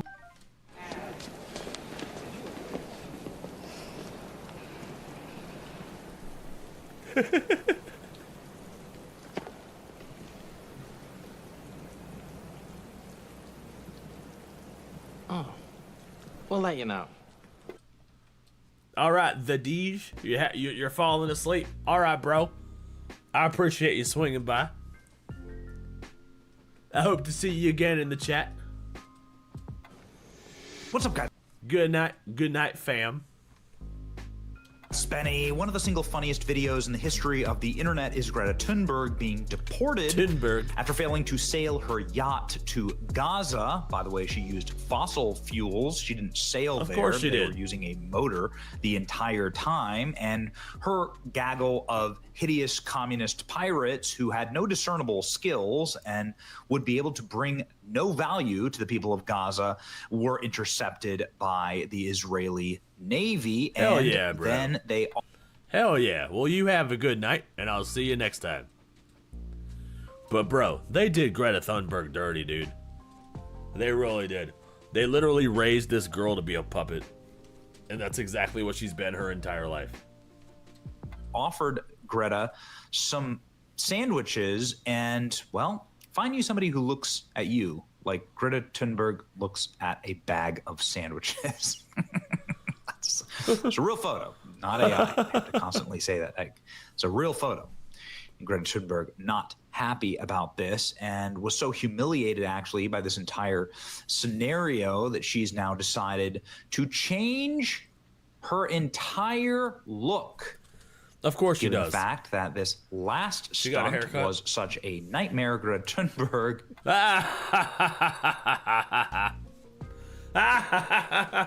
Yo, not gonna lie, that's how I looked when I got my haircut. Okay, I got a haircut. They cut like they cut like a whole foot off of my head, dude. And my hair fall to my shoulders. It looked exactly like that. So you know what? I feel your pain, Greta Thunberg. I feel your pain, fam. Yeah, fellow Lord Farquaadian. Has now decided to go the full He-Man. You're all Palestine. Well, I don't think they want you, actually. Why does Greta look like a 14th century English page boy? Okay, so we're gonna get into all this and everything that Greta Thunberg is. She looks like an 18th century page boy. Doing right now, but the backstory here is that Greta Thunberg has a new scam that she is pulling. He-Man hasn't aged very well. Greta Thunberg's new scam.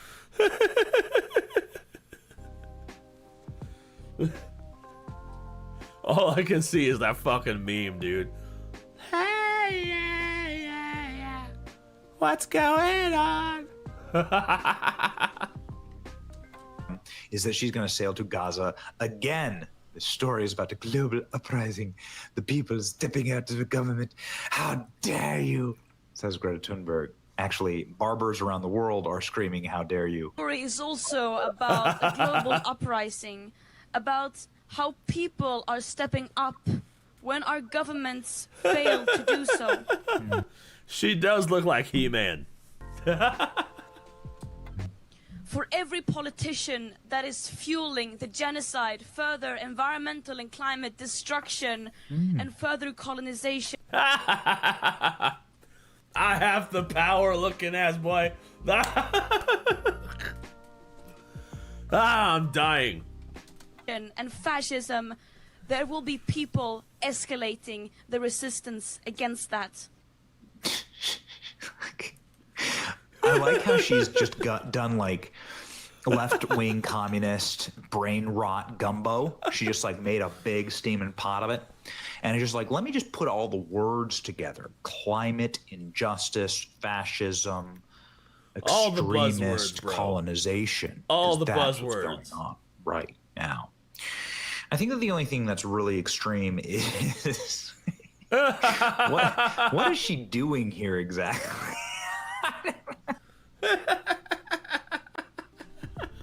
She looks like a teenage boy, dude. What the fuck? I have the power looking ass boy.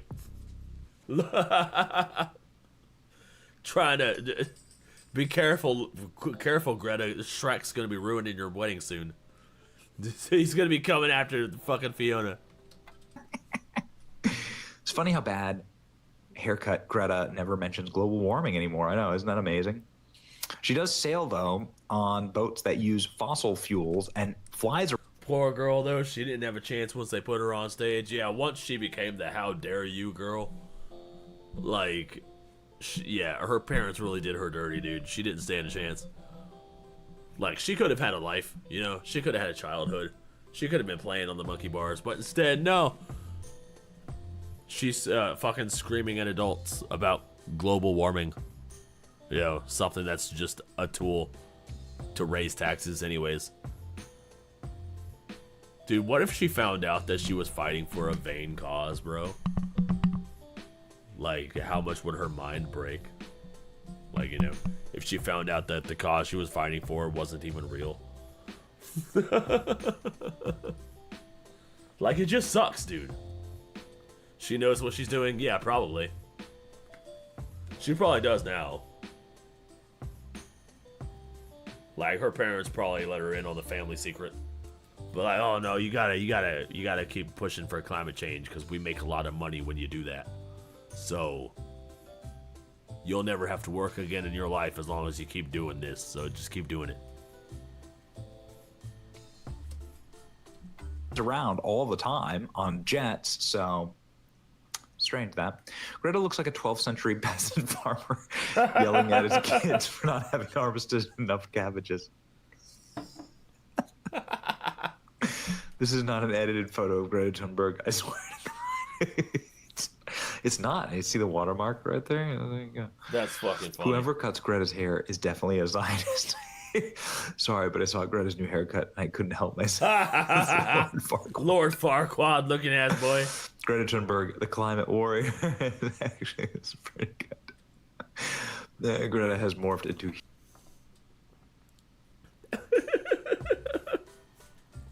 God damn. She's literally the meme.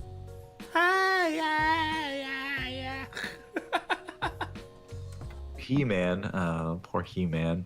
They need to fire that barber when Megan for McCain's real, dude. attacking you before your looks. Real problems. I refuse to take anybody talking about politics seriously with uneven bangs and this shitty Lord Farquaad hair. This is what Megan McCain says. Okay, good call there. Greta Thunberg has her own action figure. Oh, I thought it just Greta's keeps new getting haircut looked better. familiar. Who would be Jim Carrey in this? Obviously, she's Jeff Daniels. Who would be Jim Carrey? Would it be? Oh, don't insult such an iconic movie with Greta Thunberg, with liberalism. Come on now. I fucking love Dumb and Dumber. Pretty much anything Jim Carrey is fucking gold. Joe Biden. Everybody always thought it was Jim Carrey playing Joe Biden.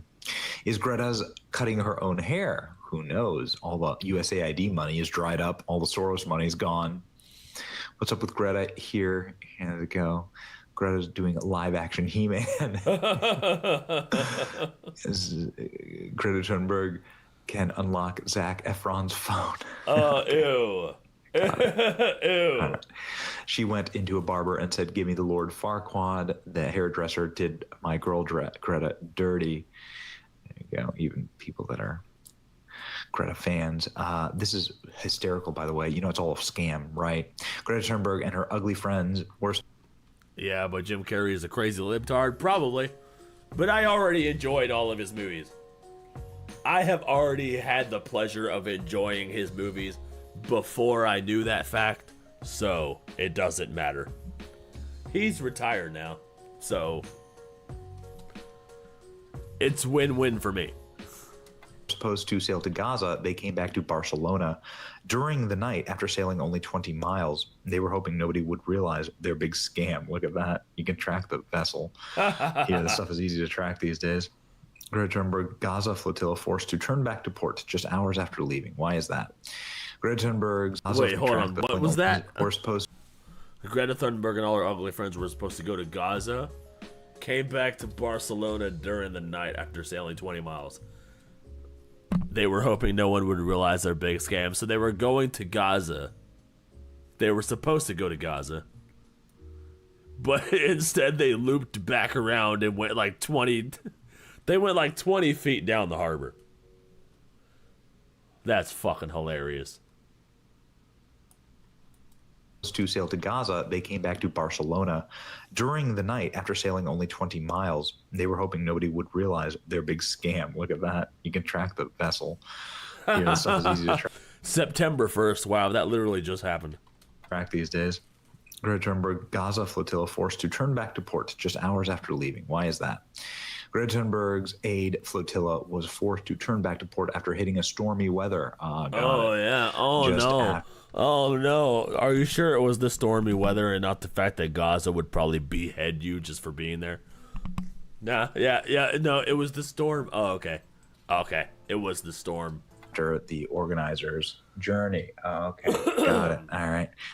Pretty sure they could have taken a plane, Pretty sure they could have flown there. Not sure why they had to take a boat. 22-year-old eco-warrior was on one of 20 boats set to sail for Gaza from Barcelona, and they were called the largest solidarity mission in history.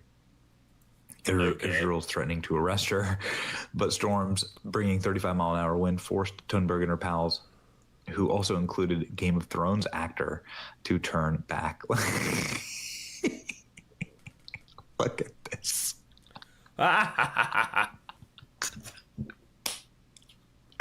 These are your heroes. There you go. Greta's ships have been forced to turn back to Spain due to the storm. Oh, she's back to Barcelona. Oh, no. Oh, no. Oh, there no. she is. Oh. With her little Pepe hat on? I don't understand. Okay, cool. Sorry, Greta. Better luck next time. Mossad Weather Master 3000. Got it. Okay. Sorry, not a joke. Oh, because the Jews control the weather. Jewish space lasers. There you go. Here's just a few more memes. Matt Walsh saying he's that bad guy for No Country for Old Men. There you go. Find Greta. It's really good, actually. It's perfect. Perfect, in fact. Yes. Perfect. There you go. Oh, that's fucking hilarious. Everywhere I go, I see it. Yeah. Did she try to go again like this is the second attempt? Probably. She keeps pretending like she wants to go to Gaza, but then she never ends up doing it. Because she never goes to countries that are actually oppressed. She goes to, like, Western countries and complains about oppression. The longer you look at it, the funnier it is. All right. Ladies and gentlemen, President Trump always has the last laugh on these things. You'll be reminded that Greta Thunberg was very famous for screaming at Donald Trump at the United Nations. That's what started this entire hysterical career trajectory for her. President Trump said that Greta Thunberg has mental issues and is obviously way too angry for as young as she. Do you have a message for Greta Thunberg? And did she come up on your call with the Prime Minister today? Well, she's a strange person. She's a young, angry person. I don't know if it's real anger. It's hard to believe, actually. But I saw what happened.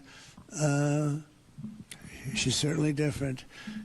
Anger management. I think she has to go to an anger management class. That's my primary recommendation for her. By Israel, as she says? Was she kidnapped? I find it. I think Israel has enough problems without kidnapping Greta Thunberg. And secondly, are you going to Is that what she said? She was kidnapped by Israel? Yes, sir. Are you going to get rid of the Tesla? Ladies and gentlemen, the most entertaining outcome is the most likely. She's Donald Trump saying she's a very angry little girl. She needs professional help. Yes. Yeah. I think we would all agree at this point. Looking I 100% blame her parents. forward to the next deportation video. Maybe to He-Man's world. Maybe to He-Man's planet. We'll see. It's your boy Benny. Like, share, and subscribe for more memes. See ya. All right, Benny. That was Benny Johnson.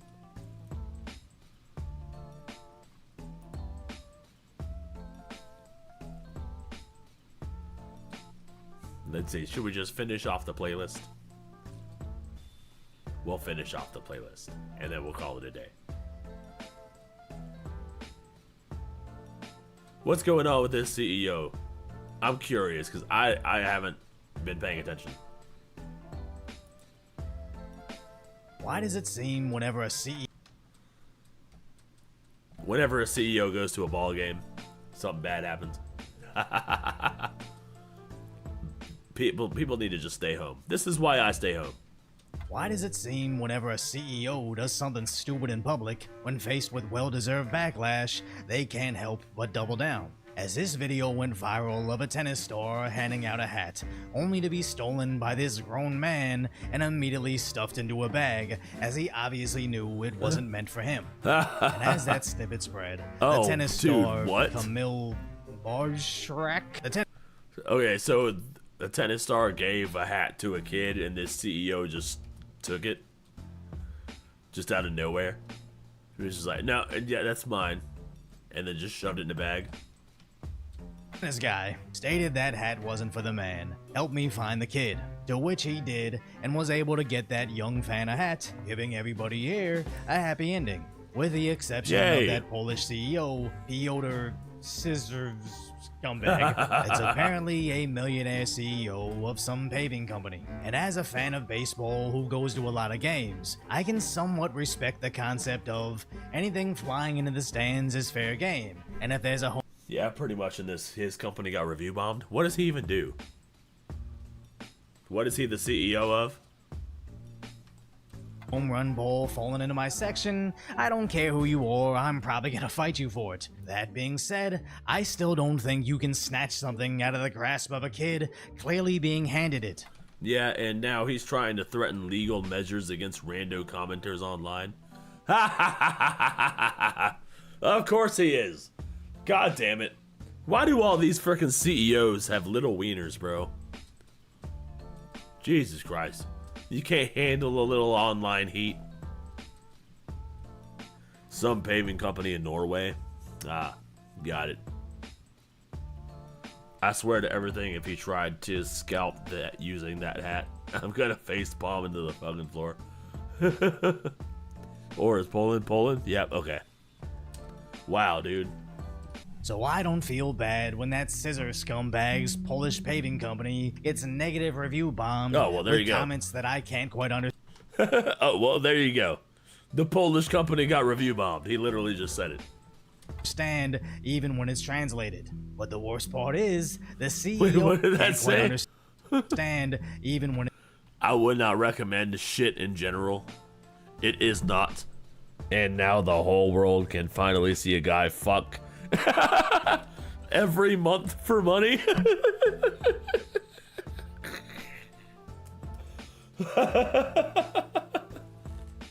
I do not read coming the right. when it's translated. But the worst part is, the CEO allegedly replied to their post, stating this was a disproportionate online storm. Yeah, I took the hat, but in real life there's a rule. Who is first is first. Let's not make this into a scandal, it's just a hat. If you were faster, you would have it. And I can somewhat Bro, you stole it out of the hands of a child. We all saw it. Understand his approach to this. When being cancelled, you should never apologize to the mob. as no matter what, you're not going to win them back, so you're better off catering to whoever supports your actions, no matter how small or pathetic that group may be. Yeah. But then he follows up with the dumbest, most sensitive thing ever, saying in Polish, insulting a public person. As for hate on the web, I would like to remind you that the insult of a public person is subject to legal liability. Any offense, slander, or insinuation will be examined in terms of the possibility of referring to a case in court. You're such a bitch, dude. What are you gonna do? Sue the entire internet? You fucking pussy. Person is subject to legal liability. Offensive insinuations will be examined and possibly referred to court. And then there was this other Polish response, allegedly from an attorney, bringing up all his long-winded lawyer speak, demanding everybody immediately stop violating their personal rights, delete your comments within 3 days, submit a public apology, and pay us 10,000 K, which roughly translates to 27,000 US dollars within 7 days, to make amends for moral harm in it.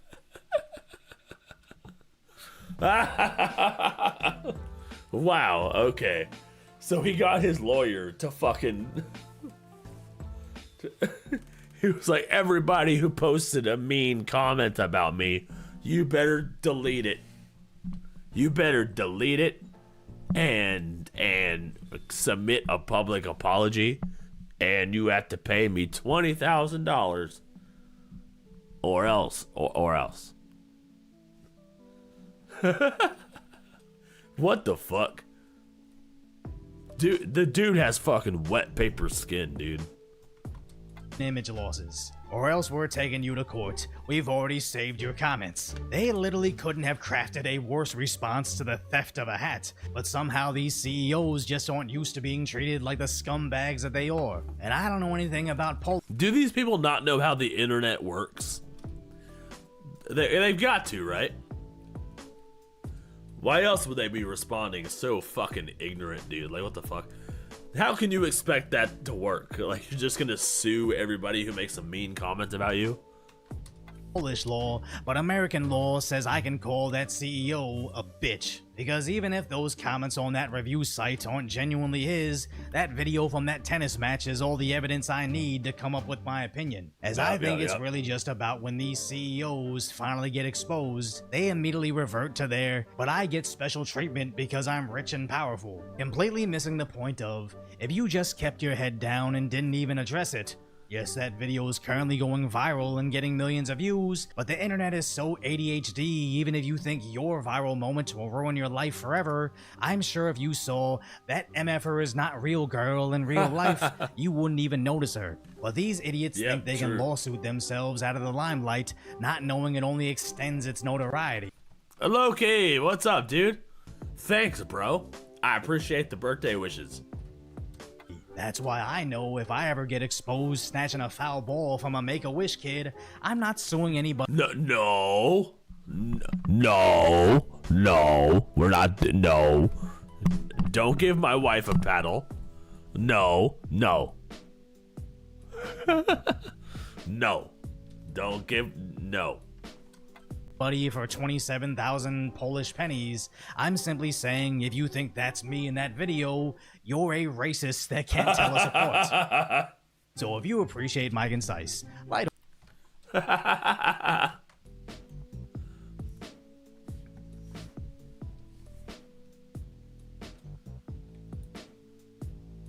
What was that? Oh.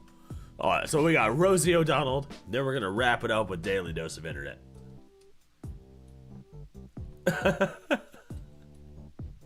No. Don't give Emmy-chan a paddle because she'll use it. It's not, no, that's not fair. She'll use it.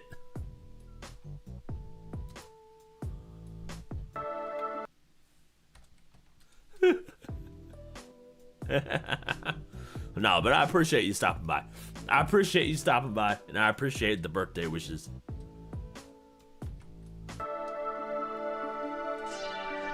I should have a cake. Hey guys, I should have a cake. You know what? I'm gonna make me a cake real quick. Hold on a second.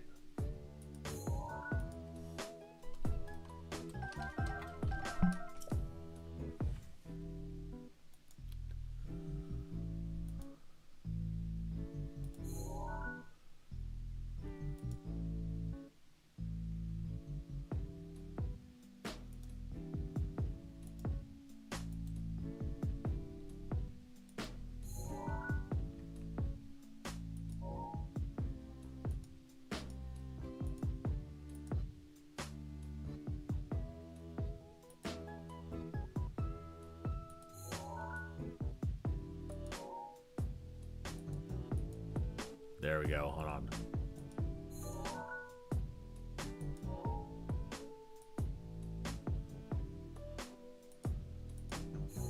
What the fuck?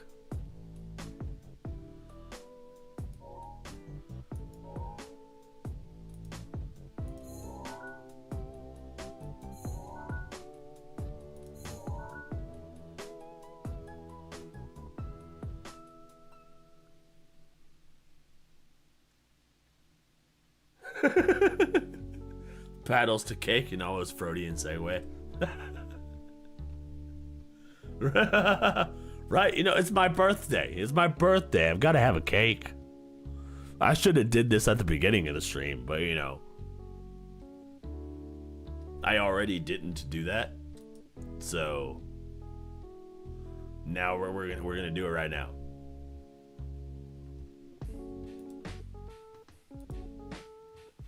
I got a cake.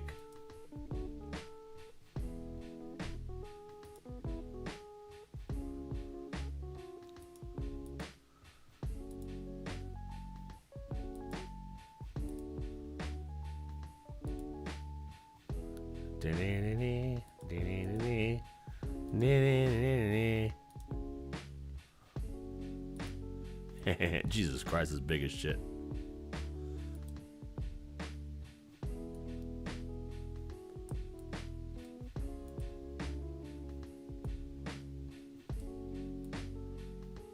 There we go. Your boy got a cake. Look at that. Now I can celebrate my birthday. There we go. Should have did this at the beginning of the stream. There we go. Happy birthday to me. Sing me happy birthday, Philip. That's your job as my assistant. Welcome to the Liberal Hive Mind, a channel solely focused on exposing the abundant hypocrisy of the left. You know, these leftoids never frickin' shut up about how we're the uneducated ones, we're the thick-skulled rubes, the people who don't believe in statistics, the people who fall for misinformation or just parrot whatever Donald Trump is saying. That's the line that they push non-stop, and you saw it big time during the student loan forgiveness conversation. They kept calling us stupid despite them being $100,000 in debt so they could study feminist dance theory. Basically, they're the enlightened geniuses and we're the dumb hicks, but every single time, the exact opposite always ends up proving to be true. They're the ones who are constantly falling for the most obvious fake news. They're the ones who clearly can't do their own research or critically think for themselves, and so they get programmed by bots. They're the ones getting duped by the dumbest of hoaxes. And yet again, we have more proof of exactly that, this time involving a pretty known character. That's Donald Trump's arch nemesis, Rosie O'Donnell, who just had to issue a public apology after spreading complete fake news regarding the Minneapolis trans shooter. Let me show you guys exactly what's going on. Speaking of the trans shooter, so Rosie O'Donnell spreaded misinformation about the trans shooter, and now she's facing backlash. That's fucking hilarious. Serves that bitch right. She's 100% brainwashed.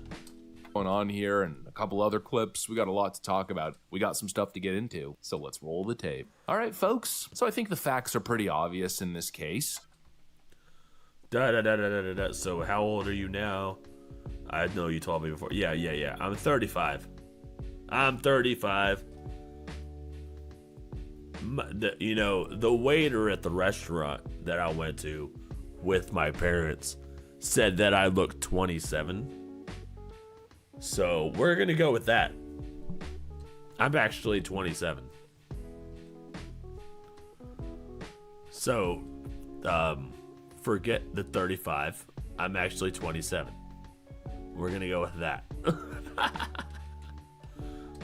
I know there's still a lot of debate going on, but I'd say considering what we saw written on the individual's gun, quote, kill Donald Trump, where's your God?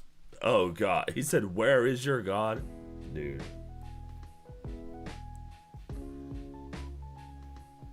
Bro, I don't even know what to say to that. That's like a special kind of fucked up. But now, the pro-Palestine stuff, the Luigi Mangione stuff, it's pretty safe to say that this shooter was more ideologically aligned with left-wing extremism than anything else, especially the trans element. The motive is right there, loud and clear. But of course, when that's the case, what does the media do? ABC News tried to spin it by cherry-picking what the gun said, insinuating that the individual was a Trump supporter. There are also photos of the weapons, and that's they what they're trying to include do. all. That's all part of their plan. They're trying to pit people against each other. I get that a lot. Our generation seems to look younger than the last by a lot in our age. It's weird, but it's been pointed out. Not sure if it's genetics or something else. Yeah, I'm pretty sure it's something else. Like, have you seen 18-year-olds back in like the 20s? Like, they looked crazy. They looked old as fuck. Like, 18-year-olds back in the 20s look like 30 fucking 40-year-olds today. So, I don't know. I don't know if it's just our lifespan getting longer or what. But yeah, we're definitely we definitely look pretty young for our age. Also, I'm Asian, so, Asian doesn't raisin. We look 29 until we're like 80, and then we just poof into an old Asian guru. So, that's what happens. That's what Asian genes do to you. All sorts of writings, the names of past mass shooters, criticism of Israel, the name of President Trump written on the guns. There are also... Oh, shut the fuck up. This guy was like trying to be like, oh, the names of President Trump. No, he's saying kill President Trump. You're trying to paint him as a conservative by saying, oh, he has President Trump's name on his gun. Yeah, he said kill President Trump. It's all about the preservatives we've been eating in the food since the 90s. Yeah, that's true. That's fair. Yeah, it's weird. So basically a saying, yeah, exactly.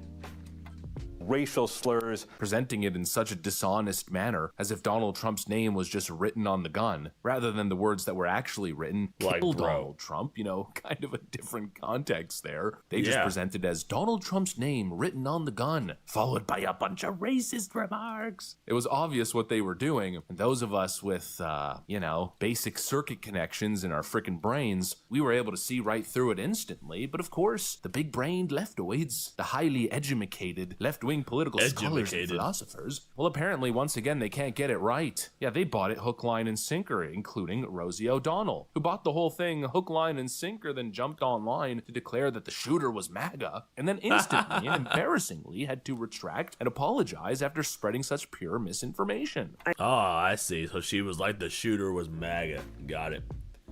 My apologies to MAGA for saying the shooter was you. That is incorrect. I made a mistake. I didn't research. I'm sorry. I assumed, and that's always wrong. Got it. I know a lot of you were very upset about the video I made before I went away, but you are right. I did not do my due diligence before I made that emotional statement. And I said things about the shooter that were incorrect. I assumed, like most shooters, they followed a standard MO and had standard, Oh, shut the fuck up. Are you serious? How does this not go down as one of the worst apologies of all time? So I assumed, like most shooters, they were MAGA, but not this shooter in particular. So I'm sorry about that. Yeah, no, I was wrong about this shooter. He's not MAGA like all the other shooters were. That's what she's saying. feelings of NRA loving kind of gun people. Anyway, the truth is I messed up, and when you mess up, you fess up. I'm sorry.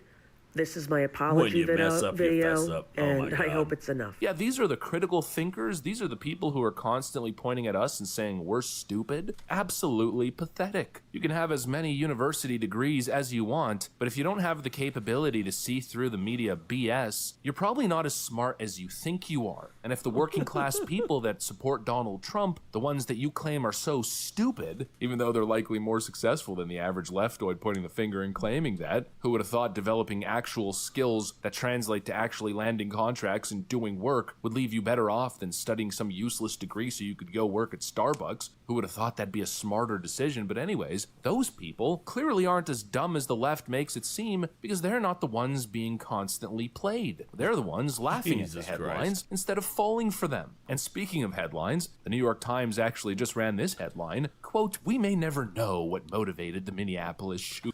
Oh my God, of course we do. We do now. Jesus Christ. What motivated the shooter? We may never know. Yeah, that seems to always be the case, isn't it? Yeah, they seem to never know what motivates any shooter. First of all, there's CIA ties, but even without that, they're always like, oh, kill the Christians. They're always shooting up a Christian school or a Christian church. Like, I'm so sick of them feigning this ignorance, bro. Like, no, you know why. You know why. Shooter. Oh, it's just such a mystery. Are you freaking serious? I mean, the words are literally carved into the rifle. Where's your God now? It was an anti-Christian act of hate, which of course, perfectly lines up with left-wing rhetoric and ideology. And that, of course, to most people with eyeballs and brains, well, it was instantly obvious. But of course, now the left doesn't want you to go there. Don't notice the obvious. The obvious is racism. It's bigotry. And of course, it's clear why they're saying that. It's clear why that's the intention, because they know the evidence points back to their ideology. You know, suddenly it's time for discretion. Suddenly it's time for unity. But do you think they'd apply that same standard if it was a white male wearing a MAGA hat? Of course not. It'd be wall-to-wall constant coverage, but the shooter is a trans individual with anti-Trump rhetoric, and suddenly there's no motive. Suddenly it's silence. Don't ask any questions. Or my favorite talking point, the stats don't back up what you're saying. CNN tried to pull that talking point against Sebastian Gorka yesterday morning. By CNN's count, when you look at 32 school shootings since 2020, in which you have 4 or more people. Hey, Gene. Welcome back. Welcome back. Good to see you. Who have been killed. So these are the larger school shootings. Only 3 of 32 of those shootings were committed by transgender shooters. Yeah, forgive me if I don't go with CNN. I'm pretty sure like the last 8 shootings were all transgender. And stats, okay? CNN has... Are we talking about politics? I guess so. We're talking about the Minneapolis shooter. Proven itself to be wholly inaccurate in all kinds of things for the last... And then we're going to watch some Daily Dose of Internet. That's next on the agenda.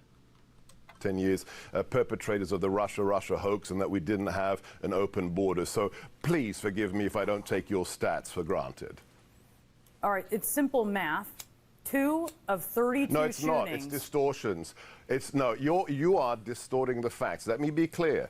In just a couple of years, we have seen 7 mass shootings involving people of transgender nature or who are confused in their gender. 7. I saw what But, like, can we agree that all shooters are mentally disturbed?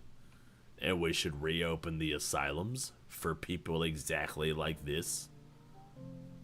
Them being trans doesn't necessarily have anything to do with it. Like, it doesn't matter whether they're trans, gay, straight, white, black, yellow, green, blue, pink, or orange. It doesn't fucking matter. They're fucking crazy. Only a crazy person would shoot up a fucking church.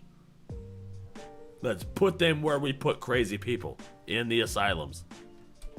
In just the last couple of years, I see that your is list of inordinately 7. high. So I see your please, list of 7. 2 of them I'm are going to stick. I'm going to see. Sebastian and I'm going Mr. to Gorka. stick with the facts and not not CNN's pseudo fact. The stats disprove your claim. The stats disprove your concern. Oh, really? Again, the leftoids need to be educated on the concept of per capita. It's actually really not that complicated. The media loves to pretend as if it's another right-wing conspiracy theory, but the per capita numbers do not lie. Less than 1% of the US population identifies as transgender. Yet in the last, let's call it 5 or 6 years, we've seen multiple confirmed trans shooters. And I'm not talking about gang drive-bys, which will obviously skew the numbers. If we isolate specifically for these acts of domestic extremism and terrorism, if we run the math when it comes to these mass shooting events committed by trans individuals in respect to their population size, which is less than 1% of the population, you get several cases per million. And if you compare that to white men, which the left is always telling you, oh, white men shooting up schools, the number comes up to less than 1 per million. So we're actually looking at a massive overrepresentation. But what about white men who identify as women? Does that go from one category to the next?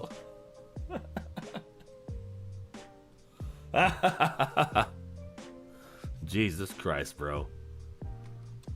Here, the statistics don't lie, the threat is real. But if you identify that, suddenly you're the bigot. How dare you go there? Well, again, it's obvious why. They caused this. You know, they're virtue signaling about young life being lost, but again, it's their rhetoric, it's their ideology that led to this. Yeah. We keep hearing about trans genocide, fighting back with violence. We keep seeing the glorification of left-wing murderers. And don't tell me that isn't happening, because people are already selling t-shirts with this individual's face on them, not to...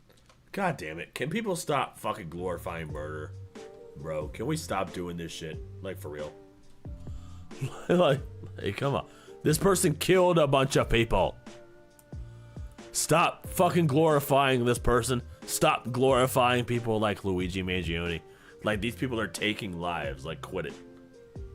It doesn't matter if they support your cause or if they align with you ideologically. Like, quit it. If someone agreed with every single one of my points completely 100% down the ballot and then they went and assassinated somebody, I wouldn't fucking back them. I wouldn't put their fucking face on a t-shirt, dude. Like, we need to fucking quit that shit. That's mental illness. 100%. Mention everything we saw with Luigi Mangione and other individuals. We've also got this guy who's openly celebrating this act of violence. And you know what? There's going to be a lot more of that coming up. You know, especially in these religious areas, you know, hey, we've had enough of your kind coming after public schools, right? It's about time, churches and Catholic schools and religious schools, it's about time they get their turn. That's what I think. That's what I think. What the fuck are you even saying, bro? And watch people do it. And wow, dude. I'm laughing about yesterday. You guys want to laugh about us? We're going to laugh about you. Not to mention the constant post celebrating this act on Reddit. I'm sure you guys have seen that bounce around all over social media. You know, it's obvious that more and more of these cases are being traced right back to left-wing ideology and extremism, and they don't want you to notice. But I'd say the pattern is becoming undeniable. It's becoming hard to miss. Democrats lie, they project, and of course they cover for the monsters that they radicalize. They love to scream white supremacy when it fits their narrative, but when it's their side, when it's a trans shooter, when it's a leftist, when it's a pro-Palestinian activist, suddenly, oh well, the facts are foggy. There's no clear motive. Don't point fingers, no. But enough's enough, we can see right through it. And at the end of the day, it's not... What is the Talmud? It's not about bigotry. It's not about politics either. It's about safety. It's about keeping kids safe in Christian schools. And the truth is, right now, there is a pipeline of left-wing radicalization that is leading to direct real-world violence. And it's time that people notice. I've been screaming from the mountaintops for years, and really the sad part is, a lot of what I predicted 4, 5, 6 years ago, well, it's now here. Anyways, that's pretty much what I got for you guys. Thanks for watching, and I'll see you on the next one. We'll see you on the next one. Uh-oh. Oh, okay. Daily Dose was next. Got it. Cool. Bet.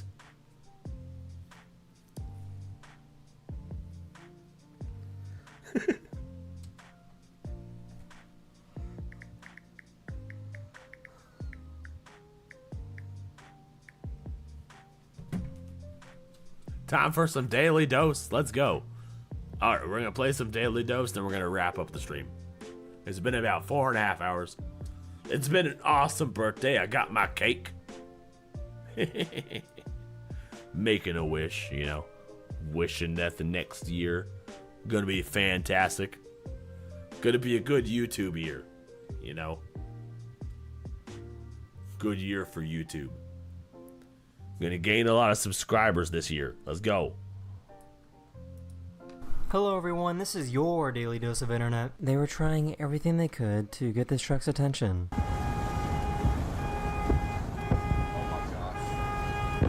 Yeah, he needs to. Oh, bro, dude.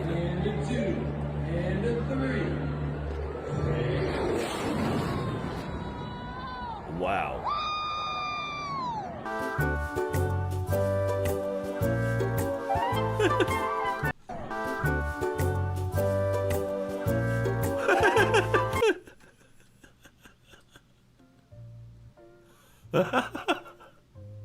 They just fucking lifted him off the ground, bruh.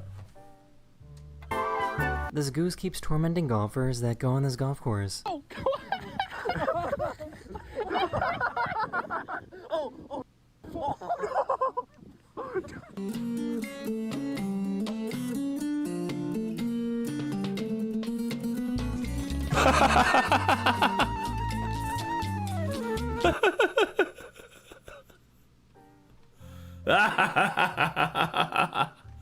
I mean, if you can't go to the beach, bring the beach to you, bro. I like these guys' mentality.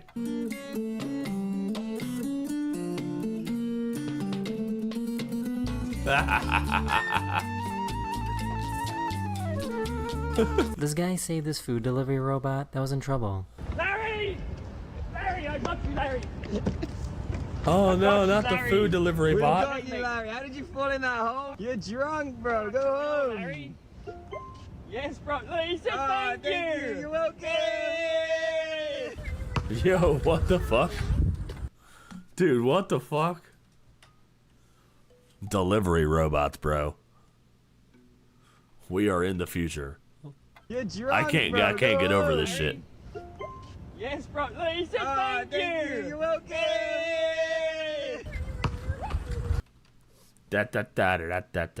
I'm going to post a video tonight after a month break myself.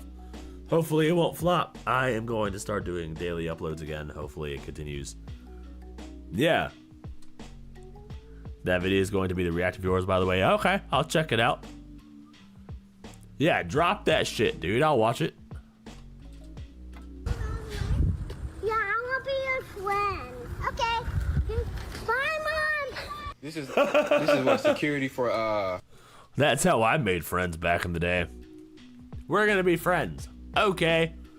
And then we hang out for like 1.5 years. the apartments. Yeah. Oh wow. Yeah, we do security monitoring around the area. That's Is dope. that a security So why robot is this dog, dog dude? so What the evil?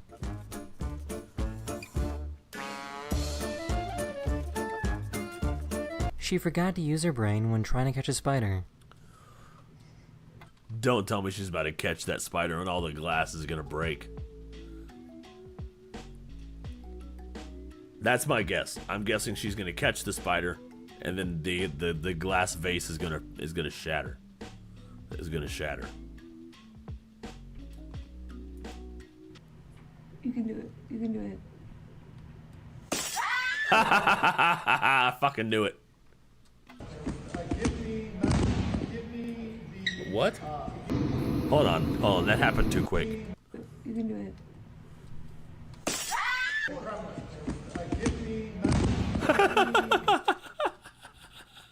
What in the tango dance move was that, bro?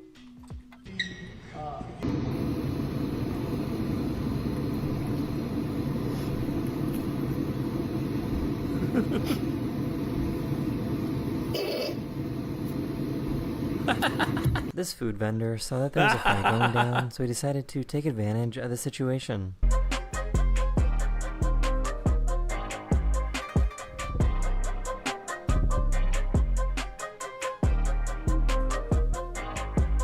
This guy decided to use his car to get on his roof. How does that backfire?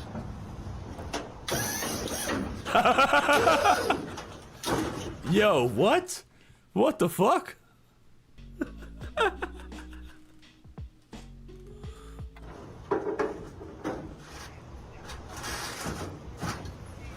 How did he do that?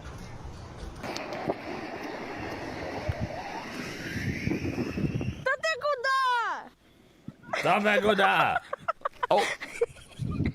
So, what are you even supposed to do in this type of situation?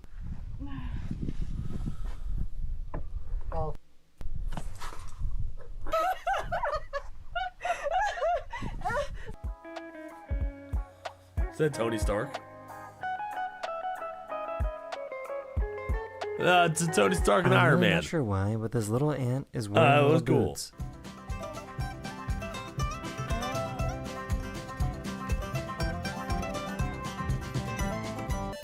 Trying to get this ball that got stuck in this net.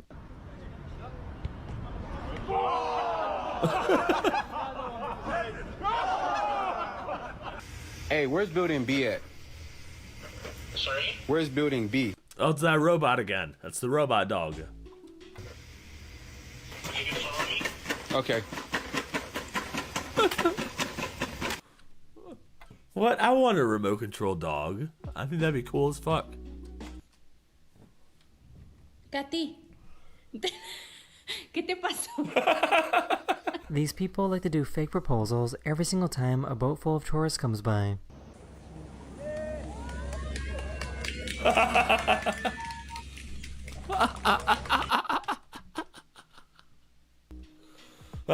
They do fake proposals every time a tour bus comes by.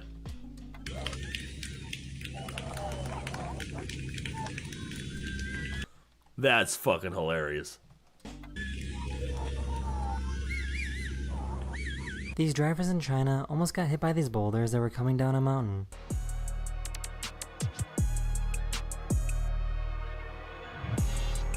Oh damn. Jesus Christ.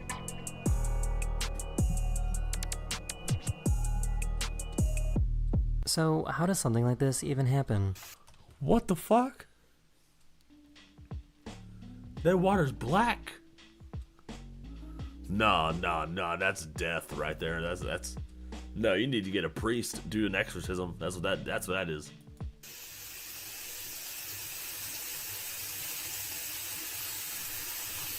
One of my your water's subscribers recorded black. this video of these caterpillars circling around this water bottle.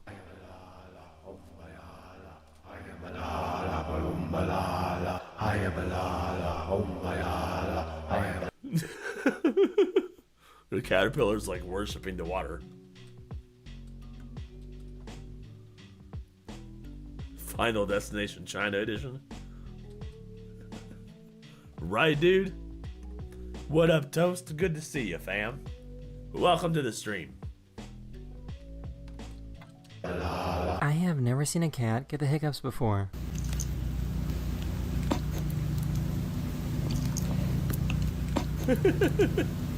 Oh no, the kitty. So why does this keep happening to Kitty the has village in hiccups. China?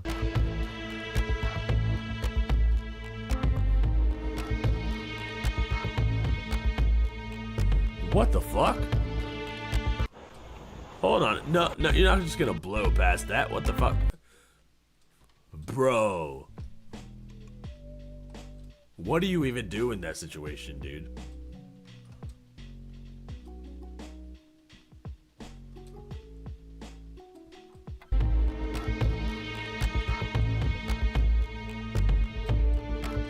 Like, what do you do?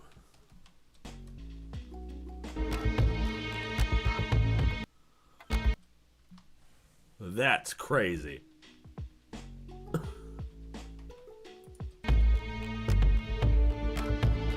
That's one big pothole, right, dude?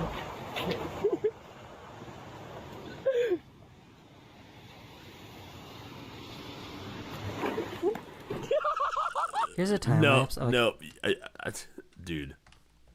I'd be too afraid to have my phone out right there. China is the Ohio of Asia.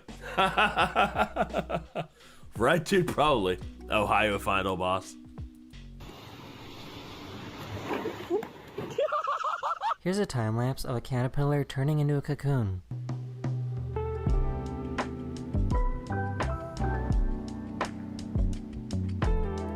Okay.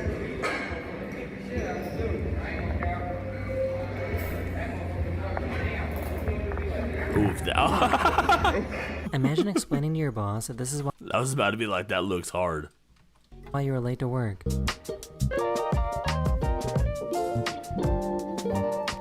These people turn their living room into a cat paradise.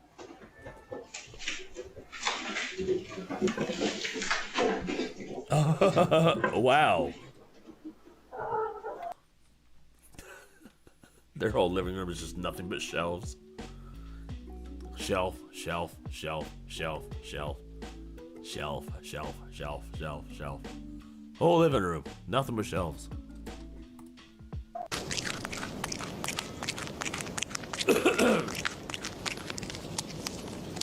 Oh, he's a hungry boy. Hungry boy. So hungry. They lost control of this hot dog stand that they were trailing on this highway.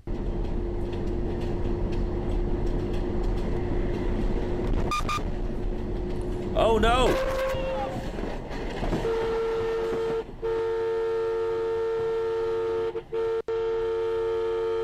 Yo, oh dude, bro. What the fuck? This cat was demanding and wanted more pets.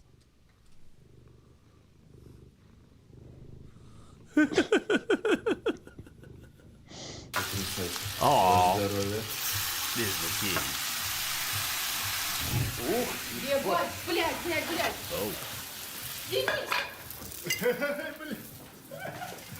Oh. Some grocery stores are starting to use robots to sell products. More robots taking jobs. Look at that shit. Who's gonna sell bananas now? Fucking robots? Do you want robots selling your bananas? Look at that. Taking more jobs.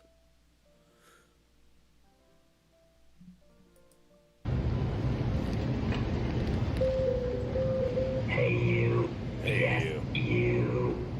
Grab a fresh Del Monte banana before I eat. Just kidding. What the fuck? Hey, you. Eat a Del Monte banana. These fucking clankers. I'm a robot. This guy was wake surfing in Utah when a helicopter showed up. Not a helicopter.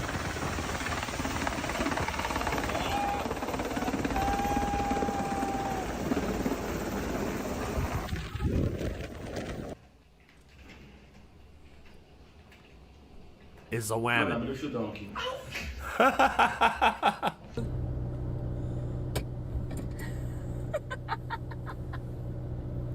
And not That is the end of this video, or we hope you enjoyed. And I'll see you guys again very, very soon. Later. Later. That's it for Daily Dose.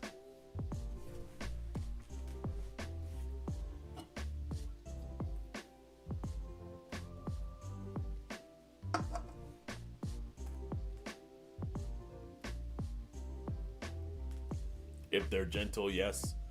Bananas are bruising nightmares, yep. Bananas bruise easy. But I don't know. You want robots taking jobs away from hardworking banana salesmen. But anyways, thank you guys for coming to the stream. I appreciate you guys stopping by. Always, I had a good birthday. Thanks to you, chat. Thanks to you, chat. You made my birthday good. You were a nice chat. Anyways, I'll see you guys next weekend. I'll drop another video on Saturday. And then we'll do another live stream on Sunday, 7:30 p.m. Eastern time, as per the usual. So thank you guys for coming out. Alien Bros, Toast, Raven, Emily, appreciate you guys coming in. And I'll see you guys next week. That video is bananas. B-A-N-A-N-A-S. This shit is bananas. B-A-N-A-N-A-S.